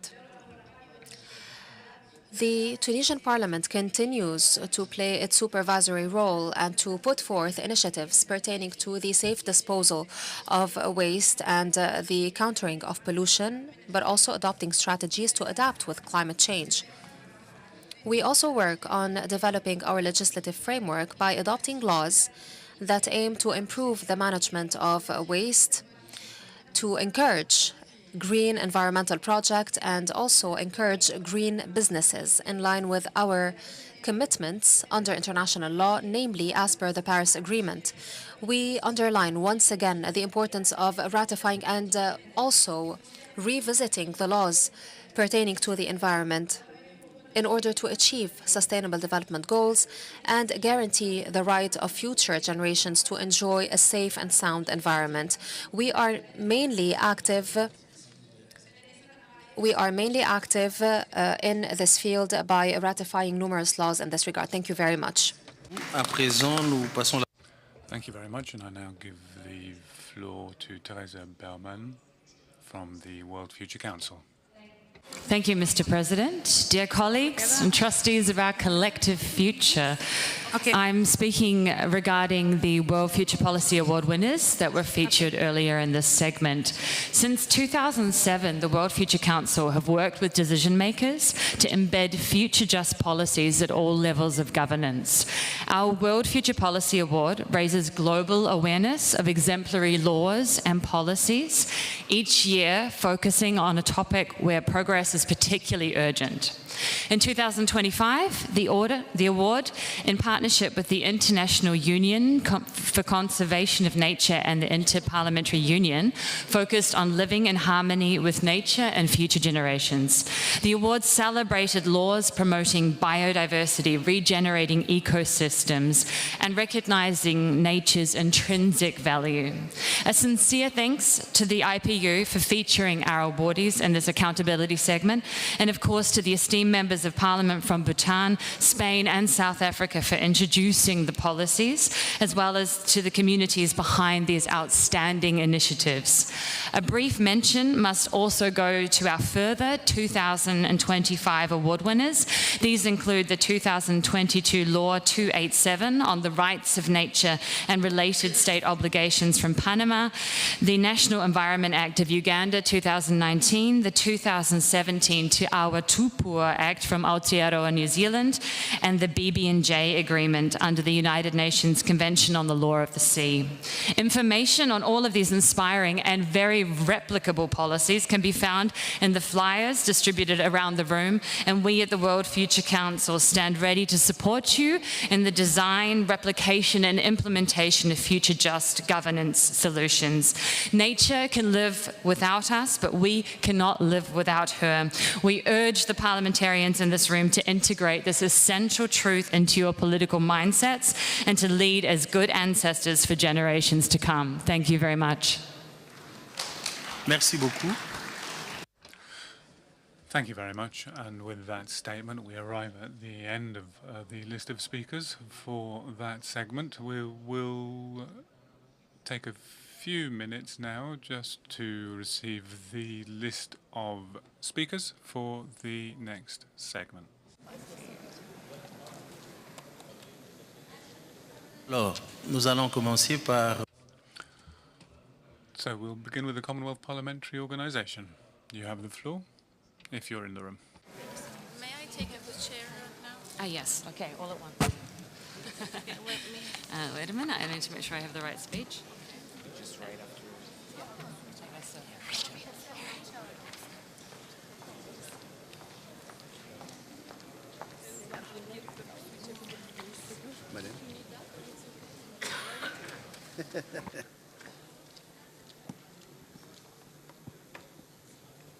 Vous avez la parole. You have the floor. Thank you very much. Excellencies, honorable speakers, distinguished parliamentarians, colleagues and friends, it is a great honor to address this distinguished gathering of the Inter-Parliamentary Union here in the historic city of Istanbul. In case many of you are wondering what CPA means, it's Commonwealth Parliamentary Association, for whom I represent many of my colleagues in the 56 member countries. Let me say at the outset how sincerely thankful we are to the IPU, particularly Madam President and the Secretary General, for its continued leadership in strengthening parliamentary diplomacy and multilateral cooperation. The Commonwealth Parliamentary Association and the Inter-Parliamentary Union share a long-standing and productive partnership. Together, we're united by a common purpose to strengthen institutions, uphold the rule of law, and ensure that parliamentary remains at the heart of governance and accountability. Today, the mission has never been more important. Across the world, parliaments are navigating an increasingly complex landscape that is marked by geopolitical uncertainty, as many of you have said, economic pressures, rapid technological change, and growing public expectations. At the same time, trust in democratic institutions is being tested in many jurisdictions. In this context, our collective responsibility as parliamentarians is clear: to ensure that our institutions are resilient, inclusive, and responsive to the needs of the people we serve. At the Commonwealth Parliamentary Association, we have placed responsibility at the center of our new strategic plan for 2026 to 2029. Our focus is threefold.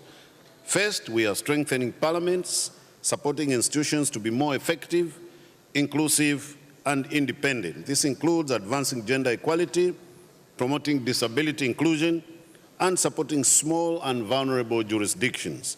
Secondly, we are investing in parliamentary professional development, equipping members and parliamentary staff with the knowledge, skills, and confidence needed to address today's challenges. And thirdly, we are promoting Commonwealth values. These include human rights, sustainable development, peace, and through stronger global engagement and partnerships. Our collaboration with the IPU is central to this work. Whether through research on gender equality, shared advocacy on parliamentary standards, or cooperation on international forums, our partnership demonstrates the power of working together to achieve greater impact. As we look ahead, there are three areas where I believe our collaboration can be further strengthened. First, in promoting inclusive parliaments, ensuring that women, young people, and persons with disabilities are fully represented and able to participate meaningfully in parliamentary life. Second, in supporting democratic resilience, particularly in times of geopolitical transition or challenge, through peer learning, dialogue, and technical assistance. And thirdly, in amplifying the voices of parliaments on global issues, from climate change to sustainable development, and ensuring that parliamentary perspectives are reflected in decision-making. Excellencies, the strength of our institutions lies not only in their structures, but in the values that underpin them: transparency, accountability, and service to our citizens. By working together, the CPA and IPU can continue to champion these values and support parliaments across the world in delivering their people. In closing, allow me to reaffirm the CPA's commitment to our partnership with the IPU and to our shared mission on strengthening parliamentary democracy. Last but not the least, let me, on behalf of the Commonwealth Parliamentary family, thank the outgoing Secretary General, Mr. Martin Chugong, for his excellent collaboration and collegiality with us during his term of office, and we in the Commonwealth wish him well in his future endeavors. Thank you, and my name is Honorable Dr. Christopher Kalila. I am a Member of Parliament in the Zambian Parliament, but presently the chairperson of the Commonwealth Parliamentary Association International Executive Committee. Thank you. Merci beaucoup. Thank you very much. The next speaker is the Future World Council. You have the floor. Future World Council.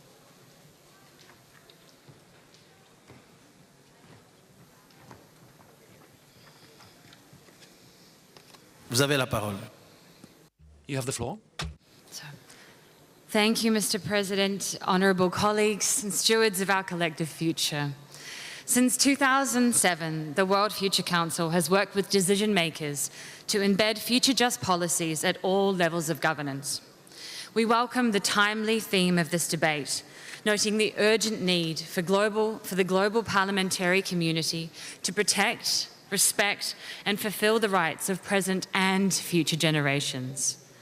The equal and inalienable rights of all members of the human family, as enshrined in the Universal Declaration of Human Rights and all other rights instruments, are in no way temporarily limited.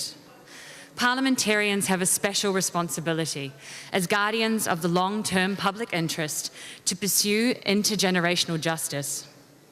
To cultivate hope, we must break free from mindsets constrained by electoral cycles and instead embrace long-term, holistic and equitable governance fueled by intergenerational and inclusive dialogue. In particular, due to their proximate position to future generations, the perspectives of youth on the societies that they will inherit must be afforded special weight. Inclusive dialogue, of course, includes women, minorities, and Indigenous peoples, the latter as holders of invaluable knowledge on the continuum between past, present, and future, and the linkage between humankind and the ecosystems on which we depend. We are witnessing disproportionate and disastrous impacts of climate change and mounting pressures on our Earth. The unsustainable depletion of resources essential to future human life violates international law and amounts to intergenerational discrimination. It is your responsibility as representatives of the people present and future to prevent this. Likewise, it is essential to avoid burdening future generations with the consequences of armed conflict. Exorbitant military spending and nuclear expansion only inflates distrust and is counterproductive to building a lasting culture of peace. In accordance with the Pact for the Future, we urge parliamentarians to prioritise the development of institutionally enshrined, legally mandated and independent mechanisms to embed effective future-proofing across political structures. The IPU can, of course, lead by example in this regard. By institutionalizing the rights of future generations through a resolution and the creation of an appropriate representative body. Representatives of the people, use your chance to be good ancestors for generations to come. The World Future Council stand ready to support the international parliamentary community to achieve a future just world. Thank you very much.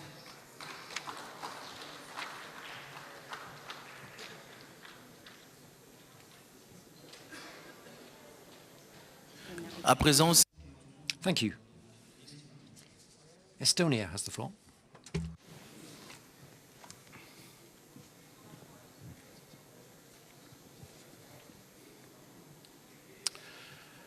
Honorable Chair, distinguished colleagues, the main message of my speech will be, in a war, everyone loses. Hundreds of millions of people are in war. Tens of millions have been forced to leave their homes or even their homeland. These are not stories from history book. Unfortunately, they reflect our own times. Directly or indirectly, these wars touch everyone in the planet Earth. This is, for example, confirmed by the drastic rise in the price of oil and other raw materials across the world. We're all paying for a war. There's a real risk of stagflation, where economic growth slows down, while inflation, which is also known as the war tax, accelerates. This will not make any of us richer. And is this the legacy we want to leave to future generations?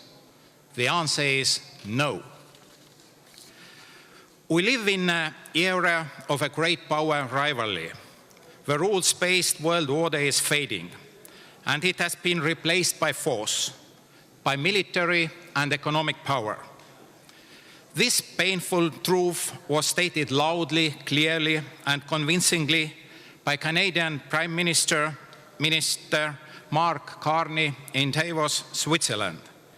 This is an extremely dangerous trend that we all must stop together, because none of us knows who will be the next victim of force? It could be you yourself, it could be your country.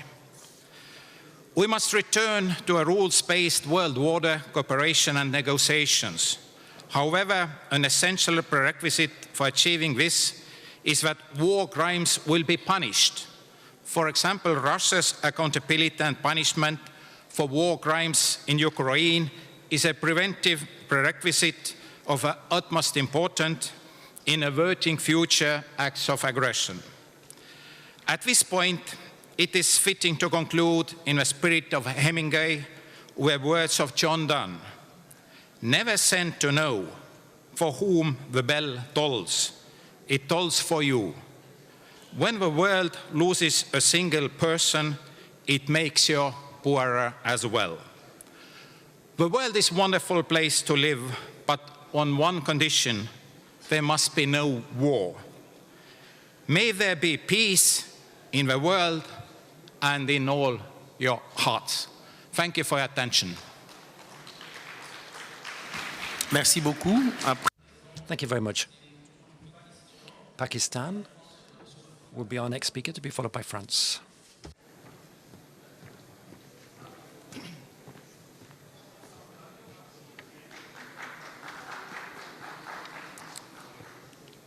Bismillahirrahmanirrahim.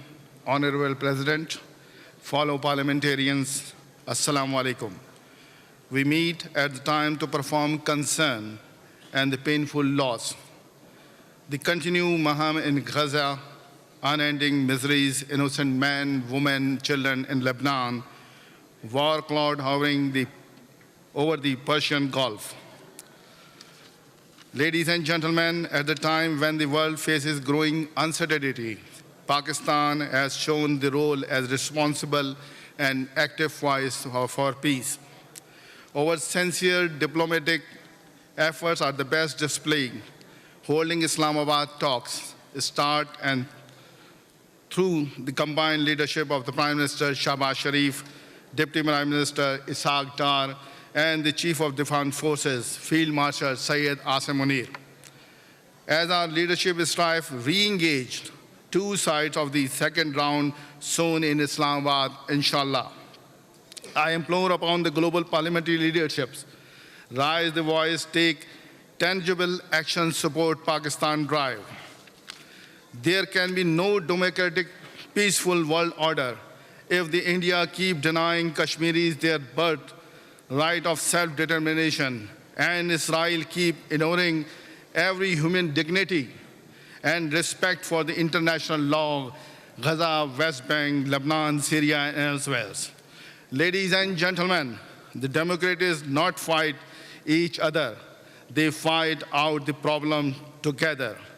It is time to people choosing representative. We fight hunger, disease, climate chaos, mass migration and literacy together, and build better, bright world for our future generation. I thank you all. Merci. Thank you very much indeed. France will be our next speaker, to be followed by Turkey. And France will have 2 minutes.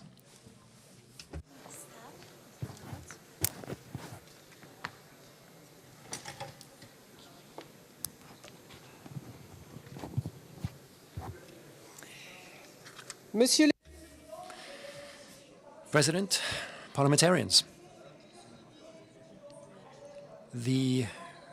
today's reality shows how important it is for parliamentary democracy to address peace, since we see humanitarian emergencies and conflicts in many countries all over the world, and that was what we discussed in our emergency item. In 2024 in Geneva, in the IPU Assembly, we discussed the key role of parliamentary diplomacy in building links and cooperation between peoples.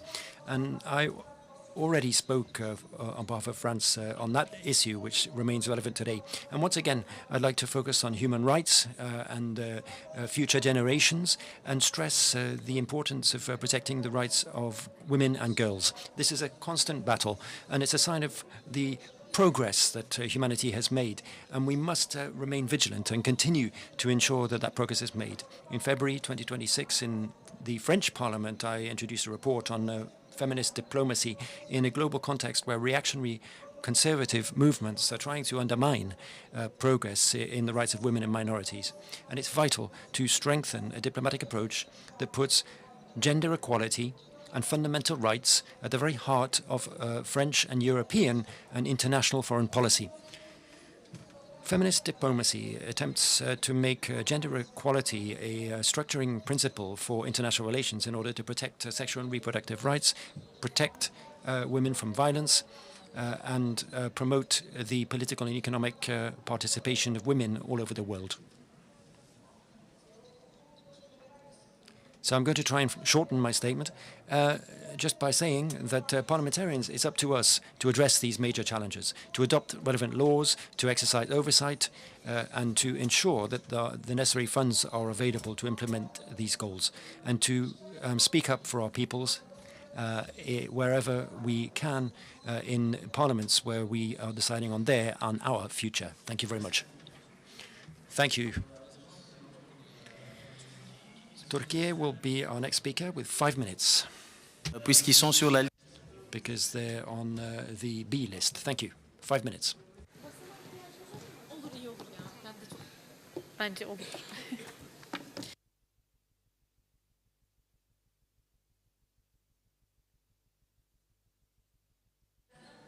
Distinguished parliamentarians, esteemed participants, as the Grand National Assembly of Turkey, we are truly honored to host the 152nd Assembly of the Inter-Parliamentary Union.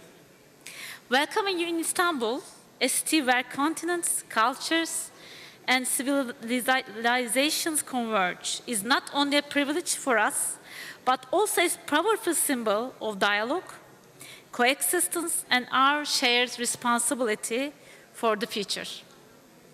I extend my sincere greetings to each of you and warmly welcome you to our country. This year's theme, Nurturing Hope, Securing Peace and Ensuring Justice for Future Generations, this theme is not only relevant, it is urgent. Because we are living in a time when hope is fragile, peace is increasingly challenged, and justice is too often delayed. Today, the world is going through a period of profound transformation. Global power structures are shifting, long-standing norms are eroding, and institutions that once upheld stability are struggling to maintain their effectiveness. We are witnessing a growing disconnect between power and legitimacy. And as this gap widens, the foundations of the international order are being weakened. What we are facing today is not a temporary crisis. It's a structural turning point. A moment in which the global system is being tested in its ability not only to prevent crises, but even to respond to them effectively. Distinguished parliamentarians, in recent years, the developments in the Middle East have become one of the clearest reflections of this global fracture. What began as a humanitarian crisis has evolved into a serious test of international legitimacy. Cities have been devastated, civilian infrastructure has been destroyed, and innocent lives, especially children, have been lost on an unacceptable scale. In the face of such suffering, the inability of the international community to act with unity and determination points to a profound crisis of consciousness. At the same time, the increasing frequency of attacks and the targeting of civilian areas signal a dangerous trend, the expansion of conflict. And this expansion carries risks that go far beyond the region, because today's geopolitical tensions are deeply interconnected. They are shaped not only by direct confrontation, but also by proxy dynamics, competition over energy and trade routes, control of data flows, and strategic choke points. In such a complex environment, even a localized crisis has the potential to trigger systemic global consequences. For this reason, we as parliamentarians cannot afford to remain passive.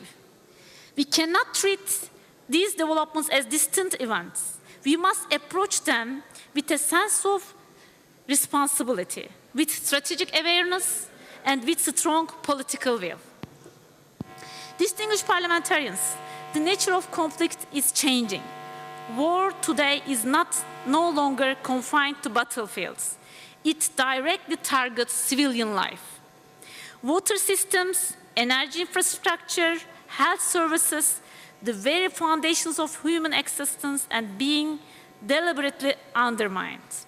And once again, it is the most vulnerable women, children, and youth who bear the heaviest burden.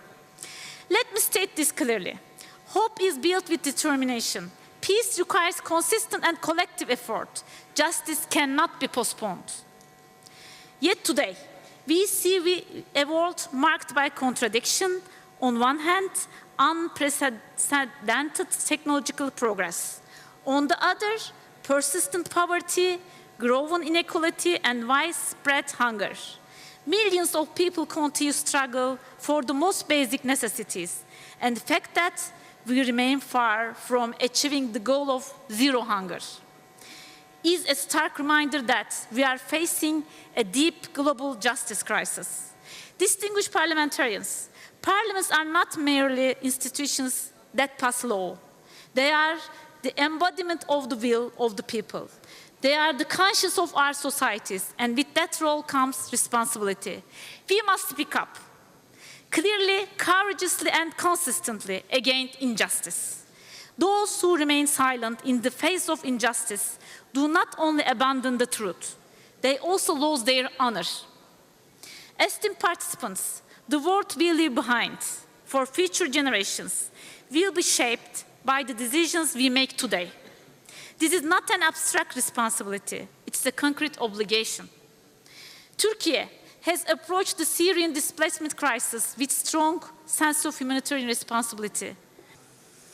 Hundreds of thousands of children have been integrated into the education system, and tens of thousands of young people have gained access to higher education. Distinguished parliamentarians, Turkey, guided by its deep-rooted state tradition and the principle, peace at home, peace in the world, will continue to advocate for a more just, more inclusive, and more balanced international order. Today, the need is clear. A global system that is more representative, more inclusive, and more fair. A system where justice prevails over power, where rights are protected not selectively but universally. Turkey's position is clear. The world is bigger than five.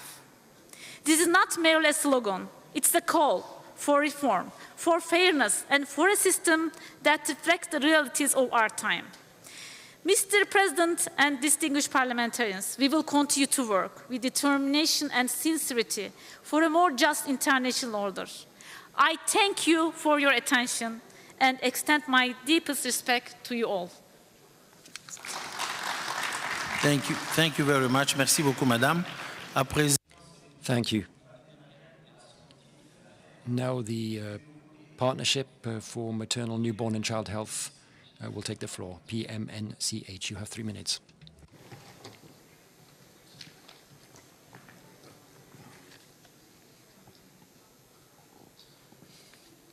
Excellencies, honorable speakers, distinguished members of parliament, it is an honor to be here in front of you representing the Partnership for Maternal, Newborn and Child Health, which is the largest alliance for women's, children's and adolescent health in the world. Across the world, from Gaza to Khartoum, from Lebanon to Turkey, we are seeing that humanitarian crises are compounding with multiple crises. Economic hardships, high cost of living, financial constraints, and the violation of international humanitarian law are conflicting at a time where climate crisis is also on the rise. In the midst of all of these challenges, it is women, children, and adolescents who are the most vulnerable, who are also the most affected. They are also the bedrocks of our future, and yet, in all of these crises, their rights, including their right to health, is the first to be compromised and often the last to be restored.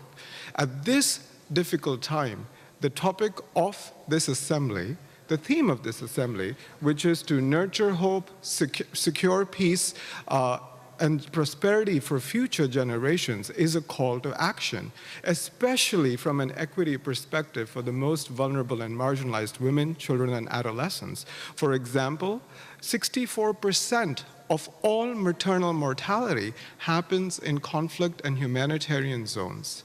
As the financial constraints are crippling global economies, countries are unable to invest adequately in health systems, especially for women, children, and adolescents.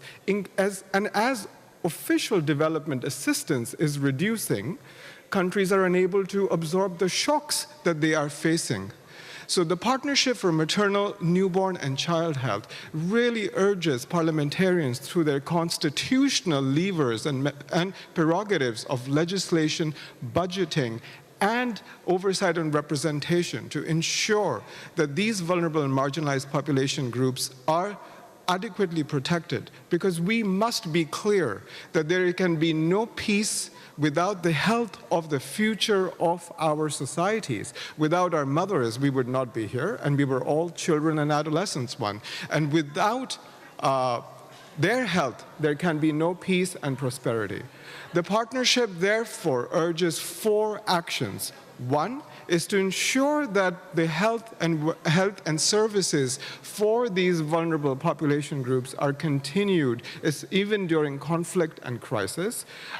2 is to ensure that there is adequate financing for the provision of these services for women, children, and adolescents. 3, that there is inclusive accountability for the health and well-being of women, children, and adolescents, including during conflicts and crisis. And 4, to ensure that there is adequate representation of these population groups in the halls of power.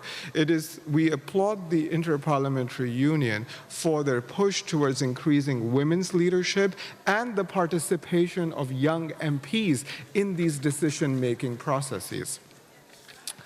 PMNCH is here to support you. The partnership has a few initiatives that we offer to parliamentarians. For example, the initiative of sitting heads of state being chaired by His Excellency President Ramaphosa, called the Global Leaders Network, is convening 12 heads of state who are stepping up to champion the issues of health and well-being of women and children and adolescents at the highest political levels.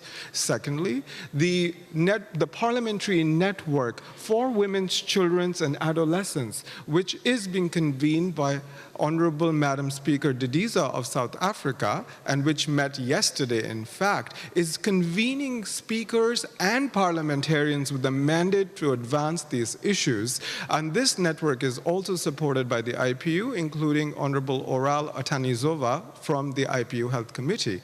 And lastly, we're also convening civil society stakeholders through the Collaborative Advocacy Action Plan Initiative, which brings different constituencies together to ensure that the lived realities of populations are reflected in the policies that are made, and also that commitments that are being made by decision makers translate into action for these vulnerable population groups.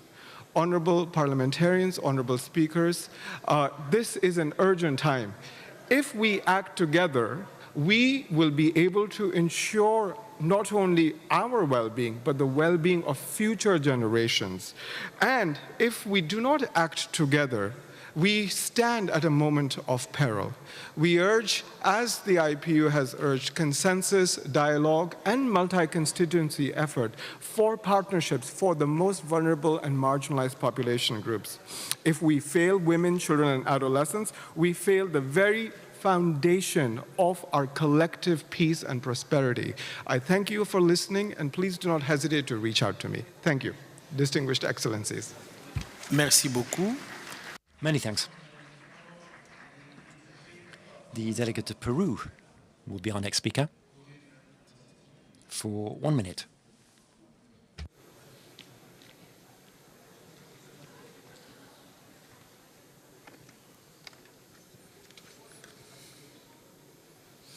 Buen día. A very good afternoon. Thank you, President.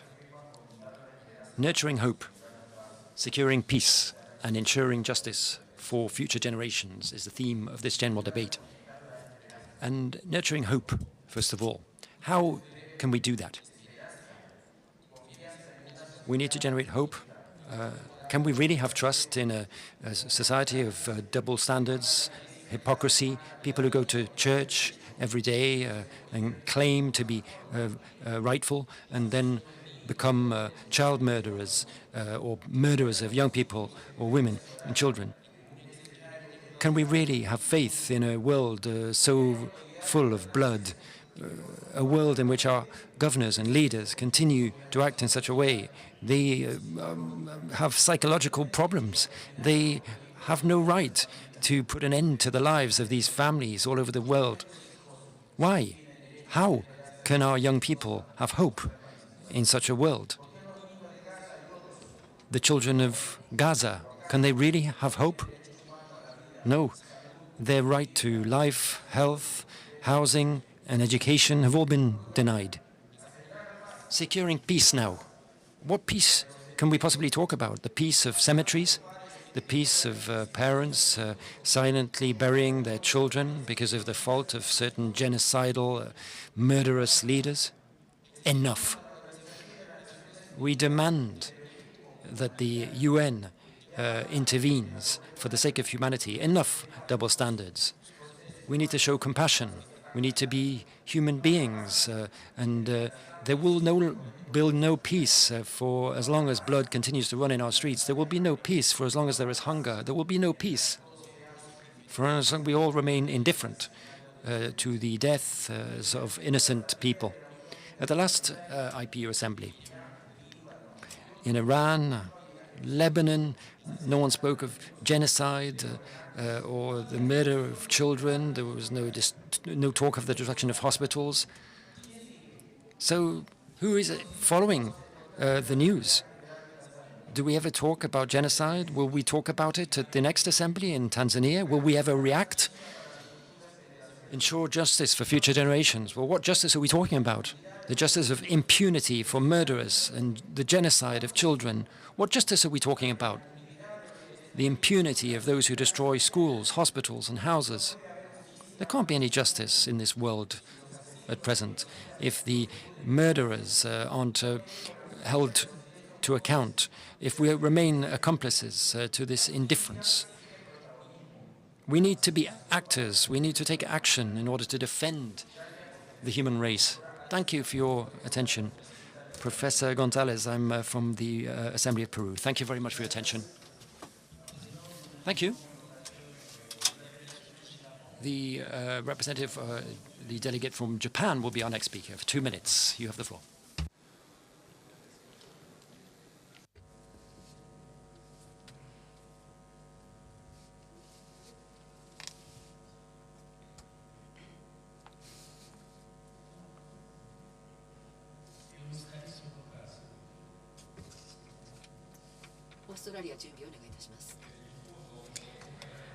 I am Hiroyuki Kada, Deputy Head of the Japanese delegation and a member of the House of Councillors. Thank you for giving me the opportunity to speak at this 152nd IPU Assembly, where parliamentarians from over 120 countries gather. My hometown, Hyogo Prefecture, was struck by the great Hanshin Awaji earthquake in 1995, 17th of January, claiming the lives of more than 6,000 people.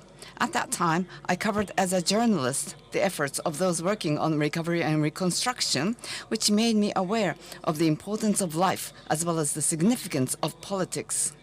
This became the foundation of my aspiration to become a politician. The Build Back Better concept, advocated by Hyogo Prefecture during the recovery process following the earthquake, has now become the global standard for disaster recovery. In numerous disaster recovery efforts, the principle of creative reconstruction, aiming not merely to restore conditions to pre-disaster levels, but to achieve a better recovery, has been carried forward. Here in Turkey, which, like Japan, is a country prone to earthquakes, the 2023 Turkey-Syria earthquake caused extensive damage. However, there has been mutual support at national and regional levels. Hyogo Prefecture, based on creative reconstruction, used a relief fund created by the people to support children orphaned by the earthquake and provided training for disaster prevention and mitigation. Recently, we have been deeply saddened by the destruction caused not only by disasters, but also by wars and conflicts in various parts of the world. We here at the IPU Assembly need to extend diplomatic effort to bring about an early end to these wars and conflicts. Furthermore, I firmly believe creative reconstruction we have cultivated can certainly contribute to this cause. In fact, Hyogo Prefecture has explored how creative reconstruction can be applied to the reconstruction of Ukraine, which is at war. We have compiled proposals centered on reconstruction funding, community participation, and the transmission of experience and learnings. Also, we have created this culture of disaster storytelling, where those who have overcome disasters pass on their experience, prevents these memories from fading and connect to future disaster prevention and mitigation efforts. We hope to spread this as a new form of public diplomacy to the world. This culture of storytelling should be useful not only for disaster mitigation and preparedness, but also for prevention of war. Sharing and accumulating memories and learnings create history.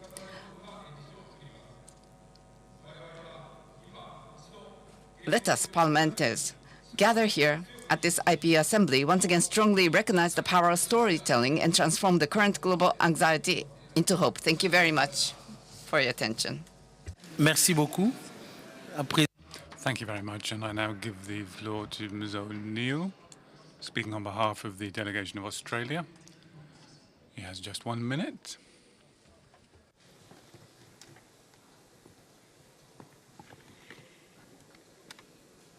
Mr. President, colleagues, what a pleasure it is to address you this afternoon. I have been allocated 1 minute. There is so much more that we want to talk about with our country's efforts towards securing hope and peace and ensuring justice for future generations. As an Australian, I am proud to stand here from a country that was a founding member of the United Nations. Australia has remained an active participant in the UN institutions for 80 years. And over this time, Australia has continued to uphold, strengthen and promote agreed international rules and norms, promote transparency and diplomatic dialogue, and to invest in global, regional and international partnerships. You could see from our contribution of Mr. Milton Dick, the Speaker of Australia, yesterday, his efforts at building collaboration across the globe for the support of our emergency item. With regard to the United Nations in particular, Australia is committed to enhancing the UN peacekeeping architecture to provide a greater focus on conflict prevention, inclusion and social cohesion, while also addressing the root causes of conflict and instability. Can I acknowledge also my colleagues from the Asia Pacific and our regional efforts to work towards the building of hope, peace and justice for future generations. Thank you. Merci beaucoup. Thank you very much. The next speaker is Paraguay.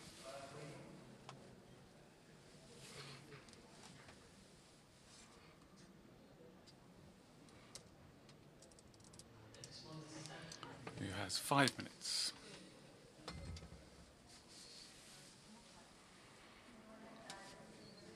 Good afternoon, President, officials, distinguished parliamentarians from around the world. I come from High Panala, an area that brings together various regions.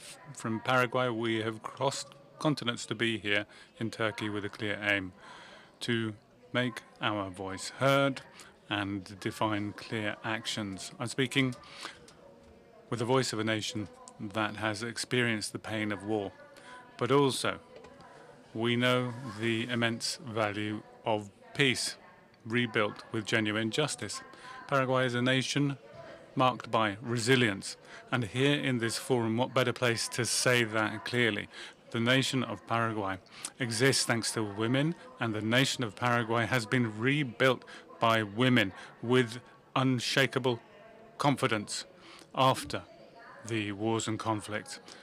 And that is a truth that lives in all of us. And it prompts us to look towards the future. And at this assembly of the IPU, we have a powerful opportunity because we are here not just to say words, but call for parliamentary actions, bold, audacious actions, which looks at the situation of women and children, looks at conflict and recognizes there is no alternative to action. We need to make a resolution on the role of parliaments in the establishment of robust mechanisms to resolve conflicts. We need immediately mixed committees to ensure disarmament and genuine economic reintegration and rehabilitation of ex-combatants. We also need programs that fully respect international law and fight terrorism in all its forms without compromise. We also would support a resolution designed to construct a fair, sustainable, global economy, responding to suffocating protectionism. What we need to do are develop clear and transparent rules, reduce unfair tariffs, reinvest the resources in quality areas, making sure that women and children are included in justice, particularly climate justice. We have strategic alliances and deep solidarity with the United States, with Israel, whose commitment to democracy and parliamentary work we share. We repudiate any effort to expel Israel in this forum. In the context of the GRULAC, we are promoting sincere and open dialogue as the only possible bridge towards lasting peace. Istanbul, a city with thousands of years of history, is a place for us to make this commitment, to ensure that this assembly doesn't finish with just words, but a real decision to act. It is time to act decisively. Let us adopt bold laws, genuine cooperation as we move towards peace, hope and justice, so that our children and future generations get what they deserve. Thank you very much. Merci, chers collègues. ありがとうございます。 Désormais, au monde.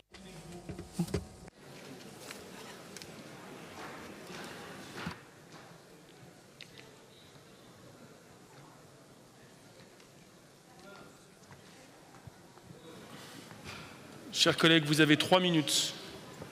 You have 3 minutes. Distinguished Chair, esteemed colleagues, today we speak of hope, peace and justice for future generations. But for small countries like Montenegro, these are not abstract ideas. These are daily responsibilities and real challenges. Small state may not possess great political and military power, but we offer something equally vital, a deep commitment to dialogue, cooperation and solidarity. For us, multilateralism is not a choice, it's a necessity. When the international system weakens, small states feel it first and most acutely. That is why we are natural advocates for strengthening trust among nations and upholding international law. In a time marked by growing divisions, armed conflicts, and declining trust in institutions, parliaments have a crucial role to play. Our responsibility goes beyond legislation. We must build bridges between citizens and governments, between nations, and between present and future generations. Montenegro firmly believes that sustainable peace cannot exist without inclusion. This means greater participation of young people and women in decision-making. It means listening to those who will live with the consequences of decisions we make today. If we fail to include future generations now, we risk losing their trust tomorrow. At the same time, we face new complex challenges, from climate change to the rapid development of artificial intelligence. Small states may lack the resources to tackle these issues alone, but through international cooperation, we can be active and responsible partners. We must ensure that technology serves humanity rather than becoming a source of new inequalities and insecurity. Distinguished colleagues, hope is not passive. It is built through possible policies, meaningful dialogue, and genuine solidarity. Small states remind you that no country is too small to contribute to peace, but also that no country is large enough to solve global challenges alone. Let us choose cooperation over division, long-term vision over short-term interests, and responsibility toward future generation above all. Thank you. Thank you very much. Le prochain est... Our colleague from Guyana for 3 minutes has the floor.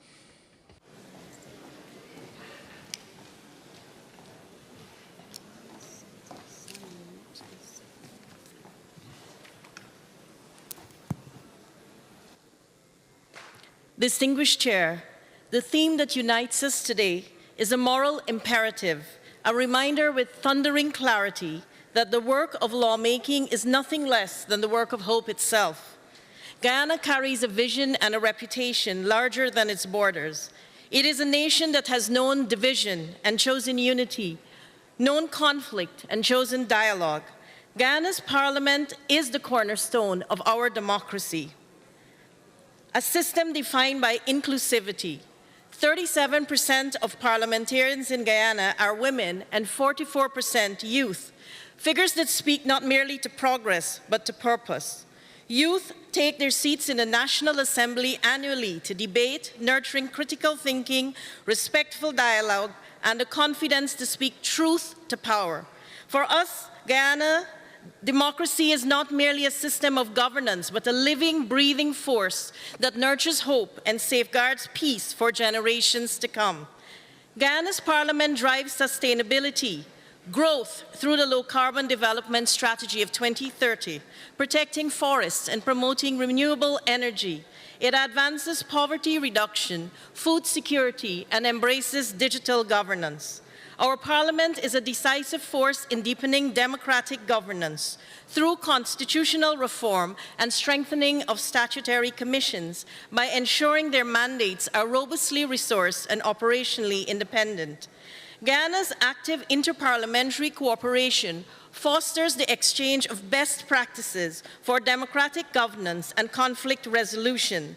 Our parliament has contributed to advancing peace and justice by supporting initiatives that promote human rights, electoral integrity, anti-corruption measures, played a mediating role in regional disputes, and endorsed multilateral agreements that reinforce collective security and sustainable development goals, enacted transformative legislation driving fiscal responsibility and social progress. By aligning our national laws and policies with the principles of the UN Pact, we are demonstrating our commitment to a more peaceful and equitable world. Justice in the 21st century demands more than good laws. It demands accessible governance. The Ask a Gov platform is being developed as part of Guyana's transformative Digital Guyana initiative, and the Data Protection Act of 2023 lays the legislative groundwork for digital democracy built on trust. Guyana's parliament is more than an institution. It is Guyana's greatest promise to her people, a promise that their voices matter, their hopes are sovereign, and peace is not merely the absence of conflict, but the deliberate act of building a society where the dignity and rights of every citizen is preserved. Future generations will ask one question only: when it mattered, did you act? The answer will not be spoken, it will be written in the laws we pass, the peace we preserve, and the hope we refuse to surrender. The future is already watching. I thank you all very much. Thank you very much. The next one, Poland, for 1 minute.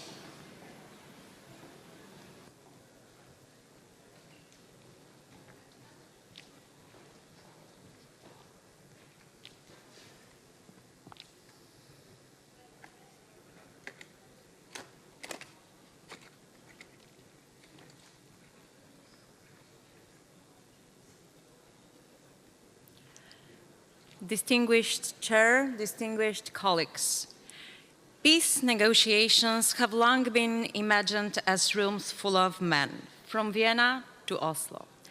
For centuries, women were largely excluded from these processes, creating a gap between lived experience and decision made at the negotiating table.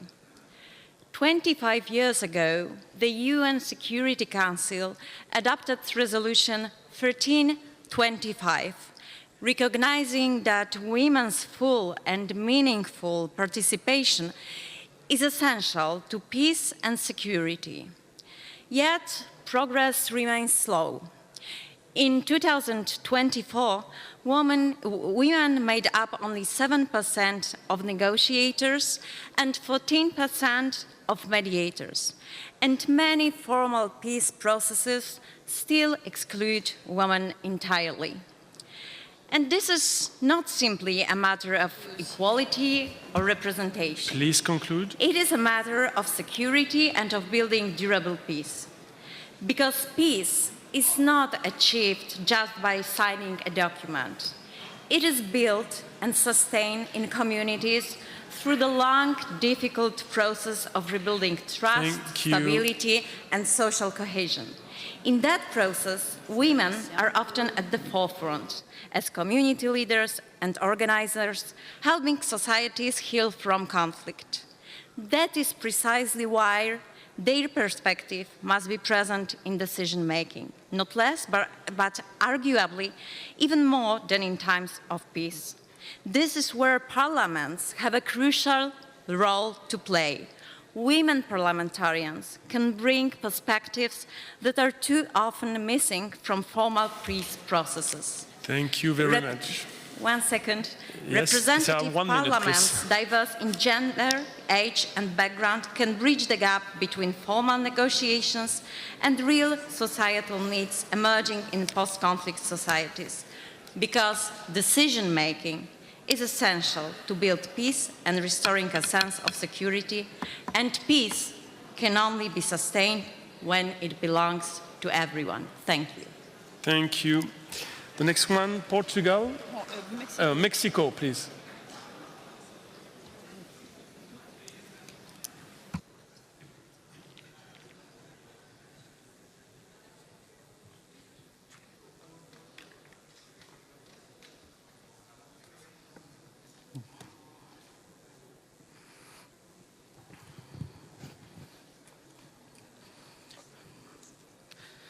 Muchas gracias.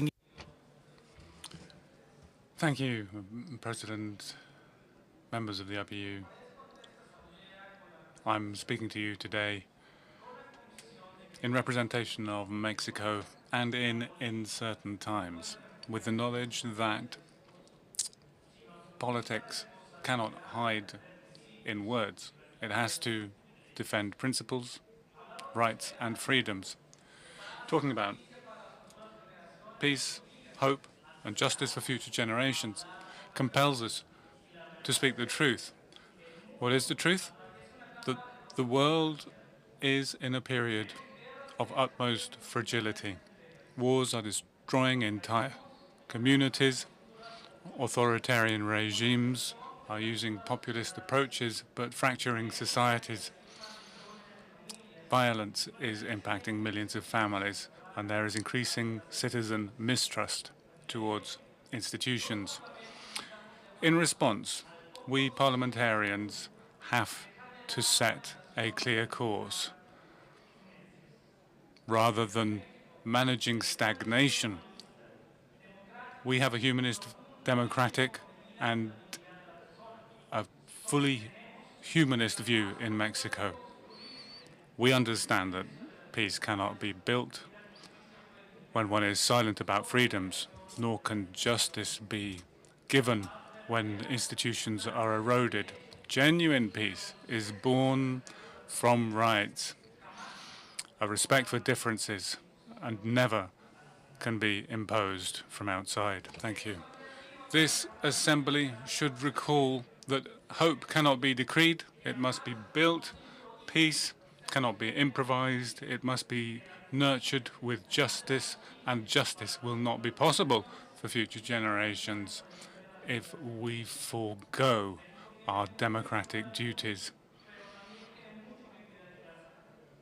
Mexico has many problems at home, and therefore our voice needs to be clear.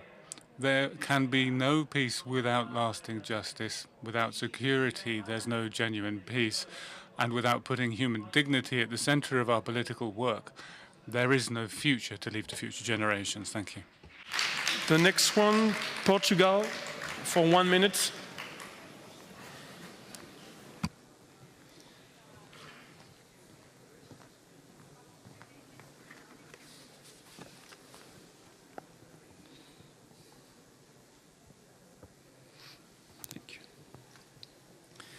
Distinguished Chair, colleagues, we cannot speak about global challenge as if they were distant. They are not. Their impact is real and it's growing. Regional conflicts do not stay within their borders. They affect us all. They create instability, increase poverty, damage economies, and lead to more and more refugees. Ignoring this reality will only make the consequences worse. We should also be honest. Every euro spent on war is a euro not spent on education, healthcare, and development. And the cost grows over time in lost opportunities and in generations without real prospects. That is why we must be clear. We need to work towards ending all wars, not managing them, not accepting them, ending them. This requires political courage and real commitment. Our role is not to make vague statements, it's to fight for the conditions that allow people to improve their lives with stability, security, and real opportunities. There is no development without peace and no lasting peace without fairness. Where inequality and exclusion exist, conflict will follow. We must also be clear about one risk. When we move away from a rules-based international order, we drift into improvisation, into the law of the strongest, and towards abuse of the power. We cannot allow this. Mr. Chair, colleagues, we need action, not just words, stronger institutions, real cooperation, because our responsibility is simple, to protect the future, not just react to crisis. Thank you. Thank you very much. The next one, the Suriname for 1 minute. You have the floor.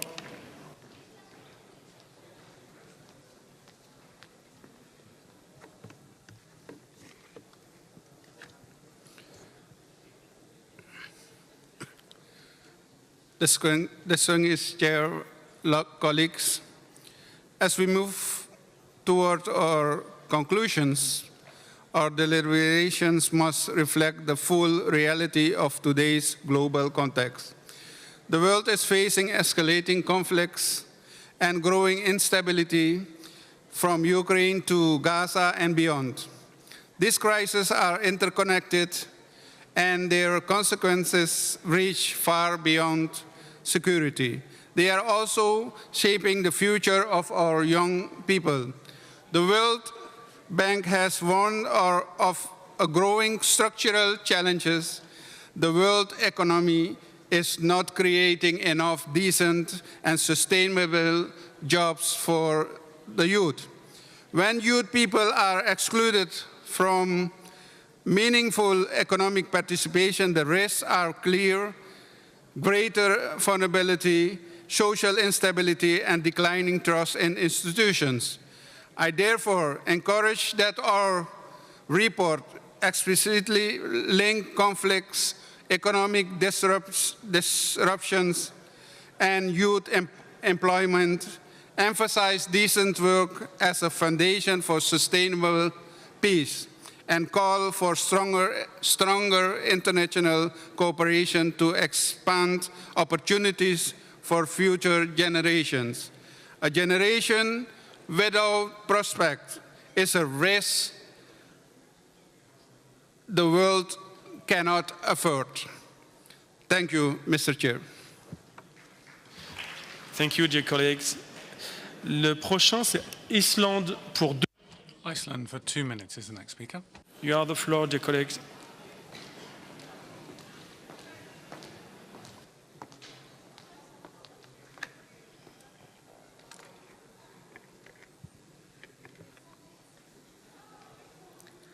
Mr. President, dear colleagues, it is a great pleasure for me to say a few words about the political, economic, and social situation in the world from the perspective of our very vital theme. Millions of children live in poverty around the world. According to the World Bank and UNICEF, more than 400 million children live in extreme poverty, surviving on less than $3 a day, with the largest concentration in sub-Saharan Africa. Yet, child poverty is not limited to low-income countries. It is a global challenge affecting both low and high-income societies. Poverty takes many forms, from extreme deprivation, where children lack the basic necessities to survive, to relative poverty, where children are unable to participate fully in the opportunities and living standards considered normal in their society. In Iceland, one of the world's richest countries, far too many families face housing insecurity and lack the means to support the children's well-being. These children often do not have the same opportunities as their peers, nor the ability to choose and pursue their own interests. Children who grow up in poverty are more likely to face poor health, learning difficulties, and social isolation. These challenges often persist into childhood, limiting access to education, stable employment, and adequate income, and reinforcing a cycle of intergenerational poverty. The costs to society are significant, placing pressure on health, education, welfare, and justice systems. We know what works: strong social protection systems, family-friendly policies such as paid parental leave, universal access to quality health and education, and ensuring that all children can participate fully in society. Addressing child poverty is not only a moral imperative, it is also a smart investment in a more just, stable, and prosperous future. Thank you. Thank you very much. Le prochain, c'est l'Équateur. Ecuador is the next speaker for 2 minutes.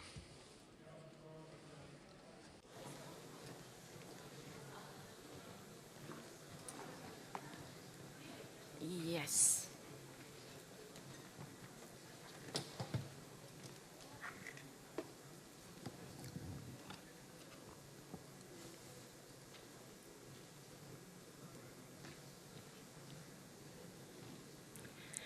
Estimados colegas parlamentarios. Esteemed parliamentary colleagues, being here constitutes a valuable opportunity and a huge opportunity and a weighty responsibility. Through our work in meetings I have been struck by many moments that have remained in my mind and in my heart. For example, hearing Georgina a couple of days ago, the little girl who told us to keep on hoping for a better world, and the speeches on the participation of women in politics, the far-reaching analysis on how we can have more young parliamentarians, such as some of us already are. And that led me to reflect on the situation in my own country. In some ways, our figures are quite encouraging. The Equatorian Parliament is made up of 46% women and has a similar percentage of young parliamentarians. However, politics in general still striking the wrong note, is still creating negative associations. And I think that relates to how political campaigns are carried out. So I'd like to deliver a message at this moment. If we want more diverse and inclusive parliaments, it's necessary for politics to be accessible to all, to not depend on one's economic background, but rather one's ideas. And finally, allow me to remind you that a couple of days ago, when Georgina was asked if she wanted to become a politician, she said no. And for me, that's a clear signal that there's a lot left to do. Of course, maybe Georgina's path is different. Or maybe Georgina and other Georginas might, if we do our job, reply yes in the future, because there's no doubt we need more Georginas to say yes, and that is our job. Thank you. Thank you. The next one is Ukraine. For 2 minutes, you have the floor, dear colleague.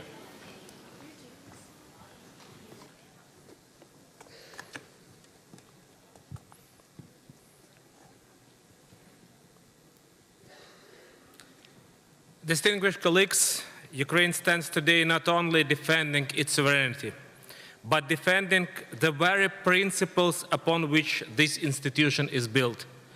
We are defending a principle that law must prevail over force. Because if the world accepts that might makes right, we will not have order, we will have chaos. For more than 4 years, Russia's full-scale invasion has tested this principle. Cities destroyed, thousands of lives lost, millions displaced, but the most dangerous consequence is global, the erosion of international law. If aggression is tolerated, it will be repeated elsewhere by others. There can be no double standards. Sovereignty and territorial integrity are not optional. They are a foundation of international peace. A just peace is not a pause. It is not a compromise with aggression. It is the full restoration of international law. At the same time, Ukraine continues to act responsibly. Despite the war, we can contribute to global food security and support regions that depend on stable supplies. But let us be clear. Stability cannot exist where aggression is rewarded. Today, every nation faced a choice to defend the rules or to live in a world where rules no longer matter. Ukraine has made its choice. We ask you to stand with us. Thank you.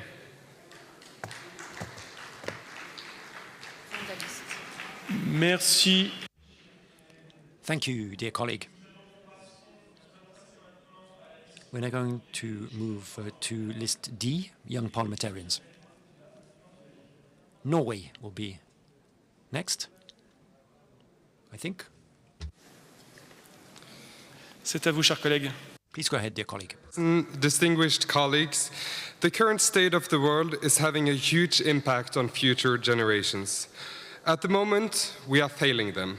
The wars and conflicts that are dominating so many places in the world are taking away the future of our youth. Russia's aggression in Ukraine is effectively erasing the future of young Ukrainians. The conflict in Sudan is leaving a generation behind without hope.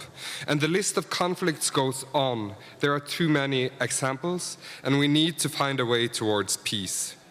The focus on raging war and conflict and the lack of attention to peace are also taking away our attention of other issues. War is in direct opposition to sustainable development. We see the removal of funding of important initiatives to advance social development, give more people access to education, strengthening sexual and reproductive rights, and many other topics that lay the foundation for a future where people have more freedoms and possibilities. And we are lagging behind in battling climate change. As a young parliamentarian, this is of major concern to me. Because climate change is an existential threat for us all, but the impact will be the responsibility of future generations to carry. Today, as the glaciers in my own country are being erased and the extreme weather events intensify, we also find that conflicts displace the very communities most vulnerable to the environmental collapse. When nations are locked in geopolitical rivalry, the trust necessary for ambitious multilateral climate agreements evaporates. When defense budgets swell and diplomatic channels narrow, the space for cooperative action on emissions, renewable energy transition, and so on, they disappear. We cannot afford to treat peace and climate action on separate agendas. To allow the crisis of today to take away the future of the generations yet to come would not merely be a political failure, it would be a profound moral one. Thank you. Thank you very much. La parole est... Colleague from the Democratic Republic of the Congo will be next. C'est à vous, cher collègue. You have the floor.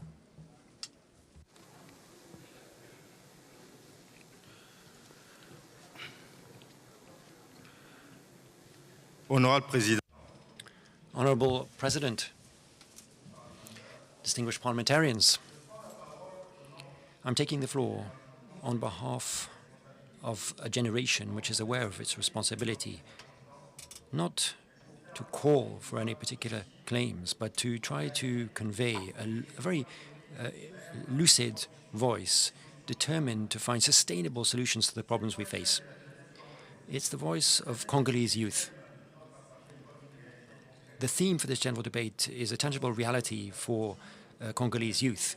And my country, under President Felix Tshisekedi Jumbo, is continuing to make constant efforts to promote peace, strengthen the rule of law, and reform its institutions, and promote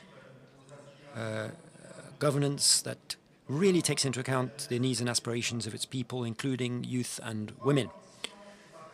I think it's worth bearing in mind three key convictions that I have, and that is that you cannot just decree peace. Peace is built through ongoing dialogue, respect for sovereignty and territorial integrity of nations, and an end to hostilities. Parliamentary diplomacy, of course, has a major role to play in that respect. My second conviction is that faith in institutions remains at the heart of their legitimacy. It is strengthened through transparency, accountability, and a continued interest in the public interest. Justice, or intergenerational justice, means that we need to look to the future. We need to adopt laws focusing on education, employment, the environment, the digital world, and the protection of natural resources in order to hand down to future generations, not a burden, but a sustainable legacy. But Congolese youth remains hopeful and ambitious. In spite of the challenges in the east of the country, in particular as a result of the aggression perpetrated by Rwanda, nurturing hope, securing peace, and ensuring justice for future generations is, for us, a common ambition, but also a duty incumbent upon all of us. Thank you. Thank you. Mr. Abdu from Australia has the floor.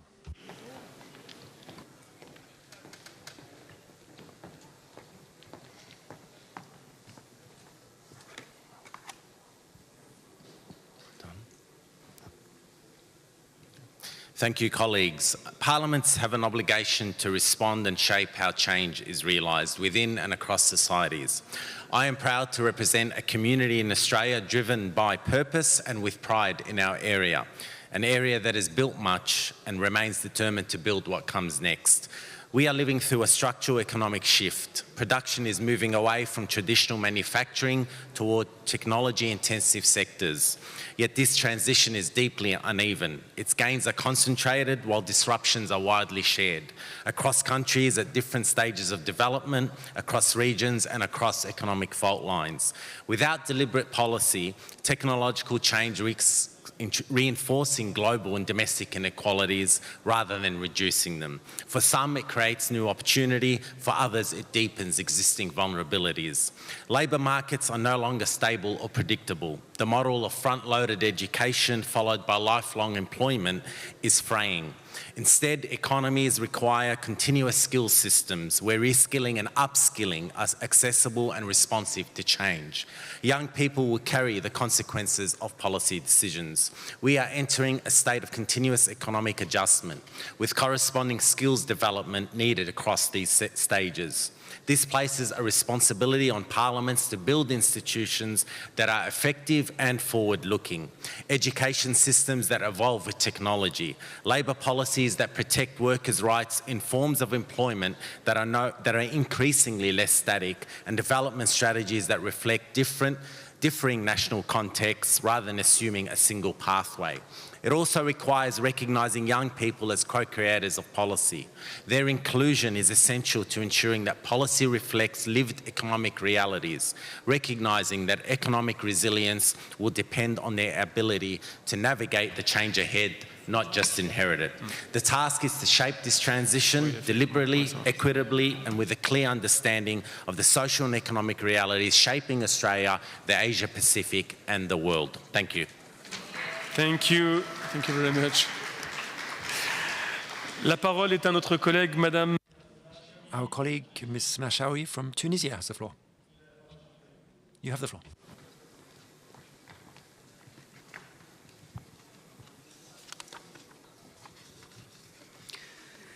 السيد الرئيس. Mr. President, at the outset, I have the honor, on behalf of the Tunisian delegation and on my own behalf, to extend my deepest gratitude to the Republic of Turkey, its leadership and its people for their generous hospitality and for the excellent organization of our sittings, so as to best reflect the long-standing position of Turkey as a meeting point for civilizations and parliaments. Mr. President, ladies and gentlemen, I am speaking to you today as a Tunisian woman, as an Arab young woman, to ask you a very simple question in form, but very deep indeed. How can we strengthen and nourish hope in a world predominated by disenchantment and frustration? How can we talk about peace when women in Lebanon and Gaza are bombed, when entire families are being erased, when hospitals, schools, places of worship are being destroyed in more than one Arab and Islamic country?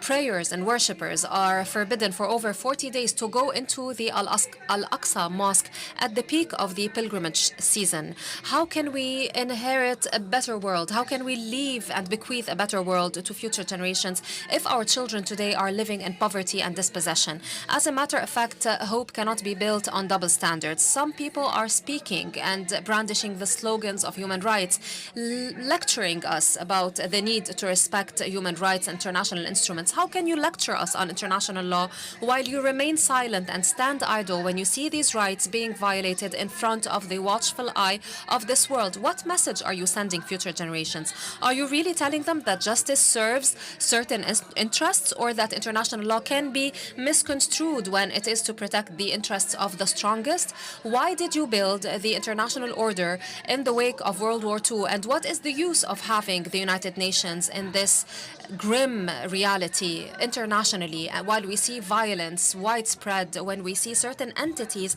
considering themselves states acting above the law? Now, when it comes to gender, you cannot speak of peace without protecting women, and you cannot speak of the future without protecting children. Women in conflict zones are not only victims, they are peacemakers if you give them the chance to be. What peace are you expecting from girls if girls are deprived of education and bombed in the middle of schools? We have numerous examples in our Arab region of these practices. Children are deprived of their most basic rights, the right to life. Hope is not a slogan we brandish and wave in our faces. It is a commitment. Peace is not something that we only talk about. Justice is not an unfulfilled promise for future generations. It is something that we need to focus on today. We should end selectivity in implementing international law, and we should translate our promises into an effective protection of women and children in all war zones. Thank you.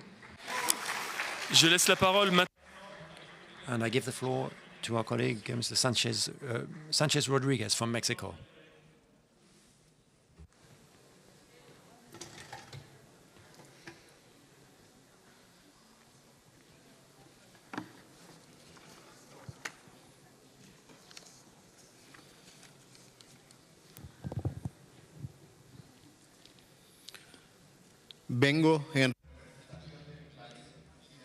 I speak on behalf of my country and my generation in Mexico. My name is Ernesto Sanchez. I'm Mexican, and I'm an opposition delegate in Mexico. The situation in my country is very complicated.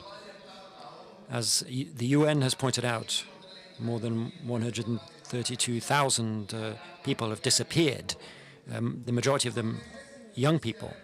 And just a few months ago, the new judiciary was set in place, giving it greater independence, which gives us a chance for greater justice. I represent the state of Quintana Roo, where you have the most famous beach, Cancun, in Mexico, where we really need to rebuild the social fabric. But instead of dealing with those challenges properly, the current regime has polarized our country as a political strategy. Denouncing that reality as a part of the opposition party means showing great bravery. We see hundreds of thousands of Mexicans who are brave enough to do so across the country, from the north to the south to the east, in Mexico, Veracruz, Tamaulipas, all over the country. I represent all of them here in Turkey, speaking to you today. I got into politics at the age of 16, and I'm part of a generation that believes that democracy can still overturn any autocratic regime. To seek education, we need bravery. We need to have all of the necessary tools to create a more prosperous future. All young people deserve to go to school without suffering from disappearance or recruited into organized crime. They deserve an education, but they also deserve healthcare and inspiration. Young people deserve a better future, and they deserve a better present. So to conclude, allow me to say that our work as parliamentarians is to ensure that laws are adopted and public policies are identified, and that the necessary resources are made available to implement them and to bring these people hope. Because those of us who've got into politics know that a country can't just be for the few, but it must be for all. Opportunities mustn't just be for the select few, they must be for all. And so allow me to conclude, fellow parliamentarians, by saying that I call for greater unity in order to build the common good for Mexico, for my continent, and for the world. Thank you very much. Thank you. And the colleague now from Ireland will have the floor, Mr. Murphy.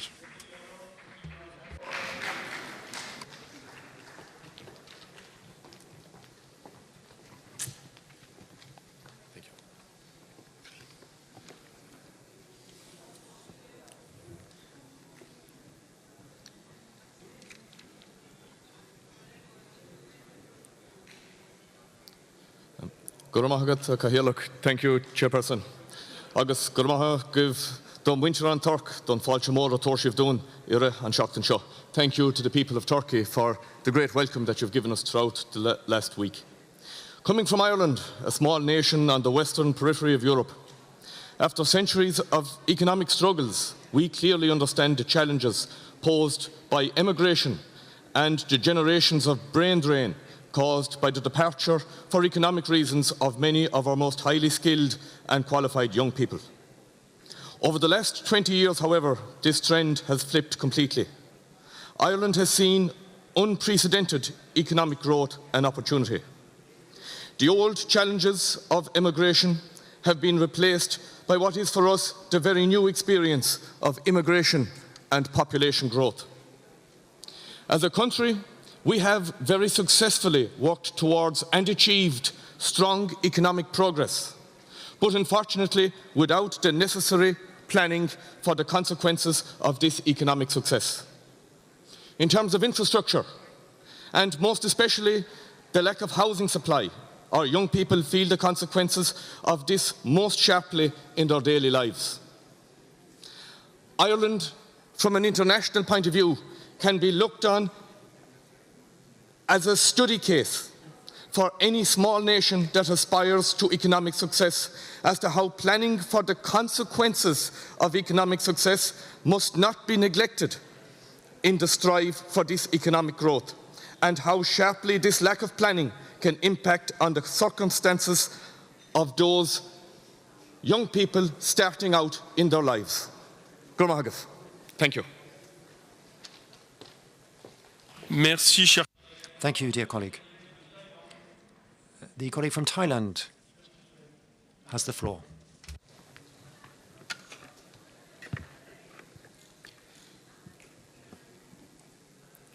Honorable Chair, dear colleagues, Sawadee krap. I'm honored to be here on behalf of the young people of Thailand.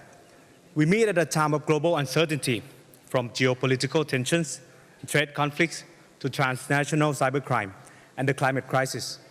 Many young people feel hopeless and ask the difficult question, are we giving them a world full of hope or a world of burdens? That is why our theme, Nurturing Hope, Securing Peace, and Ensuring Justice for Future Generations, is so timely and truly telling. To achieve this, we must empower young people. They have the full potential to shape the future, but they need the space to shape it. One of the strengths of the IPU is its belief in the power of young people and space provided for them to contribute. Thailand shares this same belief. Today, Thailand is increasingly driven by a new generation of leaders across all sectors. Together, we are driving a sustainable economy, improving education, addressing climate impacts, tackling scam networks, and reforming public administration to ensure a transparent and fair system for all. However, today's challenges cannot be solved by any one country alone. We must work together through sincere global cooperation with real action and real results for our people. This includes supporting future leaders with future skills, expanding economic and political opportunities, and promoting sustainable development. Dear colleagues, we have learned how much we can lose when we are divided, but we have also learned how much we can gain when we are together. So let us work together to empower young people, turn these lessons into action, and build a world filled with hope, peace, and justice for future generations. Thank you. ขอบคุณครับ Merci, cher collègue. Thank you, dear colleague. And I give the floor to our colleague Hakobian from Armenia.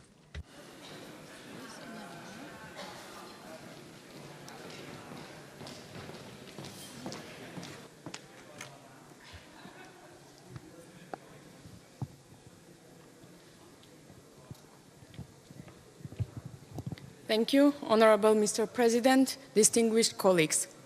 It's a privilege to address this Assembly on a theme that is a moral imperative for our generation. I come from Armenia, a country moving toward a new era of stability. On August 8, 2025, we turned the historic page. The joint declaration signed with Azerbaijan was more than more milestone. It was a commitment to mutual sovereignty grounded in the 1991 Almaty Declaration. Today, for the first time in decades, we have seen nearly 2 years without victims along borders. The silence of the guns is our most powerful message of hope. And hope becomes lasting when it delivers real benefits. Through the Trump Road for International Peace and Prosperity, TRIP, we are transforming the South Caucasus into a hub of connectivity. Last November, a cargo train from Azerbaijan reached Armenia via Georgia for the first time since 1991. We are also ready to facilitate transit between Azerbaijan and Turkey, believing that interdependence is the best antidote to animosity. My government has embraced the vision of real Armenia, a state anchored within its internationally recognized borders. By choosing diplomacy, we have also secured the return of our citizens from captivity. As we approach our parliamentary election in June 2026, our goal is to make peace and democracy irreversible. We have learned that our destinies are interconnected. If we do not safeguard our peace, no one else will. Armenia stands ready to build a future where borders are not barriers, but gateways to cooperation. Thank you. Merci, chers collègues. Thank you, dear colleague. And I give the floor to Ms. Kasayeva from Azerbaijan.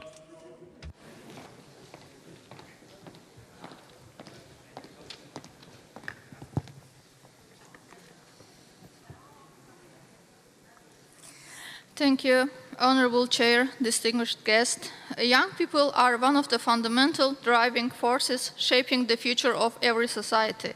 And in this regard, the decisions taken today will have a lasting impact on the lives of future generations. The crises we are facing in today's world are not isolated issues, but interconnected global challenges. The weakening of trust in international law, gaps in its implementation mechanisms, and growing social inequalities pose serious risk to international peace and stability.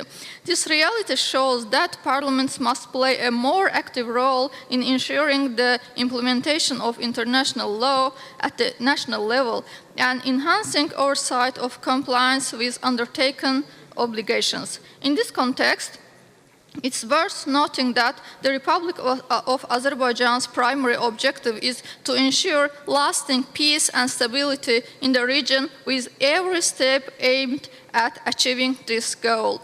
The strength of parliaments comes from their role as a link between the people and the state. However, this connection can only be effective when decision-making processes are inclusive and all segments of society, particularly young people and women, are meaningfully involved. In this regard, Azerbaijan offers a wide range of opportunities for young people to realize their potential.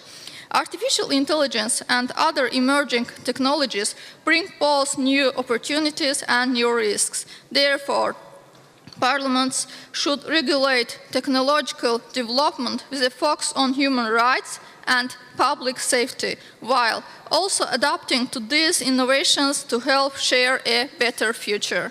In today's challenging global environment, strengthening international cooperation remains essential. Countries cannot effectively address these challenges on their own, making parliamentary diplomacy an important tool for maintaining peace and stability. In conclusion, our main responsibility is to leave future generations a more just, secure, and hopeful world. Thank you. Thank you, dear colleagues. La parole est à notre collègue. Our colleague from Liechtenstein has the floor.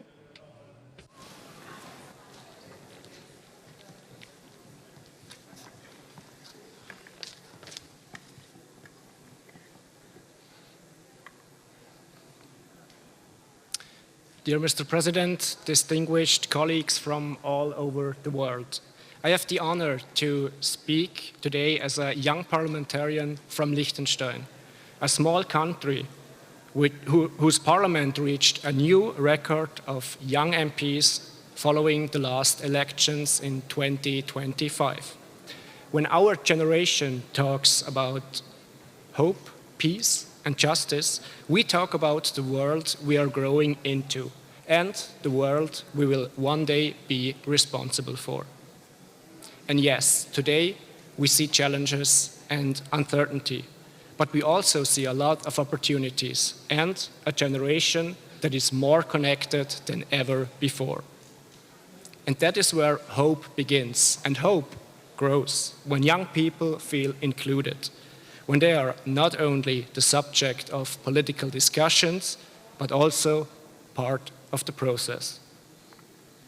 Participation is not just a symbol, it is the foundation of trust. If we want to secure peace, we must invest not only in institutions, but also in people. Peace is built long before conflicts arise, through education, inclusion, and mutual understanding. And when we talk about justice for future generations, we have to look beyond short-term solutions, because our generation will live with the consequences of today's decisions. Dear colleagues, around the world, young people are engaged, informed, and ready to contribute. They are not turning away from democracy. They are asking to be part of it. So let us build bridges between generations, because hope is nothing we simply pass on. It is something we build together. Thank you. Thank you, dear colleagues. La parole est... Our colleague from Canada, Mr. Chong, has the floor.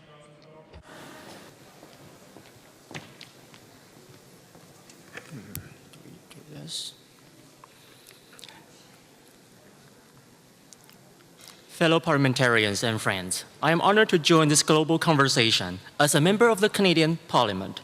I stand before you as a parliamentarian who is Asian, immigrant, and proud gay. My presence here was not guaranteed. It is the result of barriers being challenged and systems being changed. So let me be very clear. The most powerful force in systems change is not policy, not funding, not programs. It is mindset. Because policies reflect mindset, funding follows mindset, and programs are built on mindset. If we do not change how we think, we will rebuild the same system that produced inequality, just more efficiently and effectively. In Canada, change started with truth. In 2017, our Prime Minister acknowledged in the House of Commons the systematic harm against two LGBTQIA+ individuals. But truth does not change system, action does. And action begins the moment we stop accepting outcomes as predetermined. Because what we call inequality is very often design. Systems are not neutral. They are built on priorities. They are built with biases, with consequences, and they deliver exactly what they are designed to deliver. If we want new outcomes, we must redesign with intention. That means bringing new voices into decision-making. That means shifting power. That means choosing courage over comfort.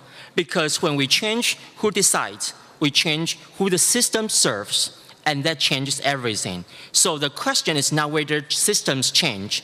The question is this: will we redesign them intentionally, decisively, or will we allow them to keep failing people as designed?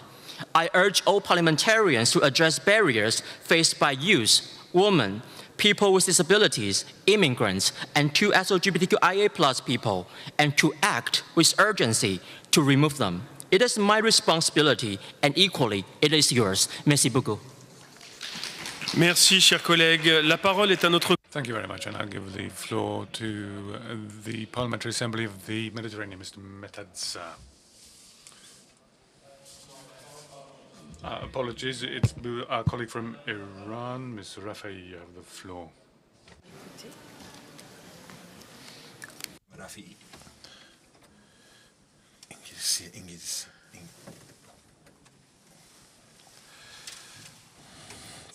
In the name of God, the most beneficent, the most merciful, my dear colleagues, I come from a land that throughout the 2,500 years of civilization and governance has never initiated a war. A people who thousands of years ago drafted and implemented the first true charter of human rights. Yes, I'm talking about Iran. However, 50 days ago, this land was targeted by military attacks from the cursed Israeli regime and the vile United States of America, resulting in the massacre of many of my fellow countrymen and women. Yet I salute the people who, contrary to the unusual behavior during the times of war and crisis, did not migrate, did not flee, but instead stayed, resisted under bombs, and every night in unity and solidarity raised their voices in defense of their homeland and their system. Dear colleagues, the targets of the brutal attack were not only military centers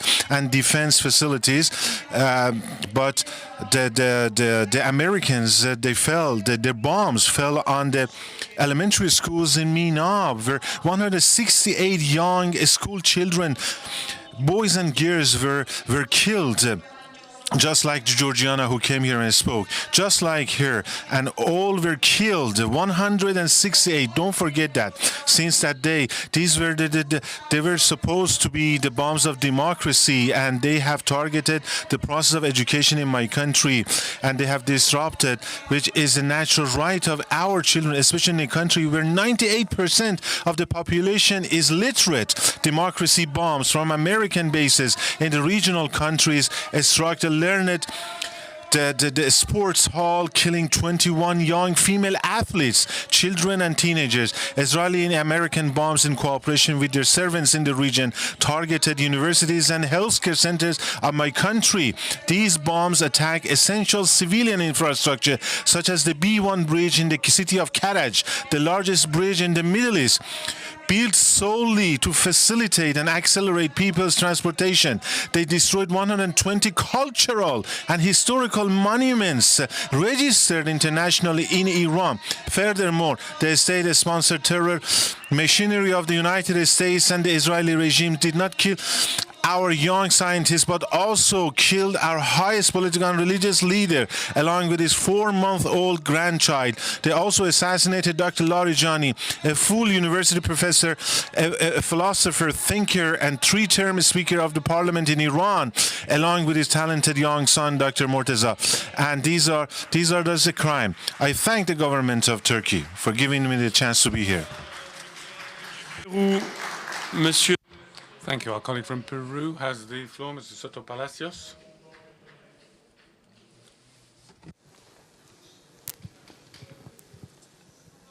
Okay. Señor Presidente.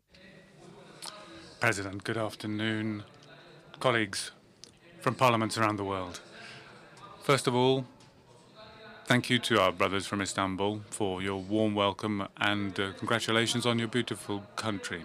We're here again to discuss an issue of fundamental importance, promoting peace, nurturing hope, and ensuring justice for future generations. With peace, we can look towards a brighter future. It is a universal desire, but to guarantee it, we need to guarantee impartial justice and fulfillment of human rights. That's the only way we can maintain social order in the world. There are wars in the world, impairing our stability. So let's work to ensure that disputes are resolved peacefully. We cannot contemplate further deaths of millions of innocents. That is not the path to peace. So I propose that the IPU issues a declaration calling on leaders of the world who have their differences to set aside their bellicose attitudes and take a responsible, peace-based approach. We owe future generations a better world where peace, hope, and justice win out over arbitrary decisions and the pursuit of war. I can't close without once again thanking the IPU for giving me the opportunity to be part of this important organization for 5 years and arranging the 11th Conference of Young Parliamentarians in my home country, Peru. Thank you. La parole est à notre collègue de l'Ukraine. Thank you. Our colleague from Ukraine, Ms. Tashiva, you have the floor. Madame Vasilenko, pardon. Sorry, apologies. Ms. Vasilenko.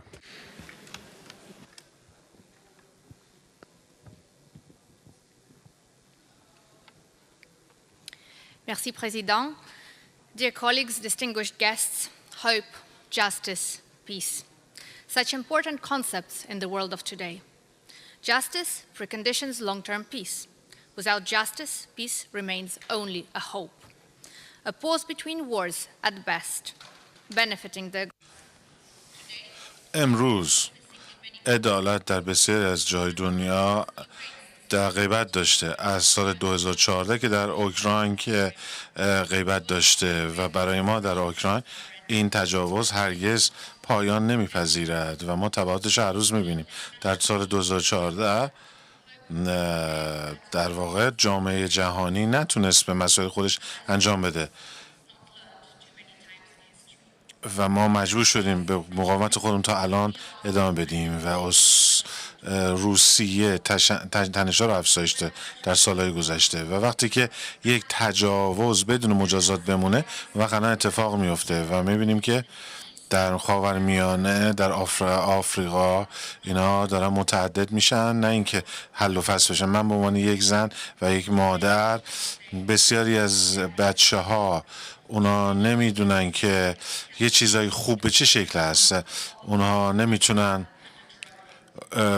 باید در واقع الان بیان و ببینن تشخیص بدن که صدای یک پهپاد با یک موشک چه فرقی با هم داره. عوض اینکه صداهای خوب بشنون و بازی بکنن باید در پناهگاه ها سکونت گزینند و این چیزی هستش که وقتی که ما اینجا هستیم ما اینجا میایم در مورد صحبت میکنیم و امنیت همکاران به خاطر بچه های خودمون و برای آینده ما نباید ناکام بمونیم و وقت جنگ ها نباید اینطور باشند و اینکه بمونن باقی بمونن و بدون مجازات بمونن.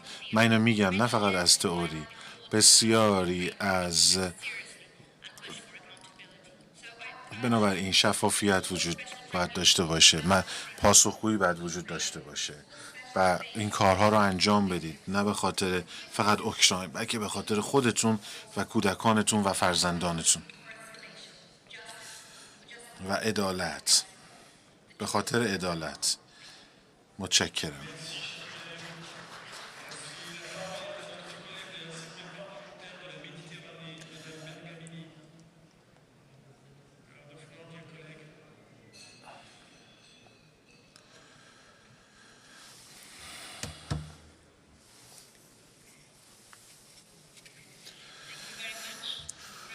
متشکرم. من آخرین سخنران هستم. مرسی به خاطر تاباوریتون. نسای آینده دموکراسی با چالش‌های همچون تغییرات اقلیمی، تکنولوژی‌های نوین و ناکارآمدی‌های ساختاری روبرو هستند. تمرکز بر عدالت میان نسلی و تغییرات بنیادی برای مشارکت دادن نسل جوان در تصمیم گیری های کلان سیاسی ضروری می باشد. نسل معروف زد، حضور فعال نسل‌های جوان در تغییرات سیاسی و اجتماعی ساختارهای دموکراتیک فعلی ما را با چالش و بازآفرینی مواجه کرده است و دموکراسی اقلیمی در دیوانهای حقوق بشر به سمت پذیرش تعهدات اقلیمی برای تضمین آینده نسل‌های بعدی حرکت می‌کنند و ما باید ساختارها را مورد بازآفرینی قرار بدیم. برخی از تحلیلگران بر این باورند که دموکراسی فعلی بیش از حد حالگرا هستند و برای بقا نیاز به طراحی دوباره ساختارها به منظور در نظر گرفتن منافع نسل‌های آینده دارند. As well as in intergenerational dialogue. In this spirit, PAM has established the Youth Initiative, an open platform designed to connect existing youth fora and political leaders and parliamentarians among the Euro-Mediterranean and Gulf regions. By championing a model of parliamentary diplomacy that prioritizes long-term regional resilience over short-term gains, PAM remains dedicated to building a Mediterranean region where the next generation inherits a credit of hope, justice and peace, rather than a debt of unresolved conflict. Let me also express the support of PAM for the ceasefire between the US and Iran and the recent ceasefire between Israel and Lebanon. The escalation has threatened to engulf the entire region with catastrophic consequences. Let us all work towards ensuring that this pause in hostilities matures into lasting peace and stability for our younger generations. Thank you. Merci, chers collègues. Merci. Thank you, dear colleague. So that concludes the general debate. Thank you very much for your kind attention and your participation, and look forward to seeing you tomorrow at 9 a.m. precisely for the election in the Governing Council of the new Secretary General. And of course, I invite you to the cultural evening, which is organized by our kind hosts, the country of Turkey. Thank you very much for your participation. Have a wonderful evening.